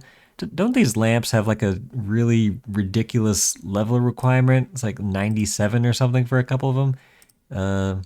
Maybe some of them. Yeah, let's see what these last ones are. Yeah, like I only have 2 skills I can put this in. Yeah, I'll just say necromancy, because constitution is just a given. I'm going to get a bunch of XP.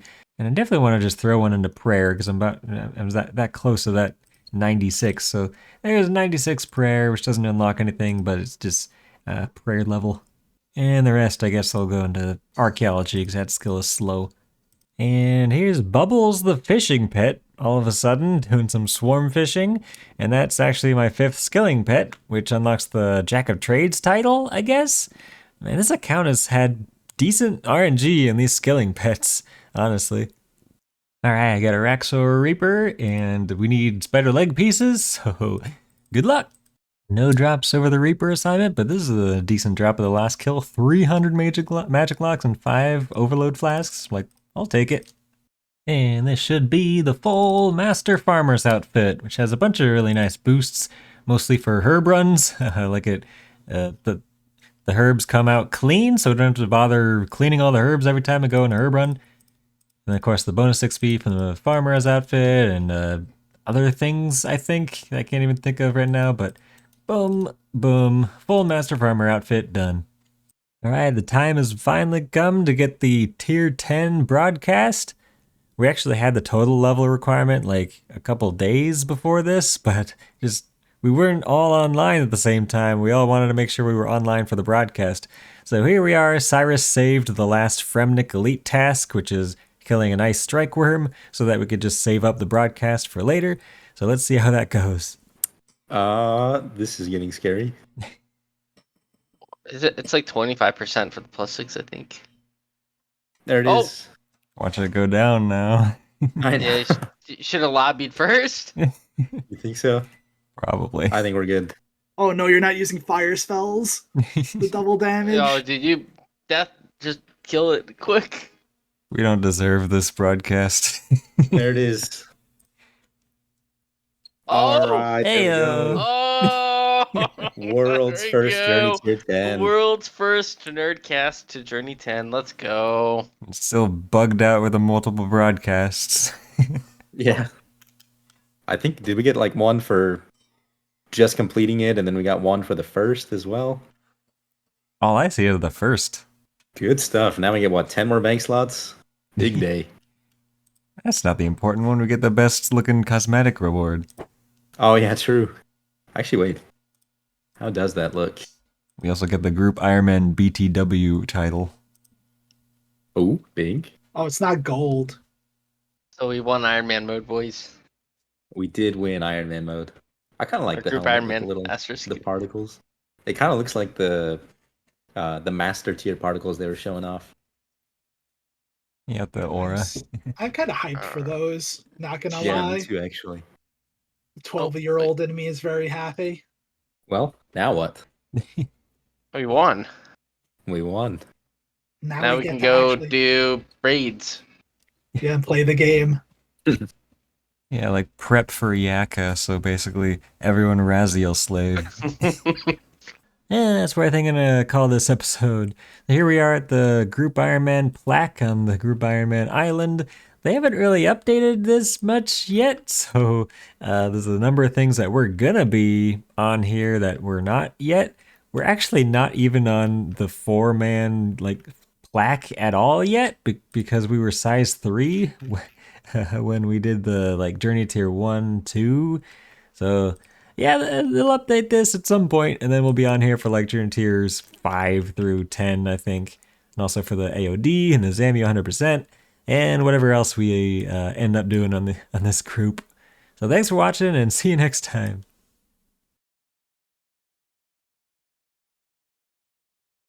Well, welcome back to the Blizzard Buddies. Here we are doing some group dungeoneering with Accident and Ant. We're hoping to get the page for the Mailer Potion recipe for the Perfect Plus Potion, because that's going to be really useful for things like mining. Perfect Plus Potion basically gives you 4 hours of all Perfect Juju Potions for a lot easier ingredients than the actual Juju Potions themselves. So to unlock that potion and start making some of those for mining and stuff like that, it's going to be real nice. What? Oh, That's weird, so we both get one. Maybe we all just get one? So yeah, I see it on your page, alright. So that does make sense why we got 2 pages of that one dungeon, Ant. Maybe that does make sense. This makes no sense. Well, hopefully that's the Perfect Plus. Good luck on perfect pluses. And there is 96 herb lore, which means I no longer have to boost to make regular overloads. Super nice. And oh, I guess that 96 is for aggro overloads as well? That's cool. And also just one more level until I can make holy overloads without having to boost. And here we are purchasing our first incomplete Hydrix, which I'm just going to throw in group storage because I don't have the crafting level to make the Amulet of Souls, and that should be our 4th Amulet of Souls between the group, with Accident having crafting all of them because he has got the 93 boosted crafting requirement to make the Amulet of Souls. So yeah, that's a big thing to have unlocked is Amulet of Souls for all of our group members, so we don't have to fight over them or anything. And here's another skilling pet coming in while I'm AFK working from home on my laptop, the Archie Archaeology pet. So yeah, that's another skilling pet down, so go ahead and unlock that. This pet just seems a lot more common than the other pets for some reason, like you always end up getting it before 99 Archaeology, but yeah, sure, let's take another skilling pet. And there is 90 fishing, which is a huge level on its own. It means I can catch rocktail, and I unlock another ports adventurer. And most importantly with this level is I can do a 6 level boost to 96 to barehand catch sharks for the Mauritania Elite Diary and the Fremnik Elite Diary. Like 2 different diaries require 96 fishing to do barehanded catch shark, which is ridiculous, but that was like the last requirement I needed for those task sets. So I guess I'll go do some temple trekking so I can complete the Mauritania task set. Alright, so I decided it's about time I start the Raziel grind, kind of jointly with Accident whenever he feels like doing Raziel. We've made a few gear upgrades as a group since I went here last. I'm going to be bringing that Omni Guard. Ant's got a Scripture of Jas, which is going to help a lot. Get that extra bit of DPS in there, hopefully phase it a bit quicker. And then we got this anniversary cake, so that's a bit of free food. We're now using blue blubber jellyfish, which should help with the adrenaline. So yeah, hopefully these kills go a bit smoother than last time. I've also learned to actually cast vulnerability manually with necromancy, so that it has vulnerability. That's a big 10% DPS increase. We don't have the herblore level for vulnerability bombs yet, but it's the next best thing. Yeah, these kills are way better than they were last time. Just the Book of Jas and vulnerability and just being able to phase it that much quicker means I'm not eating nearly as much food. The kills are consistently like 2 minutes 15 seconds, which means I can get 2 kills per overload dose, which is going to be just nice for consistency. And this seems like it's going to be a nice sustainable grind to start just doing a couple hours of Raziel, or I'll use my Equilibrium aura to do my Reaper assignment and then use whatever is left of that aura on Raziel for the rest of the aura or Hellhound or whatever I feel like that day. So yeah, let's start killing this boss to get everybody full necromancer gear, right? And it's a full 2 hours of Raziel done. No signs, no failed kills, just a solid 2 kills per overload dose, 2 hours. So yeah, I think this is going to be a nice sustainable grind to start getting some Raziel drops. We are currently at 73 kills with 0 drops on my log. Accident got the Omni Guard and the crown, which I don't have the defense level to wear at the moment so far for the team. But yeah, hopefully some drops come raining in at some point. Decided to do some Rise of the Six because we could use some of that malevolent armor for Millie, or Ant could use it. He's the only one not using necromancy pretty much.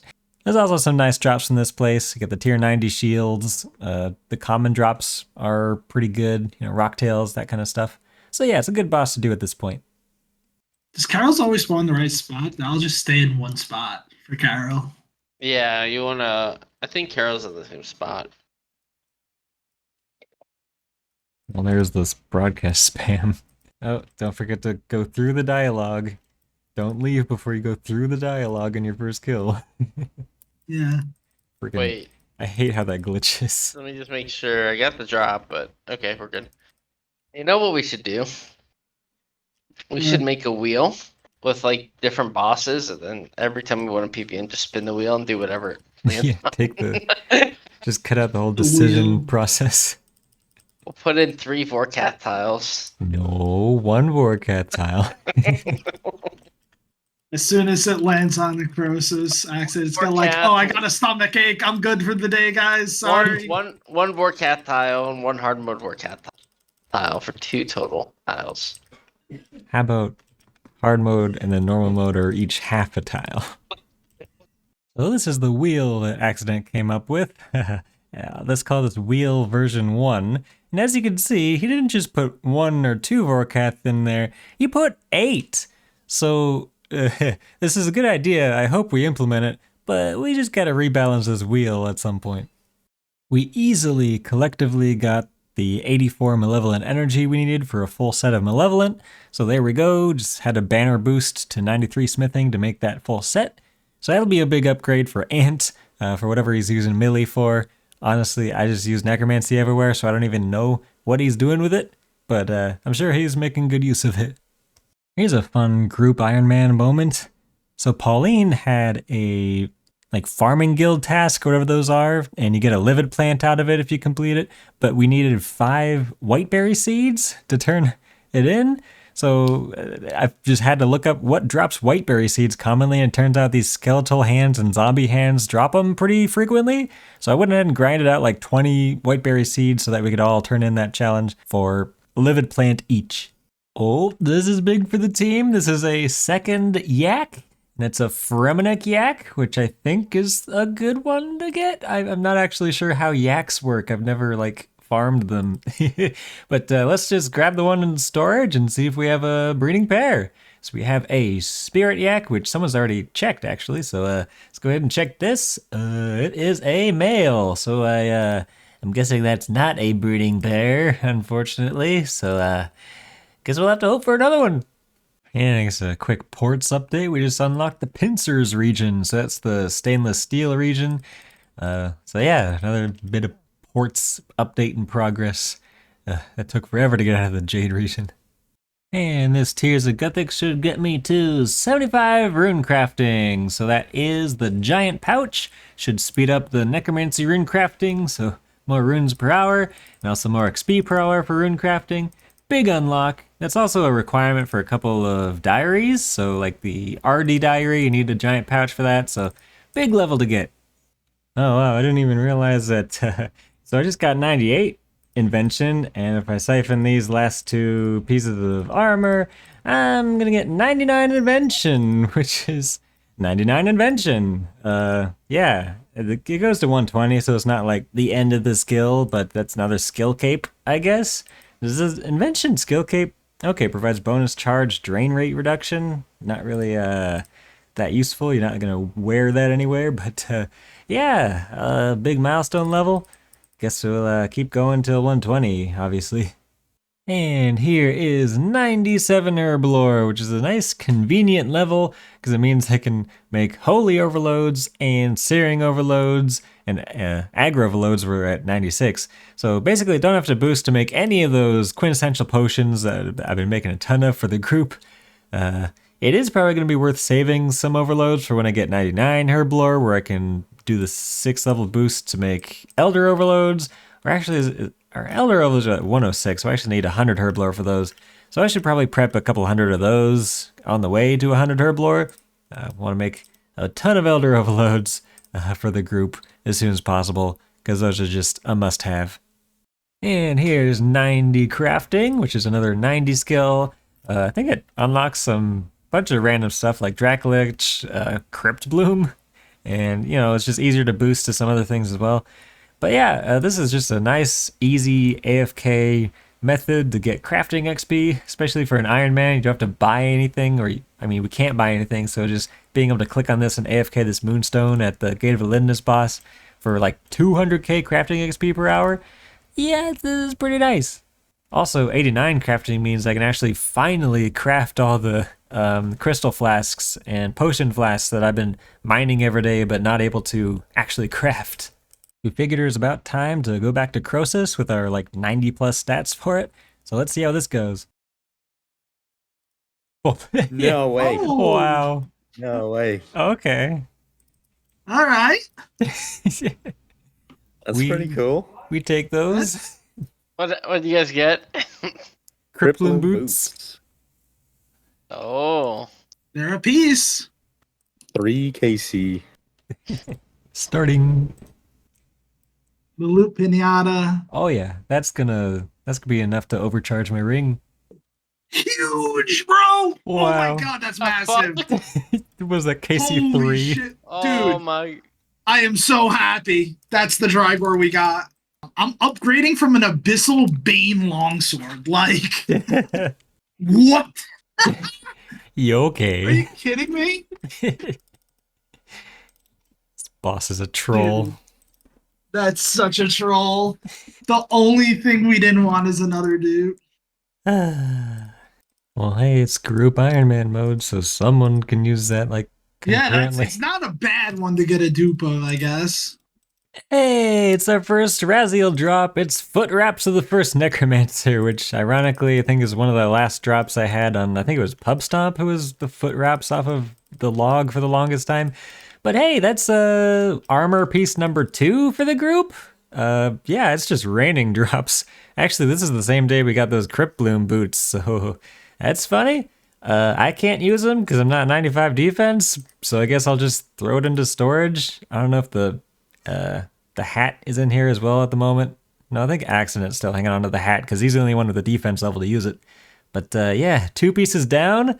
I should just like go to Vires or something to grind out 95 defense because that's 2 pieces, which means if I put both of them on, I'll get that little set bonus for the extra damage with conjures. So yeah, big day. We get a Raziel drop finally at, let's just check the kill count, I guess. 97 kills, which is like basically right on drop rate actually. So yeah, we take those. And there is 99 Constitution, which is I think my third 99. It's gonna happen eventually. Skill Cape is something I'm interested in putting like on a skill cape stand or something because it helps you get your HP back while you're in combat at War's Retreat. You're just trying to get your HP back after a boss kill or something. So it's actually a kind of useful skill cape to have either on the max cape perks or a skill cape stand. But it's kind of between that and the defense skill cape for the free sign of life. We'll see how it goes. But yeah, I'm really just here to get the 95 defense out of the way, which should just be like an hour and a half left of that. And there we go, getting 95 defense at Vires. Just wanted to get that real quick so I can wield those first Necromancer armor pieces. It's going to make Raziel a bit smoother. And that's where I think I'm going to call this episode. I'll come back next time for more Raziel grind and other bossing. Man, we are starting to really unlock every single boss in this game at this point. Welcome back to the Blizzard Buddies. We're starting this episode off by overcharging my Pontifex ring, which means the tier 3 effects are going to be passive. So don't have to wear the ring anymore to get all the benefits, get the tier 3 troves, and all the great things that this ring does for Elder God Wars Dungeon. And with that damage reduction at Arch Glacier, let's start our first Arch Glacier streak. Hey, there's my first drop from hard mode Arch Glacier, my first streak at 15 kills. That's a Scripture of Wen, which is actually the first Scripture of Wen for the group.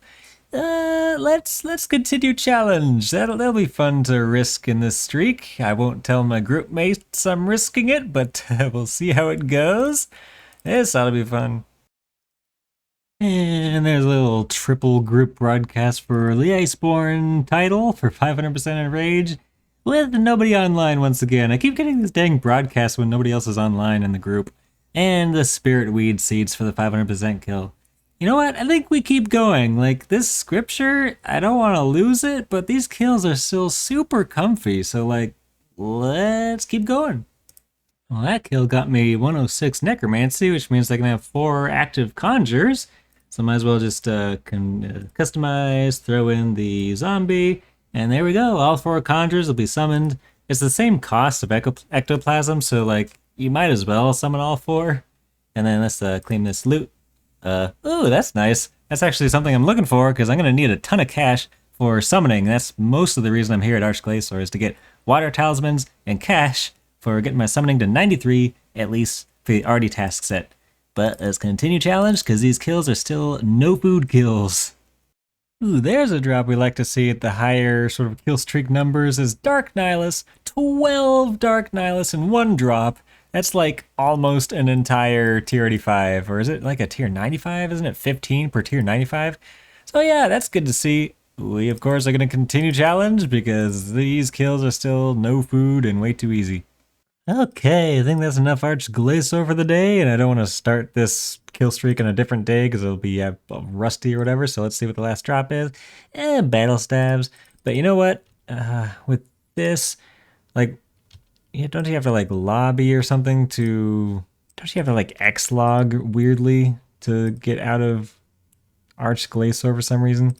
Yeah, not a fan that you have to like actually X-log the game to be able to do like a Luck of the Dwarves situation. So let me educate some member of the group that keeps saying Luck of the Dwarves reroll when they don't really understand what that Luck of the Dwarves reroll is. So if you look in the chest, I'm not wearing my Luck of the Dwarves. Value 107, 537, 963. And you see a scripture of when already in there. So that scripture of when is not a Luck of the Dwarves reroll because I am not wearing my Luck of the Dwarves right now.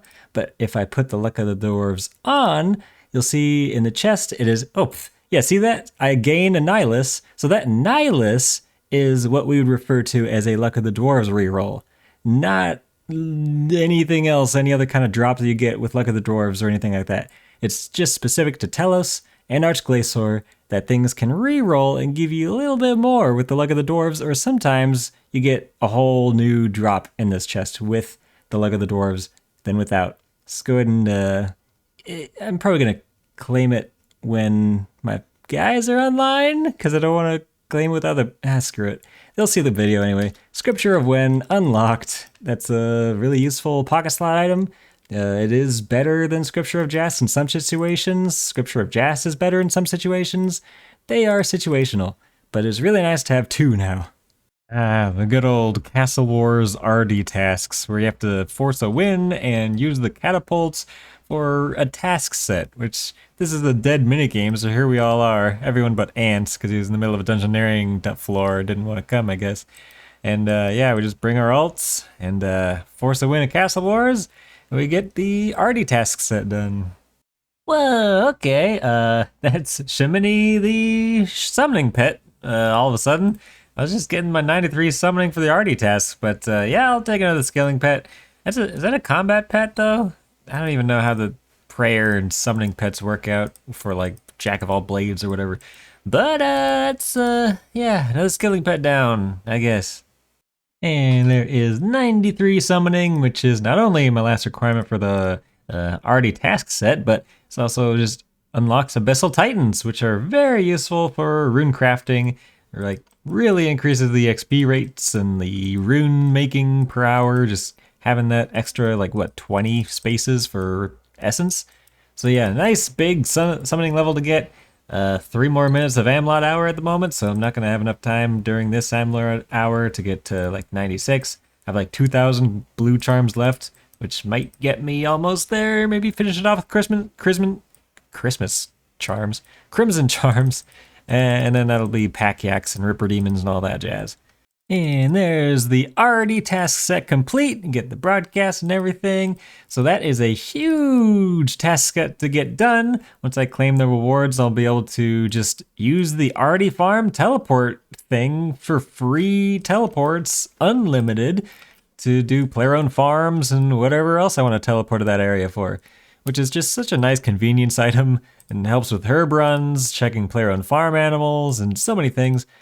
Some other rewards from the RD task set, I can set the Watchtower teleport to teleport me closer to that clue step, which is a really common clue step to get in Yanel. It's just a much better teleport than using the lodestone. Oh, and I guess some other random reward to get from this, you can click restore points once per day, and that restores your summoning points, which I guess might have some niche uses, like for Moospa pouches when you're doing some AFK divination. You run out of summoning points, you want to summon another one, I guess. Yeah, whatever. I already clicked 4. So it's actually a decent, like, hybrid cape as well. Just going to throw this XP in Archaeology, because Archaeology is slow. This might actually give me a level. Yep, there you go. 91 Archaeology off of that. Sweet. And there was the achievement pop-up for Trekkie, which should mean that he leveled up to level 99. And that was the final NPC or whatever to get to 99, which means I can get my Ghast Familiar, claim, summon, boom. That is thoroughly aghast. So that's like the biggest elite Mauritania task to get out of the way, because it requires you to complete the entire temple trekking minigame, which is always just fun, isn't it, to have to do that for a Mauritania task? Alright, let's finish up this task set. Alright, I got the +6 boost for fishing to finish the last Mauritania achievement, or task or whatever. So I've got my timer going for 1 minute. So make sure I can log out if I don't catch a shark within a minute with barehanded catching. I'm also going to want to have to run over to the Fremnik area to catch one off of Yatazo's docks, because that's also a task requirement. But there we go! Got the shark within the 30 seconds, I guess, and that's the Mauritania's task set complete. Big unlocks from that task set. Double mushroom yield is the biggest thing, because that's just going to, it's going to make more Chella mushrooms way faster to gather. If I wear the Mauritania Legs 4 while killing Vires, it's 50% more fire making and prayer XP. So I maybe shouldn't have done that whole grind before getting that task set done. But it's too late now, and it'll be good for 96 to 99, I guess. We got 3 consistent yak cards, so me and the group went and got all of our pages out of the Team Yak cards, and let's see if I got Perfect Plus potion. It should be the bottom left. There it is! Oh, actually, I do have all the recipes unlocked. I thought I would have one left. But yeah, Perfect Plus, there we go. Let's pay 1 mil to unlock the ability to make that, and now we're gonna make it like 60 Perfect Plus potions out of those supplies I already have. And that's gonna be 4 hours times 6 doses times 60 potions. We're gonna be good at Perfect Pluses for a while. So I realized at 101 Invention, I could do the Extreme Invention Potion boost to unlock every single blueprint that's left. Because there are no blueprints you unlock at 119 or 120, so like, I can unlock everything from Invention at this point, which includes the Alchemical Hydrix for the EOF. So yeah, let's go unlock some blueprints here. Okay, so that last dungeoneering floor got me to 4k away from 99 dungeoneering, so I might as well just finish that off with spending some tokens. There's 99 not divination, I was confused those, but dungeoneering, which, it's the 4th 99 on the account, and unlocks the dungeoneering skill cape, which has a ton of real useful teleports all over the game, and it's good for clue scrolls, good for Slayer, it's good for so many things, so that's real nice to get. And that means I'm done with the dungeoneering skill for a bit. You don't really much of a point to go beyond 99, so yeah, let's go do some other stuff. Working on the Varrock task set, and here is 92 fire making, which unlocks the Inferno ads, which is, you can't boost to wield the Inferno ads, so chop the tree in the patch. But it used to be able to use the relic power, always adds, but I tried and it doesn't work anymore, so I think they either fixed that or you still need the level requirement or something. The Mauritania Legs 4 coming in clutch for 50% more fire making and prayer XP here at Vires.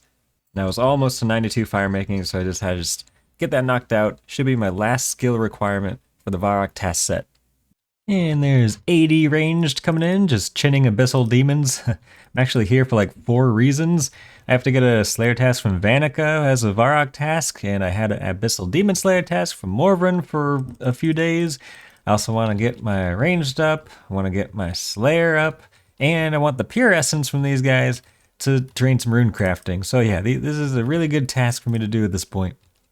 And there is 90 cooking, which is another 90 skill, but the reason I wanted to get this out real quick was, actually you get Primal Pulp out of that. That's actually kind of important, but whatever.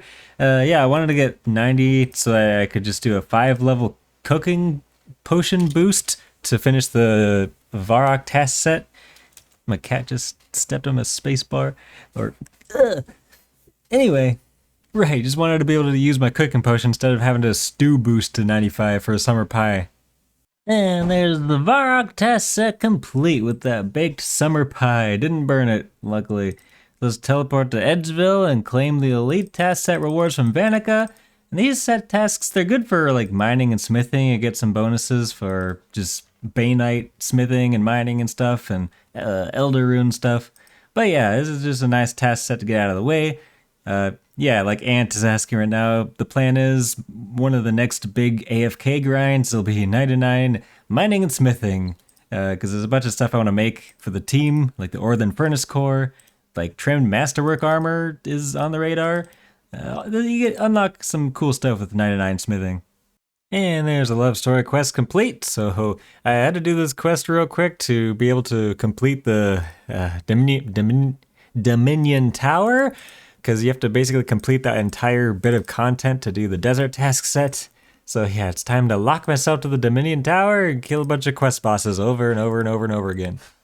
And there we go, killed at least 500 bosses, and those from set 1, then I'll get another one for set 2, and another one for set 3, and another 500 bosses. Yeah, I unlocked basically the rest of the achievements for the Dominion Tower from that, so that's the Dominion Tower done. It was like a whole day of just grinding climber mode, which is like the best Dominion factor, and like kills per hour, pretty sure. Kind of miserable, but it's done. I can finish up this task set real quick and can finally just put Dominion Tower behind me. Every time I do this grind on an account, I'm like, never again. And here I am again, doing it again. Complete all other achievements, Dominion Tower, stage 4. Ugh. All right, let's just plant this outside the Dominion Tower and call it a day for Dominion Tower. Once again, deploy, achievement unlocked. Now I just have to use a Dreadnought with Calphite Queen, and I'm pretty much done with the desert task set. All right, here we are in Narda, where I should just need to finish this last desert task by making a super anti-fire flask. Hopefully I did all these steps correctly. Sure, I want to fill all. There we go. There's the broadcast. Desert task set complete. Just have to run up to Oozer and claim the rewards from the Golem, and that's basically just to unlock a daily potato cactus run. That whole task set is just so I can get a decent source of potato cactuses by running 40 per day. So yeah, real nice to have this task set finally get out of the way. Oh yeah, another thing I was going to mention about completing Dominion Tower. I get access to Dominion mines and dread dips, which actually kind of useful, especially the mines for AOD. If we don't get Reaver skips as a 4-man, kind of undergeared, those can help a lot with the Reavers. There's a couple other bosses that the mines are kind of useful at, but yeah, those are nice to have unlocked. And with that, let's call it an episode. There's like 3 elite task sets completed this episode. Thanks for watching, and see you next time. And there's the first bit of Raksha on the account. This had a Reaper assignment. Necromancy is, of course, just a huge carry at any of these bosses that are pre-Necromancy. But yeah, that's cool to get the first few Raksha kills on the account. Man, these perfect plus potions are nuts. Like, I drink 1 dose in the morning when I go to work, AFK work from home until lunch, sip a second dose when I go back to work after lunch, and I'm good for the whole day of mining. It's super AFK, just gotta put the Bainite ores in the ore box. It saves a few stone spirits. I'm pretty sure I have enough stone spirits to get me to 99 mining and smithing from that 1 Glacior streak. So yeah, let's knock out these couple of 99s. So I had been struggling for tensile components for a while there, but there's 2,500 almost tensile parts coming in from these magic shield bows I was able to fletch with the bowstrings from temple trekking and the magic logs from God Wars Dungeon 2 Reaper assignments. So that's really nice to have. You have to take a look at the Invention components. I'm still kind of struggling on base parts for augmenters, but it's somewhat manageable with some shop runs. I got plenty of simple parts, just disassembling some logs, maple logs from Miscellanea. These components are always easy through Scavenging 4. And then for the rare components, still got those Elejankan components from when I got that Scavenging proc. Got some Undead components from a Sun Spear. Should be nice for getting Undead Slayer on some perks. But yeah, that's... Oh yeah, the classic components. That's a struggle for making those gizmos, ancient gizmos. Need to kind of work on those. And this should be 80 rune crafting, which is a big level because that unlocks the runic tuner and kind of can create rune ethereal outfit pieces, which I do not have a lot of shards for, not even enough for a single one. I hate how time-gated elite outfits are to get those shards together. But it's also a big level because I can banner boost to 82 for double flesh runes. Oh, and also that little broadcast there, it's at least level 80 in all skills. So that's a little milestone, I guess. Doesn't really unlock anything. But let's go ahead and pull out this banner and boost my rune crafting level. Because let's just say the flesh runes are kind of preventing me from doing Raziel at the moment. Because I'm pretty much out. And I didn't want to do any more until I had double rune crafting for flesh runes, which you can boost to, I believe. Unless the wiki has lied to me. Let's just double check. So flesh runes, flesh altar, 171. Yep, that is definitely double flesh runes. So yeah, let's make some of these for the 30-minute banner boost.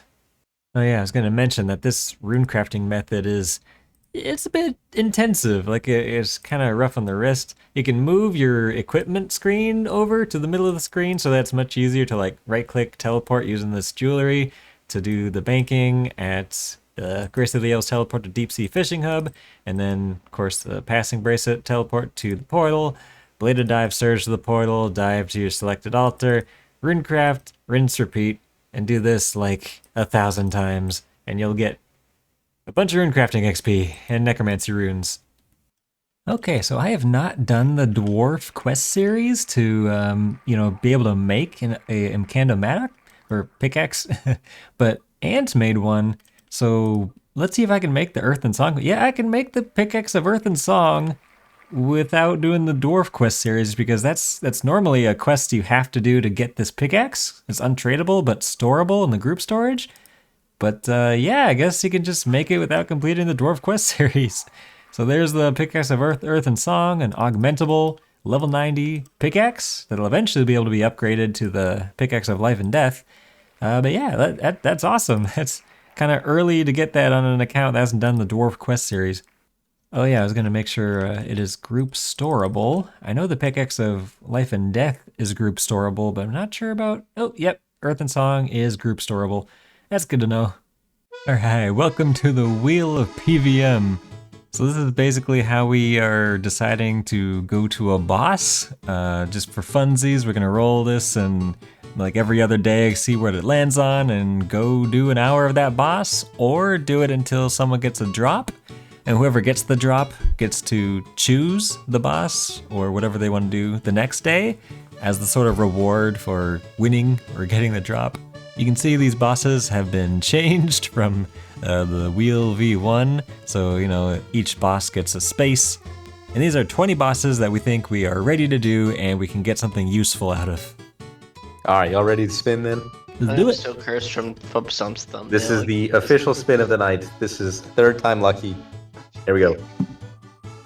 Hold on, wait, I'm not ready. I'm nervous. It's already spinning.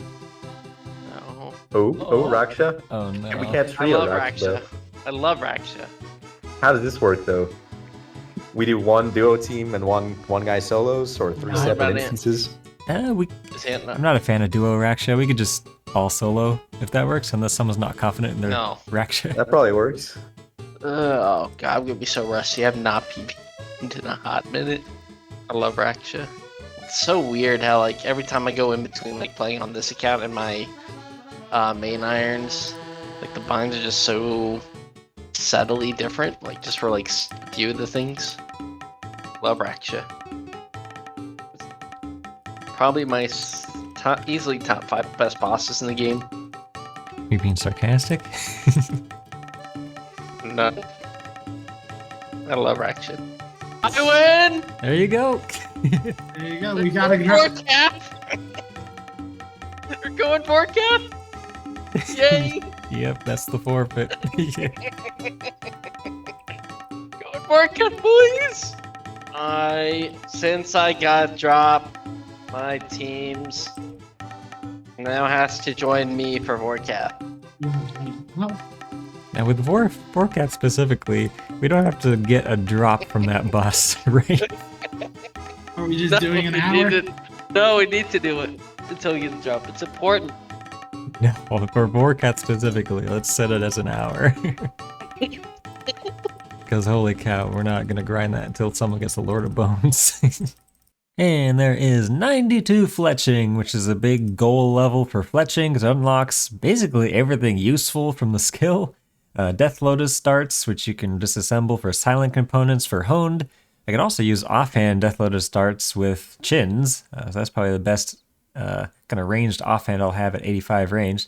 And then Scrimshaw of Vampirism, Scrimshaws of Elements and Cruelty, like those are, well, Vampirism especially is the best thing for like melee, for some HP sustain. But yeah, big fletching level. Now I just gotta grind out some Ascension shards for making some darts, for silent components, for honed perks. Yeah, someone's got to give one of these dragons a Cialis or something, because I haven't seen an egg in like 3 days. We're actually doing this. It's happening. I've been waiting since day one for this very moment. Oh, 500 HP. Oh my gosh, isn't Vorky so... Or I mean, isn't Vorkat the cutest? Oh, that happens. Wait, what? Slowly remembering the boss fight. I think we lost accident. What? The Vorkath expert, by the way. Unbelievable. Who dies at normal mode Vorkat? I had to sacrifice myself. Oh. Uh-oh. This Alright. isn't good. That's a shared cooldown, isn't it? Yeah. Everybody pray mage and devotion.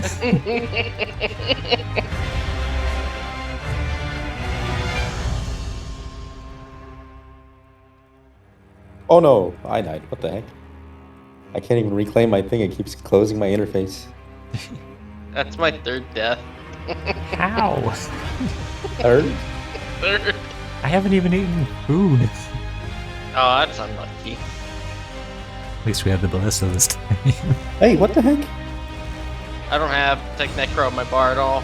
I was not prepared at all. Oh my gosh, oh my gosh, oh my gosh. We got it, boys.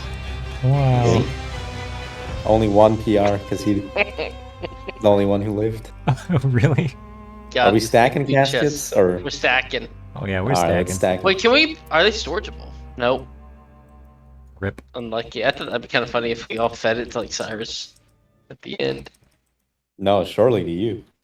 And then gave him the luck of the dwarves.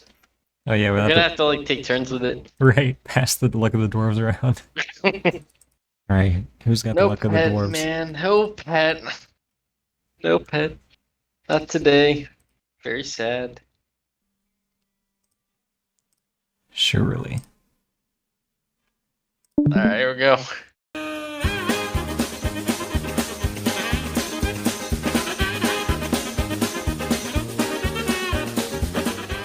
I'd say this loot is pretty mid. Oh, Oof. None of us even got the spikes. drop. Tragedy. It's spinning. No. Okay, we're doing it live. It's gonna be dog shit. Good luck. Oh! Oh, Hey! Oh no, this is actually really bad. No, it's not. Next is fun. Well, remember, we only have one set of ceremonial. Yeah, so we're gonna get more sets. You okay? oh, I guess I win on kill 2. Oh, what's happening? Oh, you're a robot accident, by the way. I'm downstairs. I got tore up a plate legs. Oh my gosh. I'm staying until I need the bank. Yeah, you're still a robot. The recording's ruined, accident. Thanks a lot. Oh, that's hype, though. I get to choose tomorrow's boss. Or Catholic. No. Or like Arch Oh, you heard Glacial, that, maybe. now didn't you? It's either Arch Glacial or Raziel, honestly. I guess you get second place. Cyruss components. Let's go. yeah. Although that is tempting ranged armor upgrade. Upgrade from Dino. That was actually my second kill too. So honestly, it'd be sort of tied if we were doing it by KC. That's the little... Little dupage. Okay. Sure, Cyruss components. So that's 3 drops for me in 31 KC. We got an accident over there without a drop in like 55. Okay. Ooh, that's huge. Oh yeah, actually, that's best in slot range. Yeah, we have a bow. Neat. Got 3 drops in my inventory from 1 trip, 1 hour. Jeez. See, the wheel is good for RNG, because it's RNG that decides the boss. Because I got the first next drop and I won the spin PVM or whatever, I chose to Arch Glacial for us all to do. So we all did our own streaks at hard mode Archglacior. I figure this boss it drops the most useful stuff at this point in the accounts with the Bainite spirits, the summoning supplies, the straight cash, and we could also use a second Frozen Core of Leng for the offhand tier 95 Leng sword. Oh yeah, Archglacior is also like really good Necromancy XP and Invention XP. So there goes Ant getting 99 Necromancy from an Archglacior kill. Rats. Huge, massive. Ooh, and I got green cash jack off that. What the? I have 62 mil in the chest. Ant and Cyruss finished doing Archglacior for the night, so you see they're logged off there, but Accident and I kept going, and I wound up getting a book, another Wen book from this like back-to-back Archglacior streak.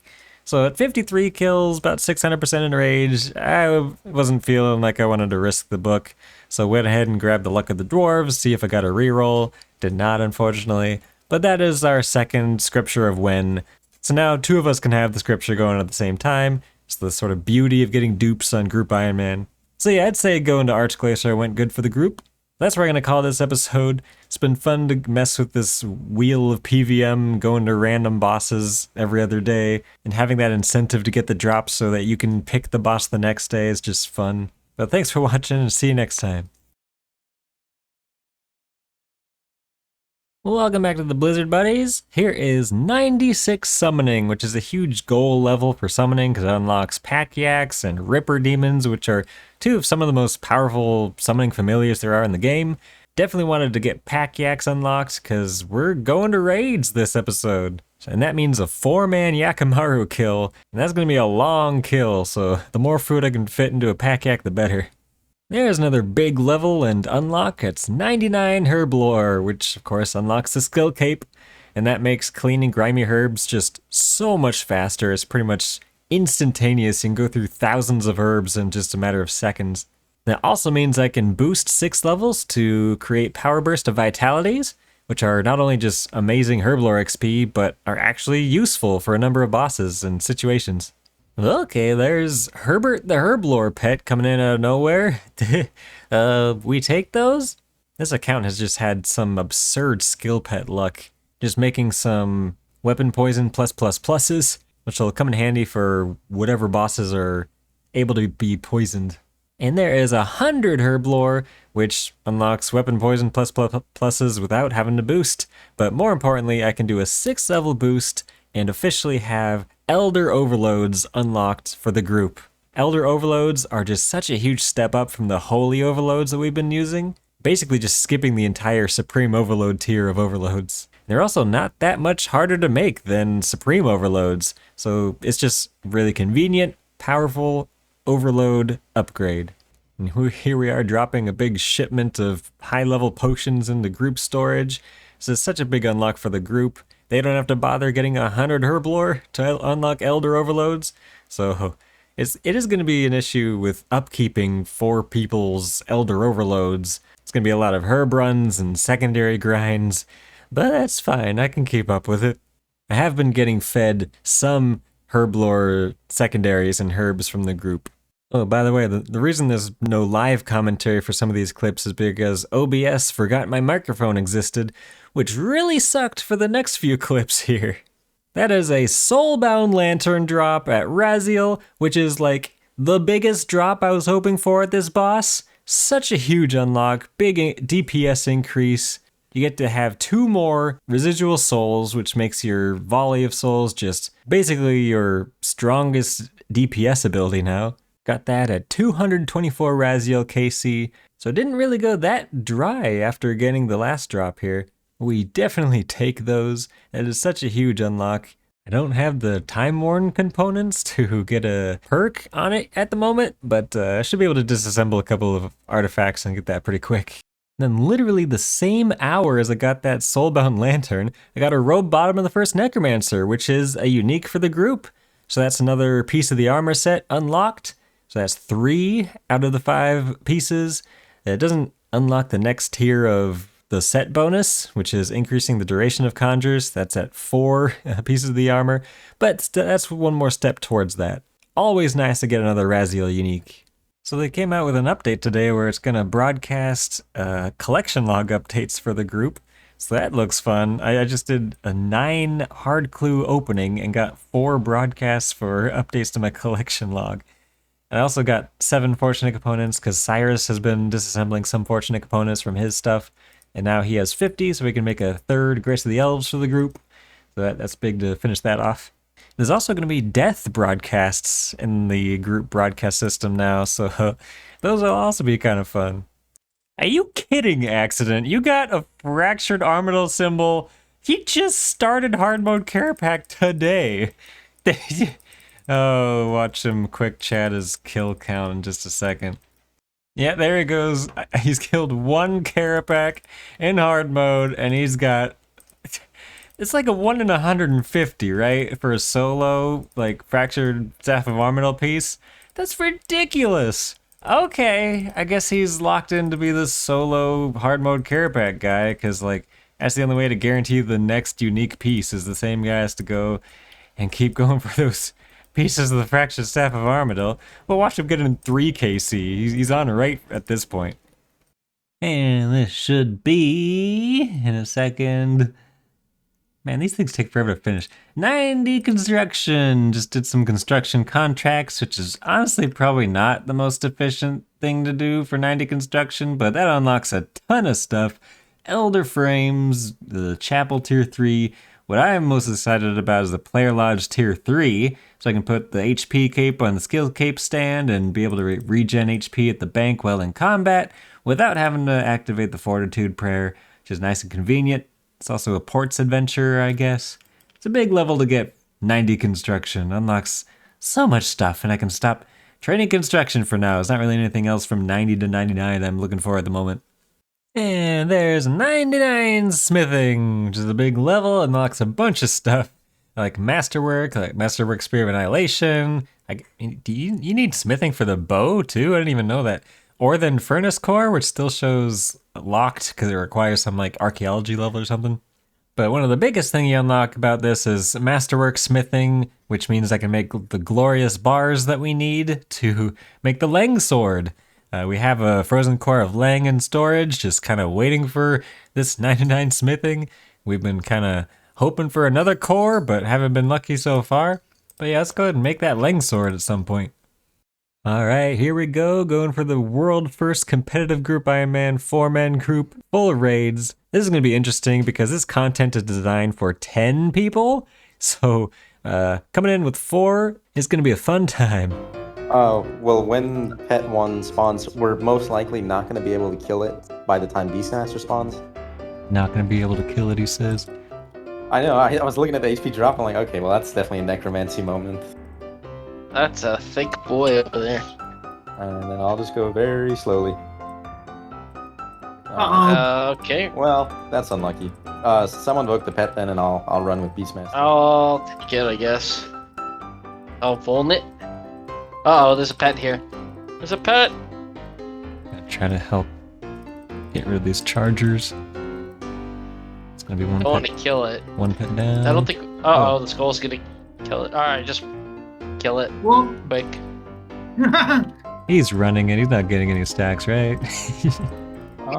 Yeah, I'm doing okay enough. Just Not pretty, yeah, but it's working. it's fine. We'll just rush to kill this. Are you good on food so far? I have no idea. I think I'm decent, yeah. Okay. Oh, my robe top got to level 13. What a waste. You need a Vogue, just say. No, I'm good. I just got hit harder than I thought. Whenever you kill the pet, I'll take a Vogue though, for sure. Alright, I guess we can just cycle Vogues and cycle Devotions as well. Do it like that.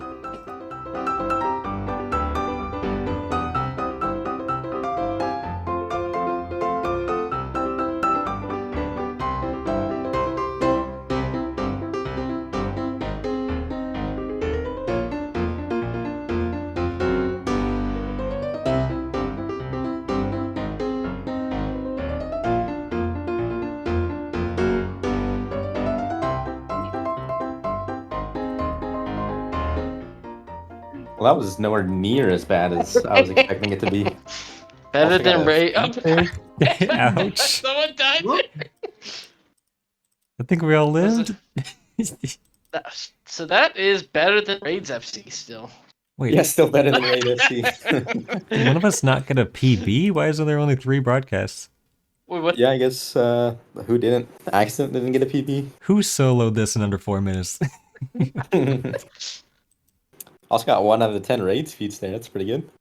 Yeah, I figured BM was gonna be pretty easy because we all know how to like do it. We had to do it during the dark days of Iron Man PVM. I think I had like tier Raids PVM. tier With 85s. G-staffs on the team.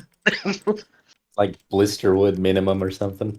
We're in the puzzle, by the way. No, you clearly don't know how this works. See, you just wait pay till for everyone time. does all the work, Yeah. and then you go. Except only leech. there's 9 other people to leech off of. What is the probability of first trying this, Yakamaru? Yeah, 1 and 2. Honestly, with necromancy, maybe it's not as bad as we think it's gonna be. I'm dead. I'm so dead. No, we got it. I just saw my HP just drop. We did It was north. We have brains. Win. Remember when stunts could miss? Oh god, that was bad. Okay, rolls. I'm poison tank. All CPR and Shark 10, I guess. Accident and I will both do 5 planks for stun. I'll stay north and do north tank. Okay. All right, so Cyrus, what do you think is the probability other than 50-50? 1 and 3. After BM, I'm more confident than I was. There's probable cause to believe this is possible. Is what you're saying. Yeah, I think it's reasonable. But it's enough. gonna be hard. It's gonna be challenging. It'll be a challenge here. Yeah. I don't know if Although- I'm ready for this. Are you guys ready? This is what Yeah. our last 3 months, well, almost 3 Founders. months of Group Ironman has led us to, boys. Let's go. All right. Good luck. Have fun. Hardest boss in the game. Let's go.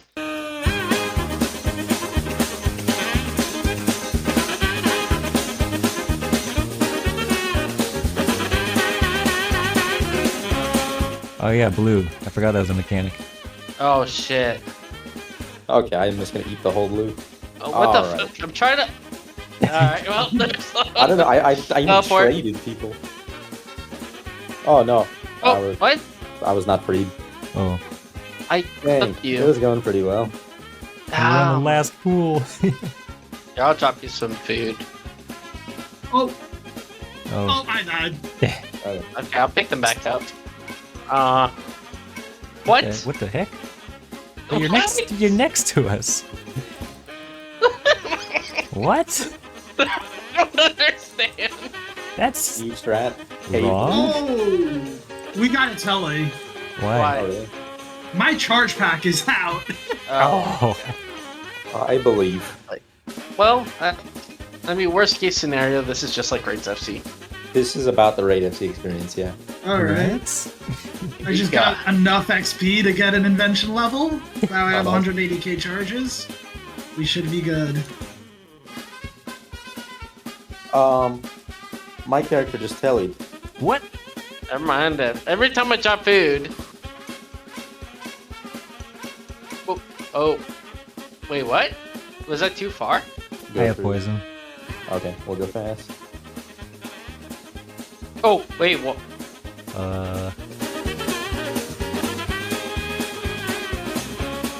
Oh, What the? Hello? So, did you just get hit with like a 9.7k reflect hit? I don't know what's causing that. Whoa. I just got hit a 9k from reflecting. I definitely did not death mark. Was it your armor? My armor? What? That's, What? we gotta figure out why we're just randomly getting hit 9ks. Yeah, let me look back on the recording. So we made a few key discoveries to make Yakamaru doable in a format.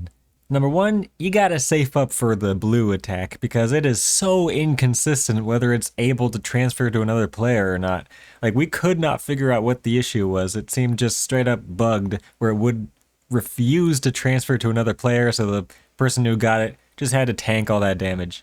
The other discovery is the reason we were getting hit those like 8 and 9k reflex basically, death mark gets reflected if there's a reflecting jellyfish out. So when we kill a jellyfish and it dies with a death mark, and there's a reflecting jellyfish out, it's going to reflect that death mark damage to us. So I don't know how the numbers work out, but it apparently just leads to an 8 to 9k hit on whoever triggered the death mark. So basically, don't death mark jellyfish when there's a reflecting jellyfish out. So we got pretty much all the mechanics figured out. The last obstacle in the Yakamaro kill, of course, is Mirage Phase.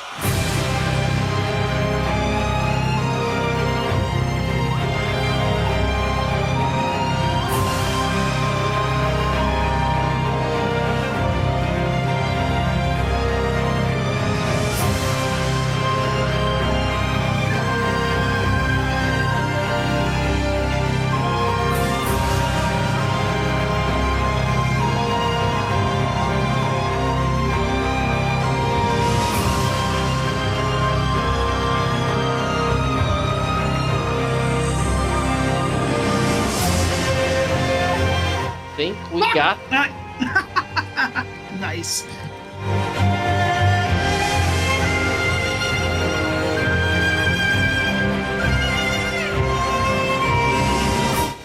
I can't click you. What the? Help, North. I can't click at all. Help. Please tell me it's science. Free syncing. Okay, I free one.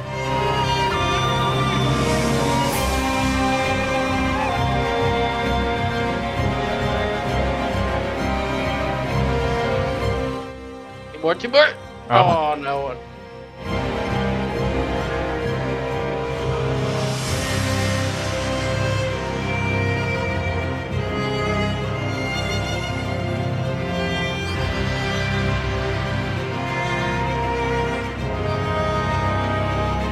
White sand.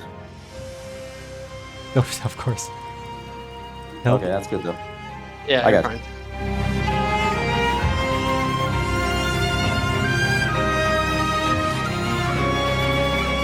We got it! Let's go!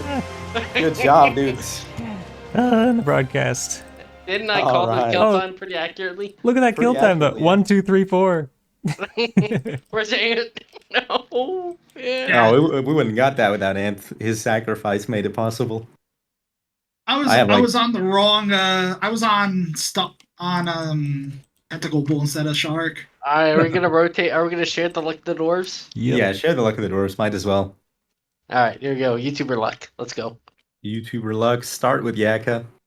What? Yeah, buddy. Is that our first loot? Let's go. YouTuber luck. Jeez. We stay winning. And then I guess I'll re-roll the BM. Why not? 2.3 mil. Not bad at all. Quest yet, so I don't have rerolls. Rip. There's Oh your my gosh. collection log broadcast. You might be one of the first Group Ironman to get a codex. Well, by definition, we're the first 4-man. 4-man to have a chance at having it. Yeah. Guess who got Razorback gauntlets? No way. Oh no! Oh, my goodness. I could use those actually. Let's see. As the resident wizard, I think Ant should take this codex. Leave it in storage for the moment. Yes. Yeah. Okay, I can do that. I'm not gonna use it yet because I haven't been doing any wizarding until I get the Roar of Awakening or the Okay, fair. Tier 95s. Well, we go again. Should we go again? We can. All right. Yo, grats. Oh! Nice. Hello? Combat level! Or wait, no. Never Okay, mind. put all of Okay, your combat level. put all the portents of life you own in the group storage. Alright, I'll kill it. Oh, that's perfectly synced. Nice. Okay. Day at the pound, huh? Still didn't get time. Yeah, where's your PB, huh?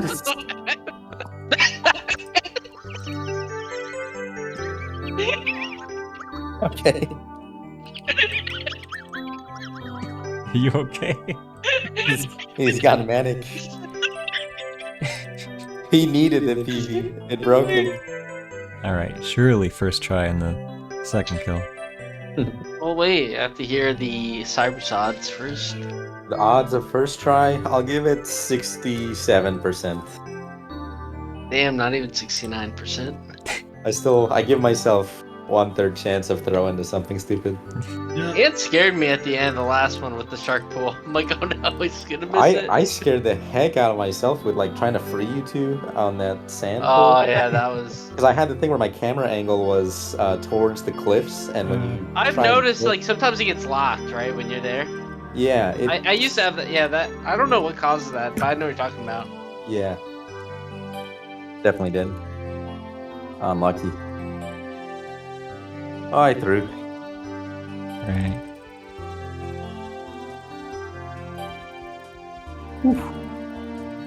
Ouch. I'm not doing so hot. Yeah, I did. Y'all got this big duo pool. Oh, Oh no. too many jellies. This I try to clear them. Oh, Nope. Oh my god, I just got an AK hit. yikes. Yeah, I gotta can help. have gold Or, rings. you do one more? Yeah, I can do one more. Alright. Amazing. A 1.2 second PB. Well, like loot. No, 3.6 mil. No. Brother. Oh, man, I told you. YouTuber luck. Dang it. The rage luck. Right. Oh my. Oh, I thought that was a second brought. That's just the collection log. So is that group storageable is the real question. Oh yeah, is it? That's a good question. Let's find out. Let me give this ring to you first. It is not storageable. Huh. And with that, let's call it an episode. We're officially the first 4-man competitive group Ironman to kill Yakamaru, so we'll get on that plaque eventually whenever they update that. So thanks for watching, and see you next time. Welcome back to the Blizzard Buddies. We're here at ED3 because I needed a few drops from both ED2 and ED3 and decided just to knock out a trilogy run because why not? I needed the Draconic Energies from ED2 for the Orthen Furnace Core, and I needed the Blackstone Hearts for making the Shard of Leng, which we have the Frozen Core of Leng to make, but you need like 10 Blackstone Hearts to make the Tier 85 main hand and offhand weapons. Also wanted to do runs through these dungeons because you need to do them anyway during the Curse of the Blackstone quest. You can do it before the quest, so this just kind of makes that quest a quick thing to knock out. Alright, here we go, making the Dark Ice Shard, which I believe is the main hand. Yeah, it's the sliver is the offhand, Dark Ice Shard is the main hand. Don't want to mess this up. One-way process. Dark Ice Shards should give me a collection log, which will broadcast in the group, I believe? Or does that not give it a collection log, just the tier 85? I guess it's the tier 95 that gives the collection log? Wait, what am I missing? 95 crafting? What is that? You'd think it would be a smithing level you'd need for these swords, but whatever. That's a +2 boost, not what we're looking for. So if I'm 91, I need a +4 boost, which shouldn't be too hard. Oh, come on with the trolling. -5? Come on. There's the +4 boost. Okay, so that is going to be the Dark Shard of Leng. Just kind of double checking everything, making sure I'm making this right. One-way process. Yes, make Dark Shard of Leng. And that's a tier 95 main hand. Melee weapon. Why is it not giving me the collection log? Like, isn't that supposed to give you the collection log for Archglacior? Is this bugged? What's going on? Collection. Yeah, see, it's a collection log entry, but it's not broadcasting to the group chat like every other collection log is supposed to. So that's interesting. Maybe they didn't include all collection log progress in the collection log broadcast system in the Group Ironman. But okay, I should be like one of the only accounts in the game that has a Dark Shard of Leng in the collection log, but not a Frozen Core of Leng. Because this is untradeable. You're normally not supposed to be able to have this on an account before you make a sword. So that's an interesting little quirk to this account at this point. Let's just throw this into the group storage and not tell anyone, because I guess it didn't broadcast anything. So they're just going to see that in the storage and go like, okay, guess he went ahead and made it. But yeah, all I need for the offhand tier 85 sword is like 7 more Blackstone hearts. Which I don't want to go to the ED3 anymore. That was unpleasant. Made myself a tree shaking scrimshaw, which makes bird's nests like way more common. So I got the nests, which gave me all 4 pieces of the Mikando hatchet, and went ahead and made it. So that's like a tier 83 hatchet that's augmentable. Wood cutting is one of those skills I have left for 90 plus all skills, so this will be useful for that. So I've been training some archaeology at the Orthen Dig site and got the so Ants gave me the potion fragment 1 and 2 for the archaeology potion, and apparently it counts to have that in my bank to get the fragments 3 and 4. So yeah, let's go ahead and get this archaeology potion recipe and read it. And I want this potion specifically because when I hit 99 archaeology, I can do a 3-level archaeology potion boost to make the Orthen Furnace Core, which actually requires you to boost up to the 102 archaeology level to make the core, on top of having the furnaces that require 102 archaeology anyway to excavate and create. Ant already got those. Well, he's a bit ahead on archaeology, but I still need the 102 boostable to make the stupid furnace core. Just seems like a redundant requirement, but whatever. Okay, so a lot has happened in the group to make this clip like possible, but yeah, so Ant's got a female yak, so we got a breeding pair of yaks. So get the yak milk to make the extreme rune crafting. They went to Virago as a duo with Ant and Cyruss and got enough tectonic energy to make full tectonic. And I have the rune crafting level to boost to make tectonic legs and body, and the herblore level to make the extreme rune crafting. So yeah, this is full tectonic, which I believe Ant is probably going to be the most likely one to use it as the resident mage. So let's just throw that in storage. This has got to be group storable. Yep, there we go. So yeah, that's a big gear unlock. Tier 90 magic power armor. Oh yeah, I saved this for when I was off work because I did most of this while working from home. But there we go. That's 99 archaeology, which is another 99. Unlocks like Dragon King Coffin, which is probably what I'm going to do for some XP after 99 if I want to do that. But I'm out of porters.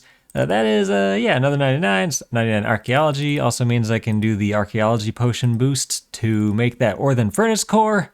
So let's go do that. Okay, so with this archaeology potion, I should get a +3, and then I can smith. It's under like miscellaneous or, where is it? Quick before the boost runs out. Oh yeah, it's under this thing. Orthen Furnace Core. There we go. Now before the boost runs out, should be able to make this. Why does it take so long? Orthen Furnace Core. Oh, come on. I gotta make another archaeology potion. Like, I used 2 doses of this archaeology potion to make some artifacts or something. Now I gotta make another one, which is 5 soil, which I don't have any soil because I gave all my soil to Ant so he could screen all the soil while he has the elite outfit. But this time for real, under like masterwork smithing, I banked the magic logs. Because yeah, screening soil becomes much better when you have the outfit unlocked. Let's see, so that's another dose of archaeology potion wasted, and hopefully within this 6-second crafting time, for some reason, it'll go through. There we go, 10k smithing XP, not bad I guess, and that is the Orthen Furnace Core. Honestly, probably not worth the hassle it took to get, but yeah, that's a big skilling offhand to have. It means infinite superheat form, which is really nice for fire making and smithing training. Now I am very curious to see if this is group storable. It is not. That is unfortunate. I hope this is on their list of things that they need to add to group storage, including the Matic of Time and Space, which Ant has unlocked. I don't want to spend 250k chronotes to unlock it myself, especially if they're having it on the list to put it in group storage. But yeah, this will be nice for Croesus. Don't have to carry logs anymore at Croesus. And then, yeah, again, probably get me to 99 fire making real quick doing curly roots. This is an interesting bit of group chat. We were talking about, making a list of items for Jagex to make storageable. They're not going to listen to us. Swiftficiency, just passed us by 3 total levels. And then immediately Ant goes and gets the Scripture of Eladinis, which if you didn't know is really good for those slower skills because it pretty much increases your XP per hour at any skill by 100k with the things that pop up. So that is huge for getting total levels and skilling and all that. So the rank 1 is back. We're going to get skilling, allegedly. We'll see if we can reclaim rank 1 and keep it. And there's 99 prayer, which is 99 prayers, the maximum prayer level. It unlocks all those tier 99 curses that we're not exactly going to AOD actively at this point to unlock, but it'd be nice if we ever get a AOD book that I think I'm the only one in the group with 99 prayers, so I'd get first dibs on it. But yeah, that's a big level. Doesn't really unlock much other than just having the max amount of prayer points and, you know, those AOD curses. So yeah, did it mostly at Vires, which got my melee stats up, and all the loot from Vires, of course. Probably gonna stay here till 95 attack, so I can get that real quick so I can wield the Leng Swords. And there's 95 attack, so that means I can wield that Leng Sword. Haven't really used the Leng Sword since they've updated it for the passive and like the Icy Tempest special attack or whatever, so it should be pretty good. We do still need those Blackstone Hearts for the offhand. And there's 90 woodcutting, which unlocks a few things. Lots of things actually. Elder Rune Hatchet, the Hatchet of Ember and Glade, which I am curious. I did not need to do the Dwarf series to make the Pickaxe of Earth and Song because I kind of cheated to get the Incanto pickaxe from Ant. But I'm curious because on the wiki it says the Birthright of the Dwarves is required to craft the Hatchet of Ember and Glade. But you can make an Incanto hatchet without doing the Dwarf quest series. So I want to test that out, see if I actually need to do the quest.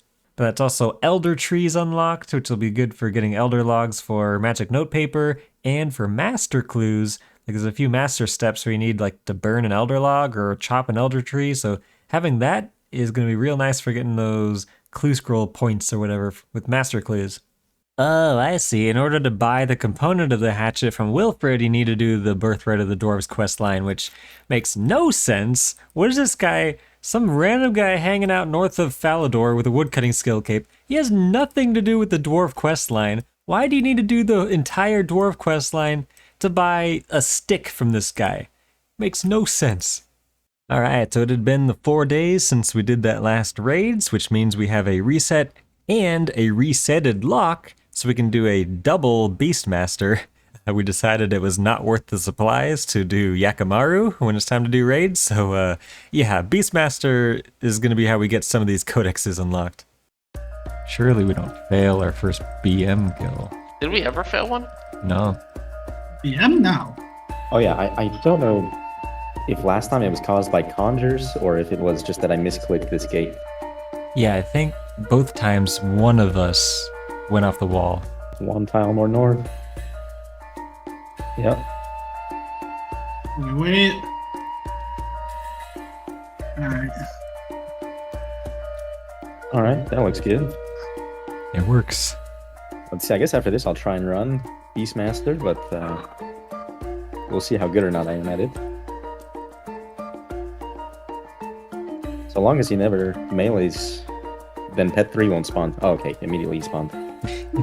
That's classic. Oh, cool. 97 defense? Easy. How are the stacks? Decent enough. I'd definitely take a book though. I'm low on food. Terrible kid. Nice. I evoked it right as he said it, yeah. Easy game.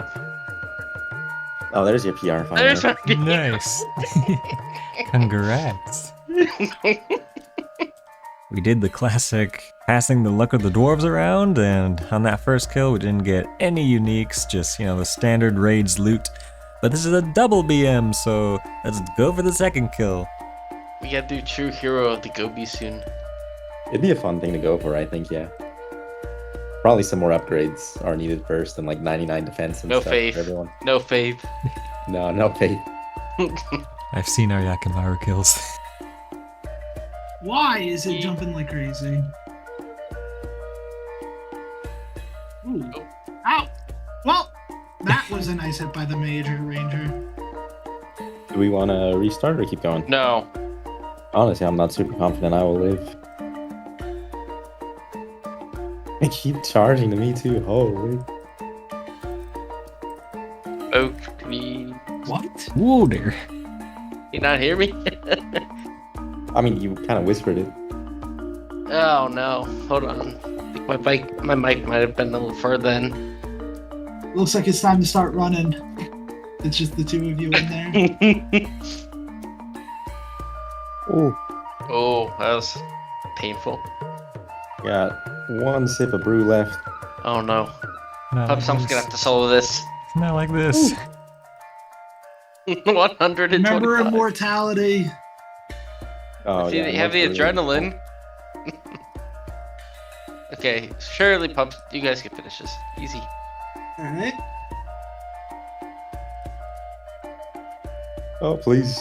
This would be a very, like, nice. Yeah, there we go. Oof. Ready for the most undeserved raid drop?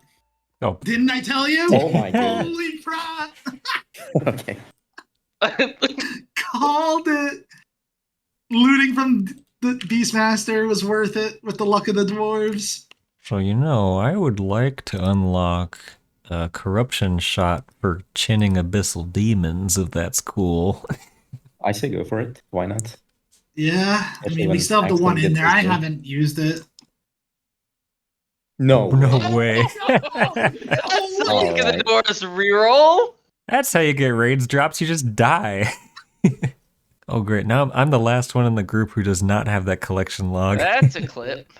So I think it's safe to say that double BM session was a success. We got 2 codexes out of it, and we still are super indecisive about what we're using these codexes on, so I just decided to yoink one and just unlock Corruption Shot, because I've been chinning Abbey Demons for the Pure Essence for training runecrafting, which is also getting my ranged up, and Corruption Shot is really useful for that location.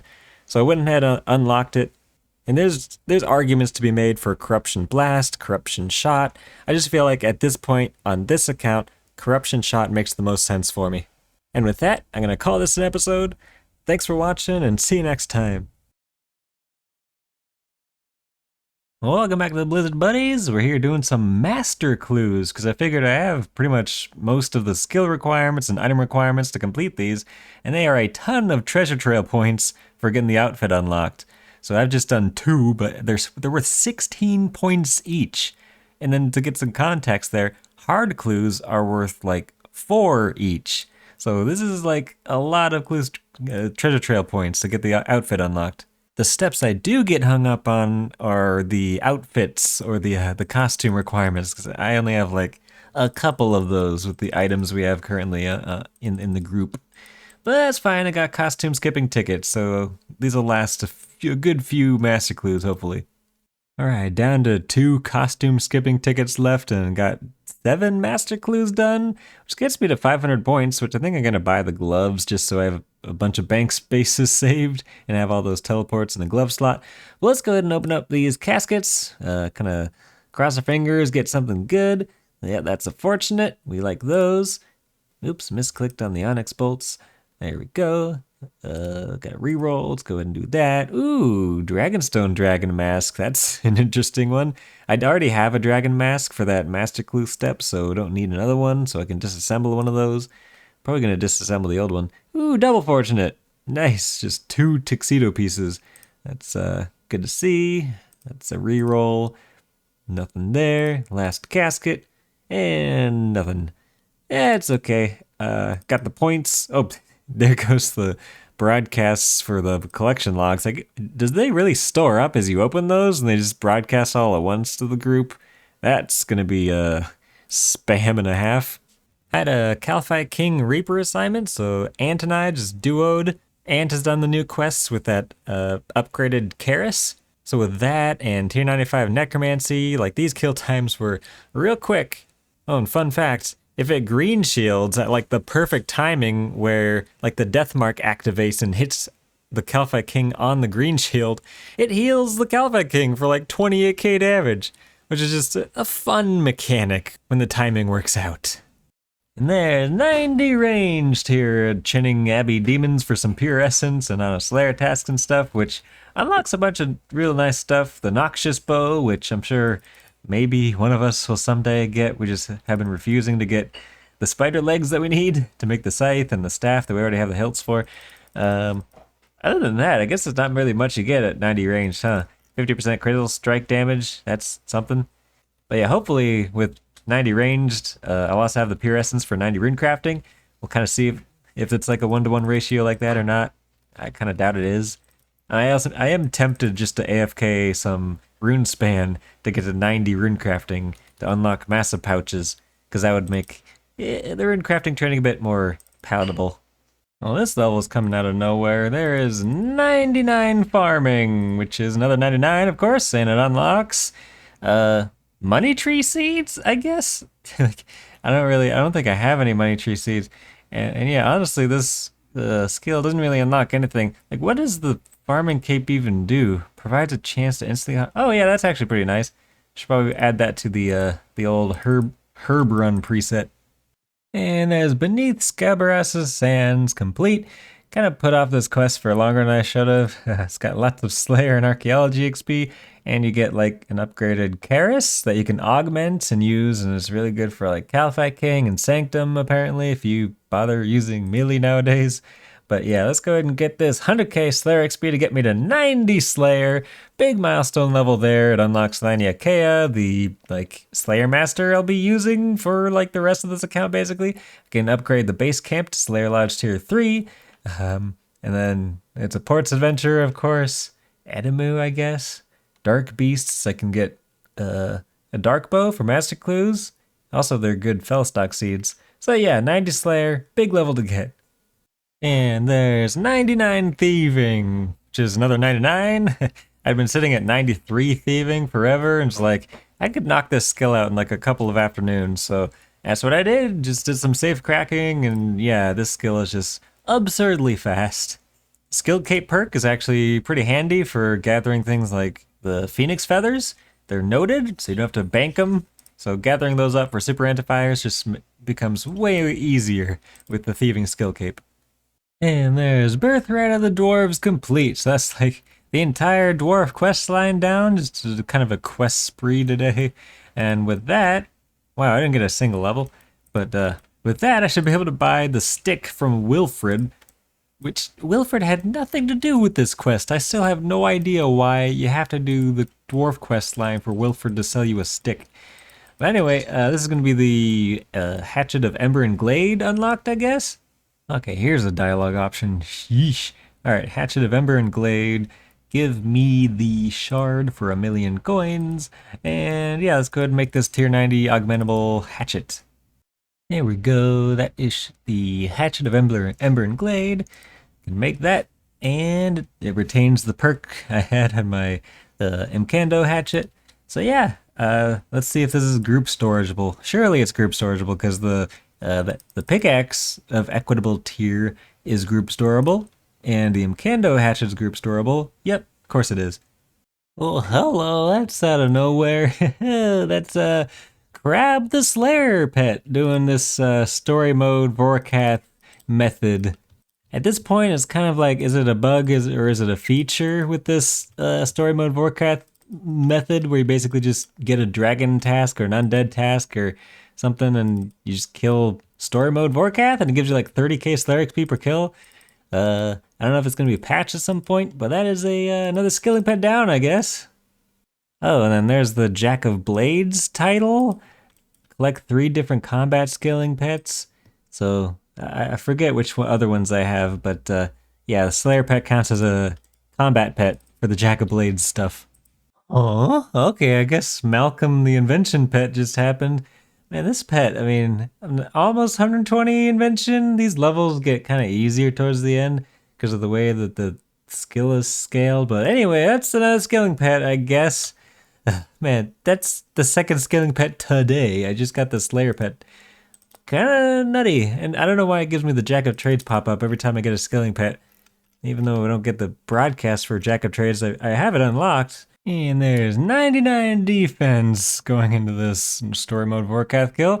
But yeah, 99 defense, that means the defense skill cape is a thing. I should, while this cutscene's going on, I'll go ahead and put it back on Necromancy, because who needs defense XP anymore? But yeah, defense skill cape is a free sign of life. I'm kind of tempted to keep my HP skill cape on the skill cape stand for now, because it's been real nice not having to use Fortitude or the bank to regenerate HP, but I'll consider it. Here's a laptop clip for you. I went a bit too AFK and got 99 crafting. AFK working from home on the laptop. I meant to save this for when I went back on the desktop because I get better frame rate and stuff. But there we go, that's another 99. Don't have to boost to make anything with crafting anymore. And this gate method for crafting is still just busted. Super AFK, 200k plus per hour. Well, there's 95 Slayer, and this is the same Slayer task, so I basically got 90 to 95 Slayer on this one Slayer task doing story mode Vorkath. Surely they're gonna patch this like they patched Cerberus to make it not so ridiculous, but yeah, 95 Slayer unlocks Ganodermics, Legions, or basically the Ascension bosses, some other stuff, I guess. Abyssal Savages and Val Blooms. Cool. Just 4 more levels to 99 and probably like, what, 2 more Vorkath tasks, if that? Quick group update, I guess. You can see, probably in the past few clips, Avalanche has been offline for a substantial amount of time. But I think like yesterday it was showing 2 days. It was starting to measure it in days instead of hours.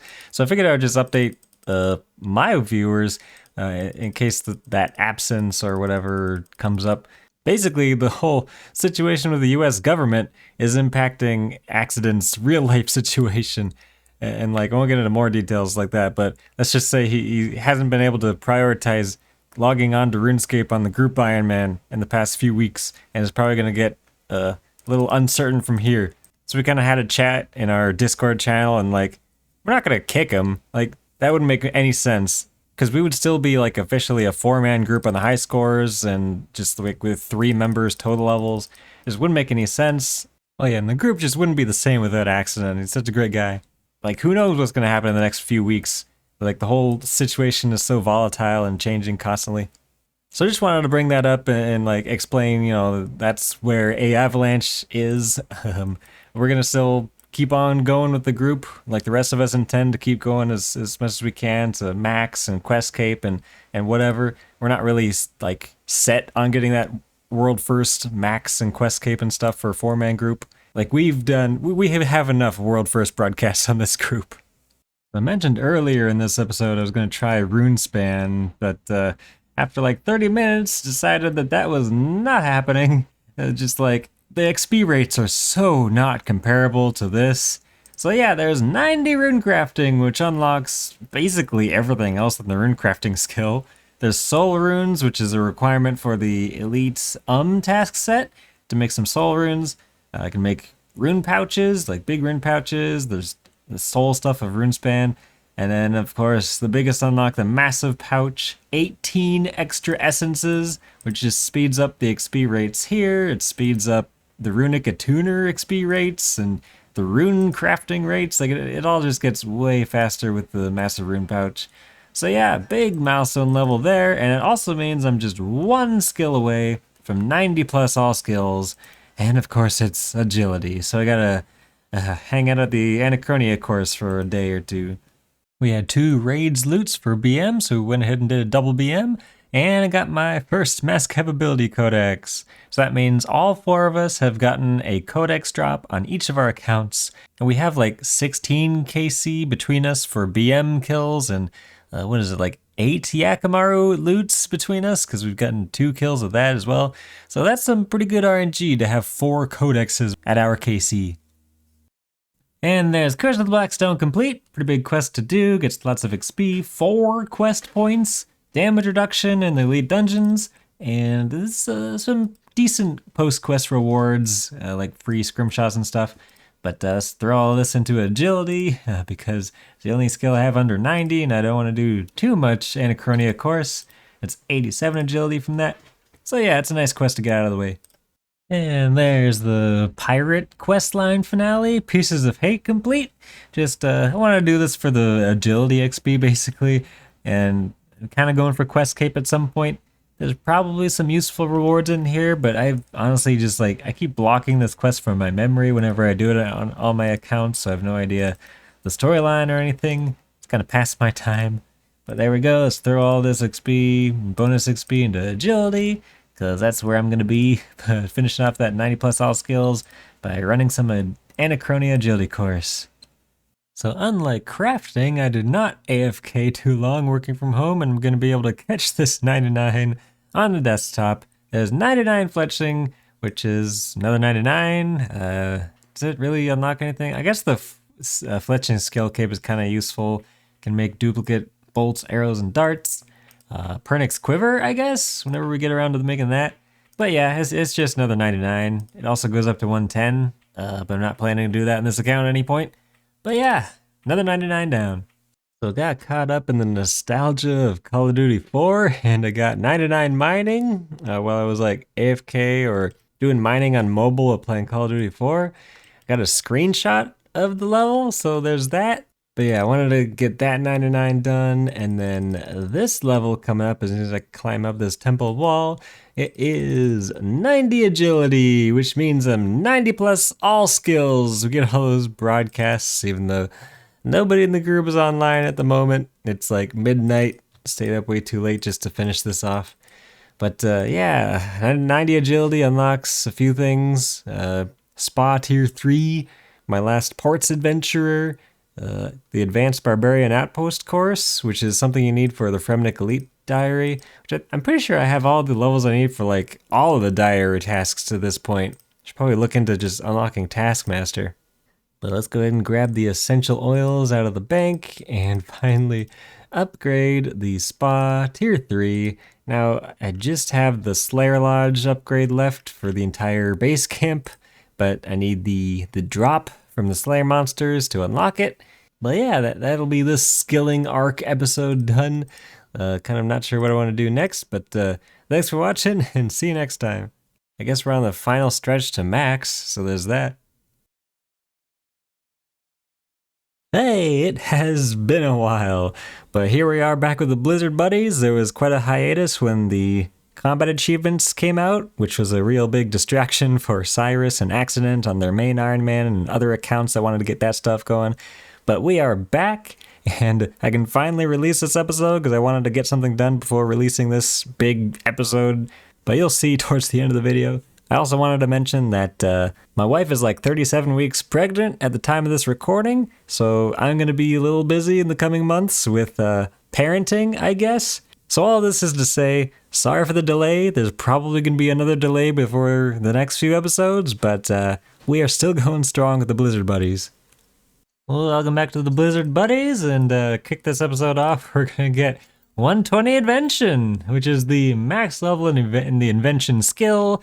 So now if we want to go for perks, I have the max level to go for the best chance of those perks. So that's True Skill Mastery, and I think for this Fishing Rod-O-Matic, I'm just going to put the Honed back on and leave the Furnace off, because I'm almost 99 fishing, and I might want to keep some of these fish at Swarm Fishing for later. Oh yeah, an interesting thing that Group Ironman can do with 120 Invention is that I can just stop siphoning my gear, and I'll just let my group members siphon the gear whenever it reaches level 12. So we can sort of share Invention XP that way. And there's 99 fishing, which is another 99, and I guess that means I should stop doing this swarm fishing. Doing 99 fishing with the bait and switch relic got me up to 94 cooking, which is a nice level to have out of the way because it means you basically stop burning everything with cooking gauntlets.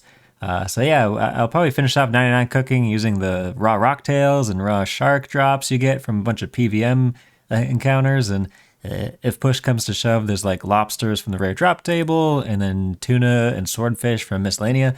So there's options to get cooking done at a later point. And there's 99 summoning, which I've had the charms for a long time. I've just haven't been checking the Voice of Saren for the Amlot hours. But there we go. That's max summoning level. Unlocks a bunch of pets, I guess, and steel titans, which nobody uses anymore. But yeah, I guess now I can just like throw most of my charms into storage for my group mates to use if they wanted to get 99 summoning at some point. So yeah, let's just go ahead and do that. I've been working on the super AFK skills, as that's something I do while working from home or doing other stuff, and here we are with 99 woodcutting, which unlocks primal hatchets and Demonheim, and woodcutting goes up to 110 now, so like there's other unlocks to get later, but that's not a priority. And there's 99 Hunter, which I did here at Charming Moths because it's AFK, and I got some agility XP, which means don't have to do quite as much Anachronia. Basically got 90 to 92 agility by doing, was it 90 to 99 Hunter here at Charming Moths? I also got a bunch of charms I'll be able to share with the group because I'm already 99 summoning, so I don't need them. But yeah, there's another skill down. I guess I'll move on to some of the combat skills. I can easily AFK those and get some other like pure essence I'll need from Abyssal Demons, so I'll probably be AFKing a bunch of Abyssal Demons to get my melees up for that 90 to 99 rune crafting struggle. Oh, and yeah, I am definitely aware that Charming Moths are not the most efficient way to get to 99 Hunter. I'm just distracted by other stuff and I needed a AFK method. Next AFK skill to knock out was Divination, which we had the attuner, so it's kind of a walk in the park. I also did the convert to energy the whole time, so you can see in my inventory, like, what, 600k incandescent energies for the group, which is pretty much, you know, energy for life for like a year probably. So yeah, this was a nice grind to get out of the way, and another 99. Alright, here we are about 1.5k XP away from 99 range, which I just AFK'd here at Turoth's, because these give a lot of farming XP from all the Morchella mushroom spores that your Cetuside gets rid of for a bunch of farming XP. Almost 104 farming now from this. And then also the seeds for doing herb runs, for overload stuff. Catatines has been an issue. But there we go, 99 ranged. Unlocks, oh yeah, my Sagittarian shortbow that I've had bound in dungeoneering forever. That's cool if I ever go back to dungeoneering. Some other things you get from this grind, you get a bunch of scavenging procs, which I actually got some nice components out of. I got another Ilajankin proc, I got Fortunate components, I got 8 Avernic components and 8 Shadow components, which I don't even have the reputation to use from God of War Ascension 2. I also got Cyruss, so I made the planted feet switch for Ant, so that was nice. But yeah, Turoth grind, I wouldn't recommend it if you're going for efficiency, but for AFK, this is not a bad way to get into 99 ranged. Okay, I got Baby Yaga's house for the construction pet, doing some random construction training, working on 99. Sure, this is like one of 2 pets I think I need on Pub Stomp for Master of All title, so it's a little awkward to get on the Group Ironman, but sure, I'll take another scaling pet on the Group Ironman. Taking a little break from maxing grind, and we're making our first EOF on the accounts. Had to go buy some not Acto, but regular Terralith boots from the Razor Ward shop, so I can get some rumbling components, because you need those to make the alchemical hydrix. But miscellaneous support, alchemical hydrix, there we go. And then we just gotta use it on this, and then that should make the EOF. You can see in the chat, we're not really like sold on exactly what we're going to put in here for a special attack, but you know, like something temporary like a DDS or a G-Staff, it's going to be good to, you know, change out and be able to easily switch out as needed. We're not really ready for like a Death Guard EOF at this point. But yeah, it's a big unlock for the group. I assume it's storable. It'd be kind of a problem if it wasn't. You know what, let's make it untradeable just to be safe, to make sure that like it'll go in storage as the untradeable version, surely. There we go, yep, Essence of Finality, untradeable version going into storage, and yeah, there we go, go nuts, Ant. And there's 99 Strength, which just means I gotta change my combat XP to go into attack, and to finish up that 99, and I'll be basically done with combat skills other than Mage, which I figure with Mage I'm just gonna stay here at the Abyssal Demons. But yeah, this is nice, AFK, fast, melee XP. Oh yeah, and that unlocks Primal Maul and Dungeoneering, which I believe I have bound. So now I have a Maul and the Sagittarian shortbow that I can wield for Dungeoneering. Oh, there's 99 attack. Man, I was not paying attention. But yeah, here's the atrocious laptop interface because I just got off of work and I went into combat before changing it back. So yeah, whatever. Let's teleport, I guess, because there's no reason to stay here. Well, I'll just do the rest of this aggression potion. It's only a minute. But yeah, look at that pure essence stack from just this trip. 40k pure essence, and there's going to be more in the bank. This was worth it. I mean, go grinding out 99 strength and attack here at Abbey Demons. Get plenty of pure essence and other like rare drop table stuff and wilderness drop table stuff like these adrenaline crystals and bloodweed seeds. Like those are gonna be nice to have in the bank. But yeah, that's maxed out melee stats, and my last combat skill is Mage, ironically. Like on most Ironman accounts I've played in the past, Mage has been my first 99, like let alone combat 99.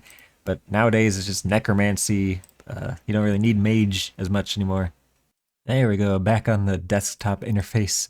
But yeah, let's just look at the Pure Essence stack. Bank. Yeah, just over 100k Pure Essence from that grind. I was down to like 280 Pure Essence before training my melee stats at Abbey Demons. So yeah, that'll be hopefully enough to get to 99 rune crafting through a mix of Abyss rune crafting with the Attuner and Necromancy rune crafting. We'll kind of see how far that Pure Essence goes. And we can also take a look at the hard clue stack. I've been careful to bank and store those as I've been getting them, because those will be fortunate components. I'm sure I'm missing a bunch of other drops from Abbey Demons, like magic logs, which I can use for construction with Fort Ferentry. Yeah, I already processed like 6,000 magic planks and made some construction XP out of those, so like 5,000 more from Abbey Demons can make some more construction XP. And pretty much all of these 42 bloodweed seeds from Abbey Demons in the Wilderness. I'm also tempted to train my mage like 91 to 99 at Abbey Demons as well to get more pure essence, like for the group as well for runecrafting training. I want a noxious staff before going back there with that though. And there we go. That is a fort of my own, which is the achievement for fully upgrading the Fort Ferentry buildings to level 3. You can do that by banner boosting to 99 for the tier 3 command center or whatever. Because otherwise that would kind of be waste of an XP past 99 with those 80 elder frames to put into there. But yeah, this is a nice chill construction training method. Just been building kitchen tier 3s with my magic logs I got from Abyssal Demons for plenty of easy AFK construction XP. And yeah, that's a fully upgraded Fort Ferentry done. And there's 99 construction, which is kind of a useless skill to get 99 in. You don't really unlock anything useful from 99 construction, and post 99 training is like worthless. Why would you do that unless you're going for like total XP or whatever? But yeah, that's another skill to 99. I can block it from the daily challenges. And yeah, I guess I just move on to the next skill and forget about the construction skill going forward. A little break from the maxing grind, did some Araxor because I want that noxious staff for my magic training, and there you go, spider leg bottom. It is currently 2-3 rotation, or 1-3. Man, it's been a while.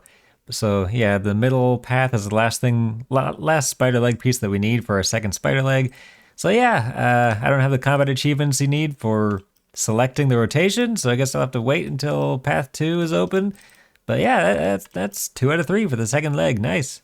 Okay, I'm just looking for the spider leg middle here, and we get another fang. Is that our third fang? I feel like we've had some pretty ridiculous hit luck.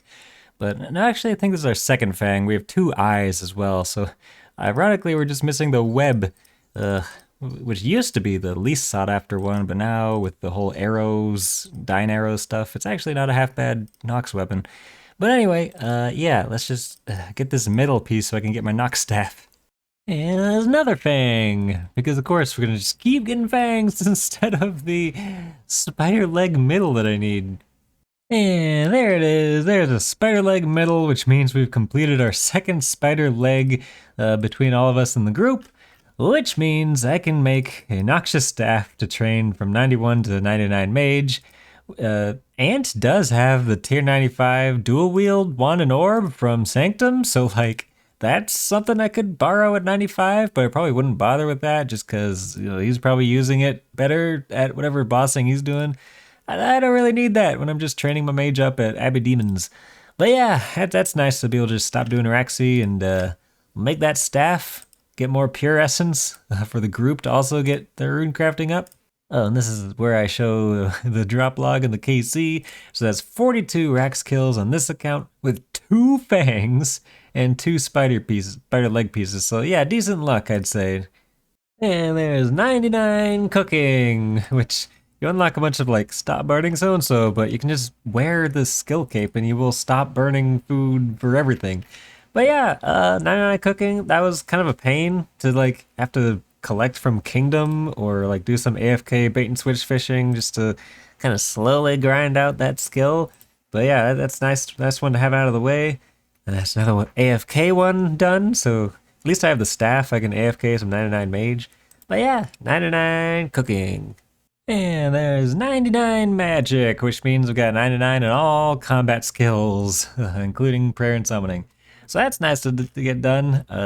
Combats are completed, I guess, except for 120 necromancy, which doesn't count in my book. But yeah, I can stop killing abyssal demons finally. Like, I'm gonna have so much pure essence. Alright, loot from like a million abyssal demons. 219,000 pure essence. So that'll hopefully get me to 99 plus rune crafting, along with maybe a couple of my group mates. We're up to 547 hard clues in the group storage, so those are there whenever we want to get more fortunate components. A few nice scavenging component procs were noxious components. Like, I have enough for a biting 4, or is it 2? No, I think you need like 7 to get a consistent biting 4 at least. Kind of unclear on that, or I can't remember, it's been so long. But yeah, you get a bunch of other, scavenging procs that were really nice. Along with, of course, just infinite uncommon materials. And then I am curious for Slayer creature kills. I probably prestiged, and I just didn't click the prestige, or it didn't prestige yet, huh? 42,757 abyssal demons, mostly from training my melees and mage, and I guess a little bit of ranged there at abyssal demons. So yeah, that's loot from 99 mage, attack, strength, at abyssal demons. And there's 106 farming, which you might think is just another level, but it's actually a pretty big level for the group. 106 means we can check the Begreta Rex eggs and see if we have a breeding pair. And these are important for dinosaur roars, which you need for vulnerability bombs, among other things. So let's hope with 4 eggs we can get at least 1 breeding pair. Start with the Pura, or Purpura, or whatever that is. So that's female. Next one is male. So there we go, breeding pair. Do we get 2 breeding pairs? Male and female. Yep, 2 breeding pairs. Nice. All right, let's get the dinosaur roar machine going. Oh, well, okay, there's 100 wood cutting. I just moved here from like burning magic logs because that was more AFK, but like this is so much faster in terms of fire making XP.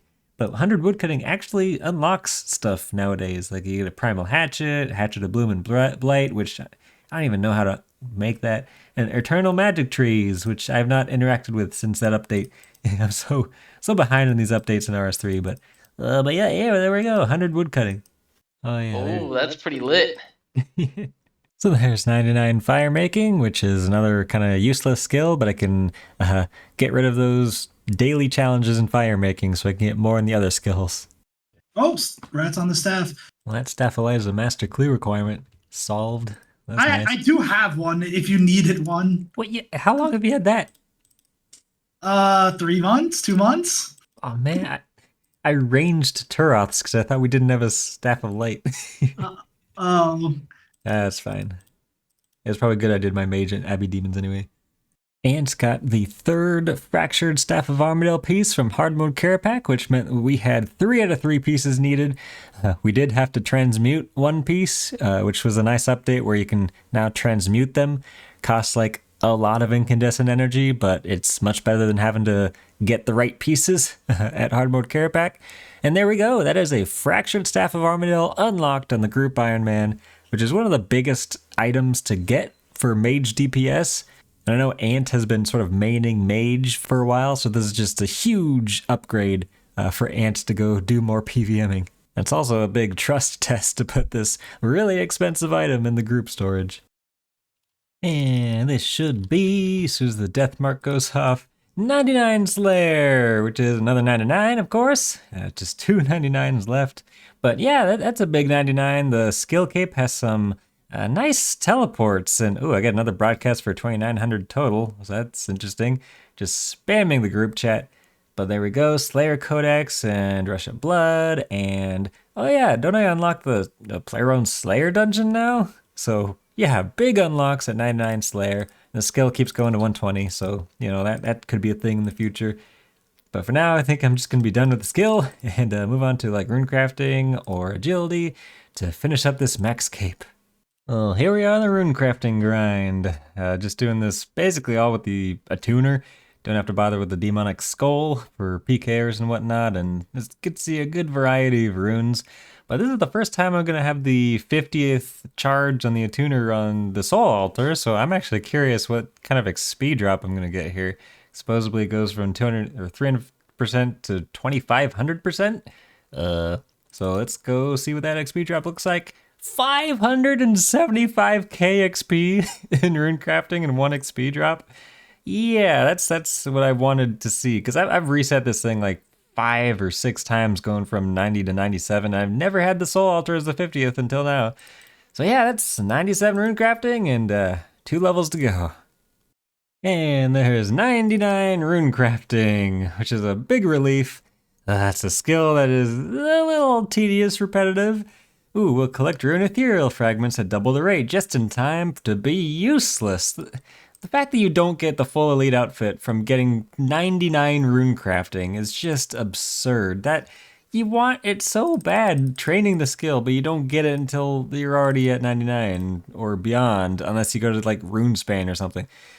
Anyway, I think Ant wanted some astral runes. So here's the rune counts I'm doing, like what, 90 to 99 with the attuner.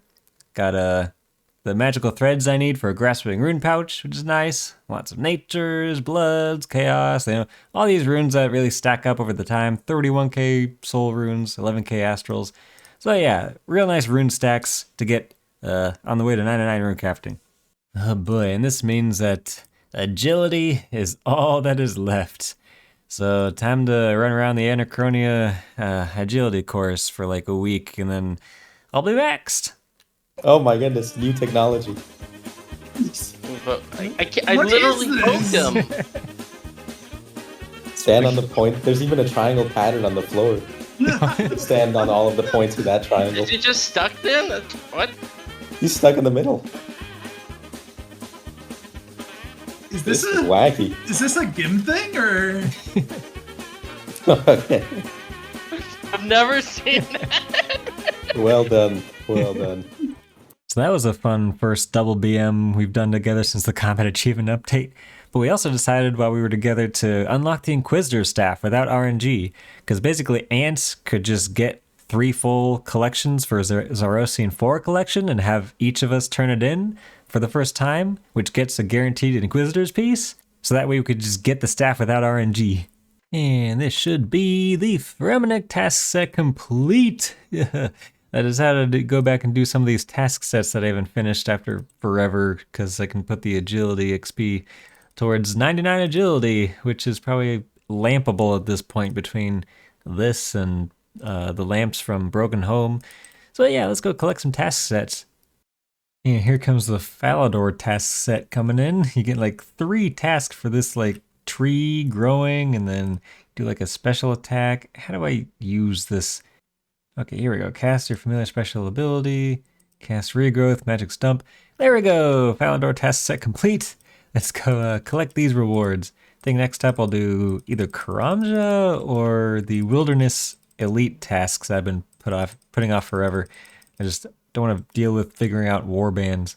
Okay, so I believe if I call pet on this chameleon, it'll... Wait, where's... There it is. I don't know why that task is so delayed, but that is Walkies and the Karamja task set complete. It's a nice task set to get out of the way. The gout tuber wasn't too bad. It only took like 2 hours of the type of want to clean up activity. It's a 1% chance after hacking away at any level of that jungle.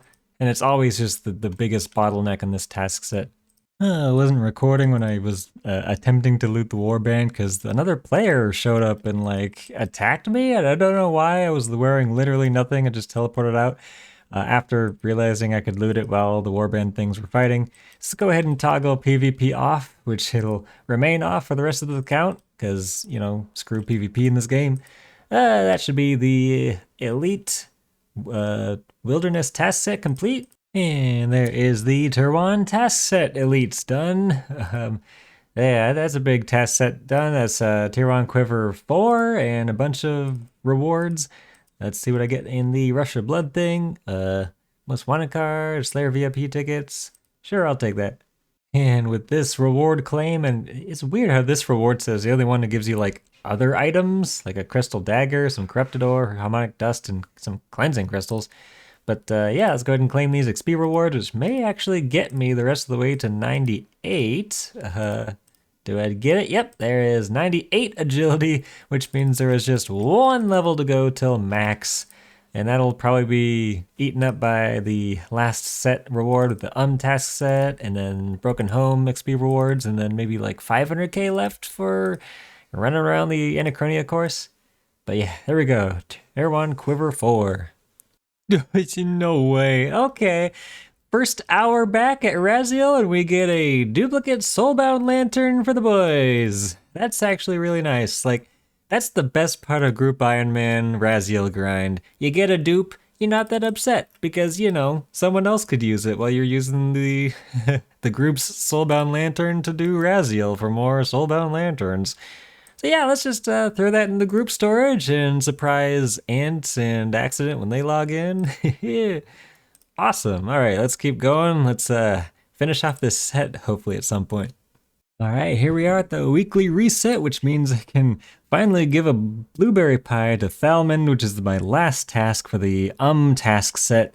Do I have to use it on him or something? I have a pie for you. There you go. There's a chat option. Give Thalman a blueberry pie. And that should get the task set broadcast. Wait, does the task set not give a broadcast in the group? That's weird. Well, yeah, there we go. Should be able to come over here and talk to Crunchy. There he is. And that is the Underworld Grimoire 4. Just some nice boosts. It's going to be the best like ritual percentage upgrades, and you can pick up Wyvern Bones automatically, which is really nice for grinding those out for those extreme prayer potions. But most importantly, let's grab this antique lamp, throw it on agility, and that's going to finish up my 99 agility and max. So there we go. That is a maxed competitive Group Ironman. The first one maxed in the group, of course, because I was the one who took the least of a hiatus when the combat achievements came out. But let's go ahead and buy that max cape. And yeah, all 4 of the boys should be online. Yeah, there's Accident on his main Iron Man, and there's Ant and Cyruss. Now the question is, where is Max so I can buy this cape and get these perks finally? It's been bugging me how I haven't had those skill cape perks. Yeah, there he is, woodcutting the tree. There we go. You have to like catch him when he's not getting XP or something. All right, surely he's gonna be bank standing here and I can buy the freaking cape. So you can't trade him. Not gonna help you. Nice cape you have there. Yada, yada, yada. I'll take one. There we go. That is a max cape on the CGIM. The default red colors. So ugly. I'll customize this probably to match the helmet or something. Well, let's go ahead and use these capes on here so that I can get the defense, free signs of life, strength for the extended slaughter ability. It's not slaughter, it's dismember. And then the range cape, like it's pretty interchangeable with like attack or invention, but yeah, it's what I use on Pub Stomp and First Warden, so it just feels right. And I got the HP cape on the skill cape stand. So those are all the perks that I was looking to get. But most importantly, and just a nice quality of life, is the free signs of life. Gonna have that. So nice. I can put the rest of my signs of life or portents of life in the group storage for everyone else, because I do not need these anymore. Yeah, I guess those colors are close enough. I'm not very good at getting and setting those levels or whatever, but not gonna be wearing this much anyway. Gonna have the igneous capes. I should probably go get the Tribrid cape at some point. So you're probably thinking like, what's next for this account? Well, now that I'm maxed, I can actually play the game, like Ant said in chat. So yeah, let's go back to the Razio grind, get the rest of the set, any other PVM goals we have on the accounts. I should probably get back to making overloads more regularly, because those have been like a bottleneck for a lot of things. But yeah, this has been a long enough episode and a long enough hiatus for making episodes. So thanks for watching, and see you next time.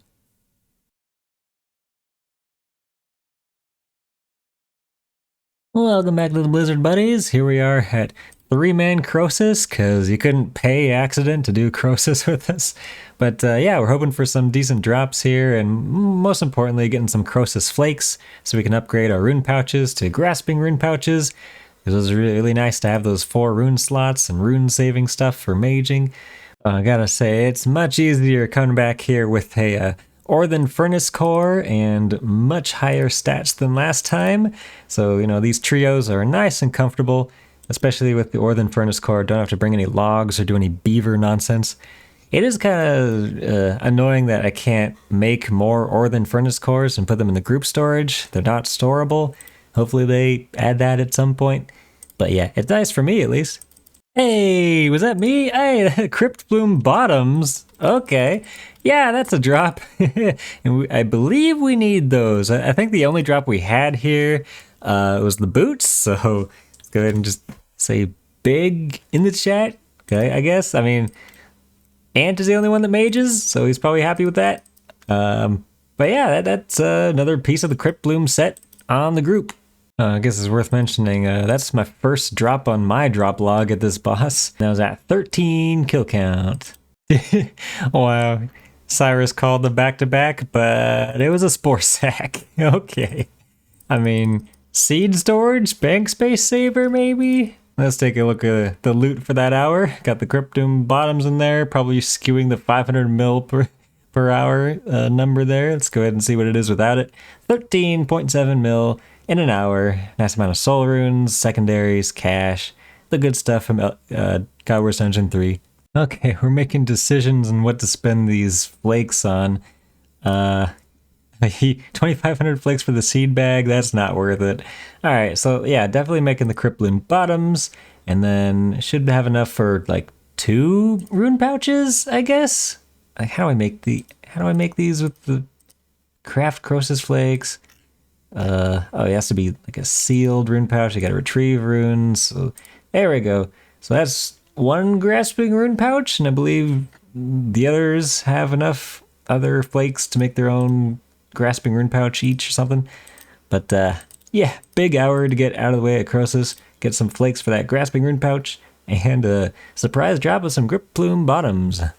Well, I guess that was the first Rise of the 6 kill we've done since the Combat Achievement update.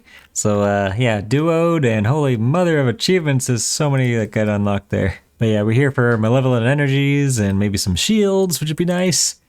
Just duoing with Ants, because why not? Hey, here's our first Rot's shield, the Vengeful Kite Shield to Ants. So that's a tier 90 shield for like resonances, barricades, and whatnot. Not the ideal combat style, but, you know, wait, Vengeful, that's ranged, right? Yeah, Merciless is mage. I always get those mixed up. Hey, there's the Merciless Kite Shield, so that's a tier 90 mage shield, and yes, Ant trades you because you're the mage main. Yeah, that's the shield that we wanted. I mean, it's not that different than the range shield in terms of use for like Necro or, you know, utility or whatever, but yeah, for like Telos and Virago, we'll definitely take that. That is a solid upgrade. And after restoring 1 more Venator Dagger, I should have all the requirements for the Guildmaster qualification. So if I right-click, check qualifications, yada yada. I'm not sure if I've done this for the Professor rank yet, but let's see. Yeah, there we go, Guildmaster. Cool. Okay, so that is the highest like qualification or whatever for archaeology, which is a big, huge unlock. It unlocks the Master Archaeologist outfit, which is just so many things are locked behind that outfit. It's like they wanted to put a bunch of bonuses in archaeology somehow, some way, and they just threw it all into the outfit. And I do have the Chronotes to buy the full outfit after some generous donations from Ant, which is at a much higher archaeology level, and turning in a bunch of collections to get the rest of the qualification requirements. So there we go, full Master Archaeology outfit, which should really help out the archaeology XP per hour and gathering materials and basically everything in archaeology. And I believe you can destroy you can reclaim it from Dango. So it's just a bank space saver to destroy the regular outfit. So you still get the XP boost through the Master Archaeologist set. So yeah, big unlock. A couple other things worth mentioning about the archaeology gear progress on the Group Ironman accounts. Ant went ahead and grinded out the entire Balrak sash brush. So that's been unlocked even though I haven't touched that entire dig site pretty much. Unfortunately, we cannot share the Matic of Time and Space. So Ant has one, but you can't put it in group storage, so I guess I have to unlock it myself. I'm hoping they patch it and add it as a group storable item, but not holding my breath on that one. Alright, if you look at my inventory, you can probably tell what I'm doing in this clip, but we're just going to make the Artificer's Measure, which I'm 99% sure we can't put this into the storage, but it just gives a bunch of bonuses for crafting and stuff. I'm kind of at the point where I need to get the Matic of Time and Space. Ant already has one, but he can't put that into storage, so we've got to each make our own. So yeah, this doesn't go into storage, unfortunately. But this will just help me gather the harmonic dust I need to finish the crystal Matic for the Matic of Time and Space. And here we go, got the harmonic dust, got the crystal Matic, and 250k Chronotes for the energized meteor shard. So just click to investigate, and there we go. That is a augmented Matic of Time and Space. That honed 4 is bugging me, but I tried for a honed 6 just now, like used all my silent components and did not get honed 6. I got whatever that new perk is, Preservationist, which was like, that's not what I'm looking for. But anyway, it's an upgraded Matic, so let's go back to archaeology. And that's basically where we left off on the Blizzard Buddies. The combat achievements update came out, and that understandably distracted Accident and Cyruss because they wanted to get those done on their main Ironman accounts. The hype of Group Ironman mode dwindled. There's no real other world first broadcasts to go for. So the decision was made to not renew membership after the 1 year Premier Club membership lapsed. I will say this series has got to be some of the most fun I've had playing RuneScape and creating content. I hope you all enjoyed watching, and see you next time for whenever this hiatus from the game ends.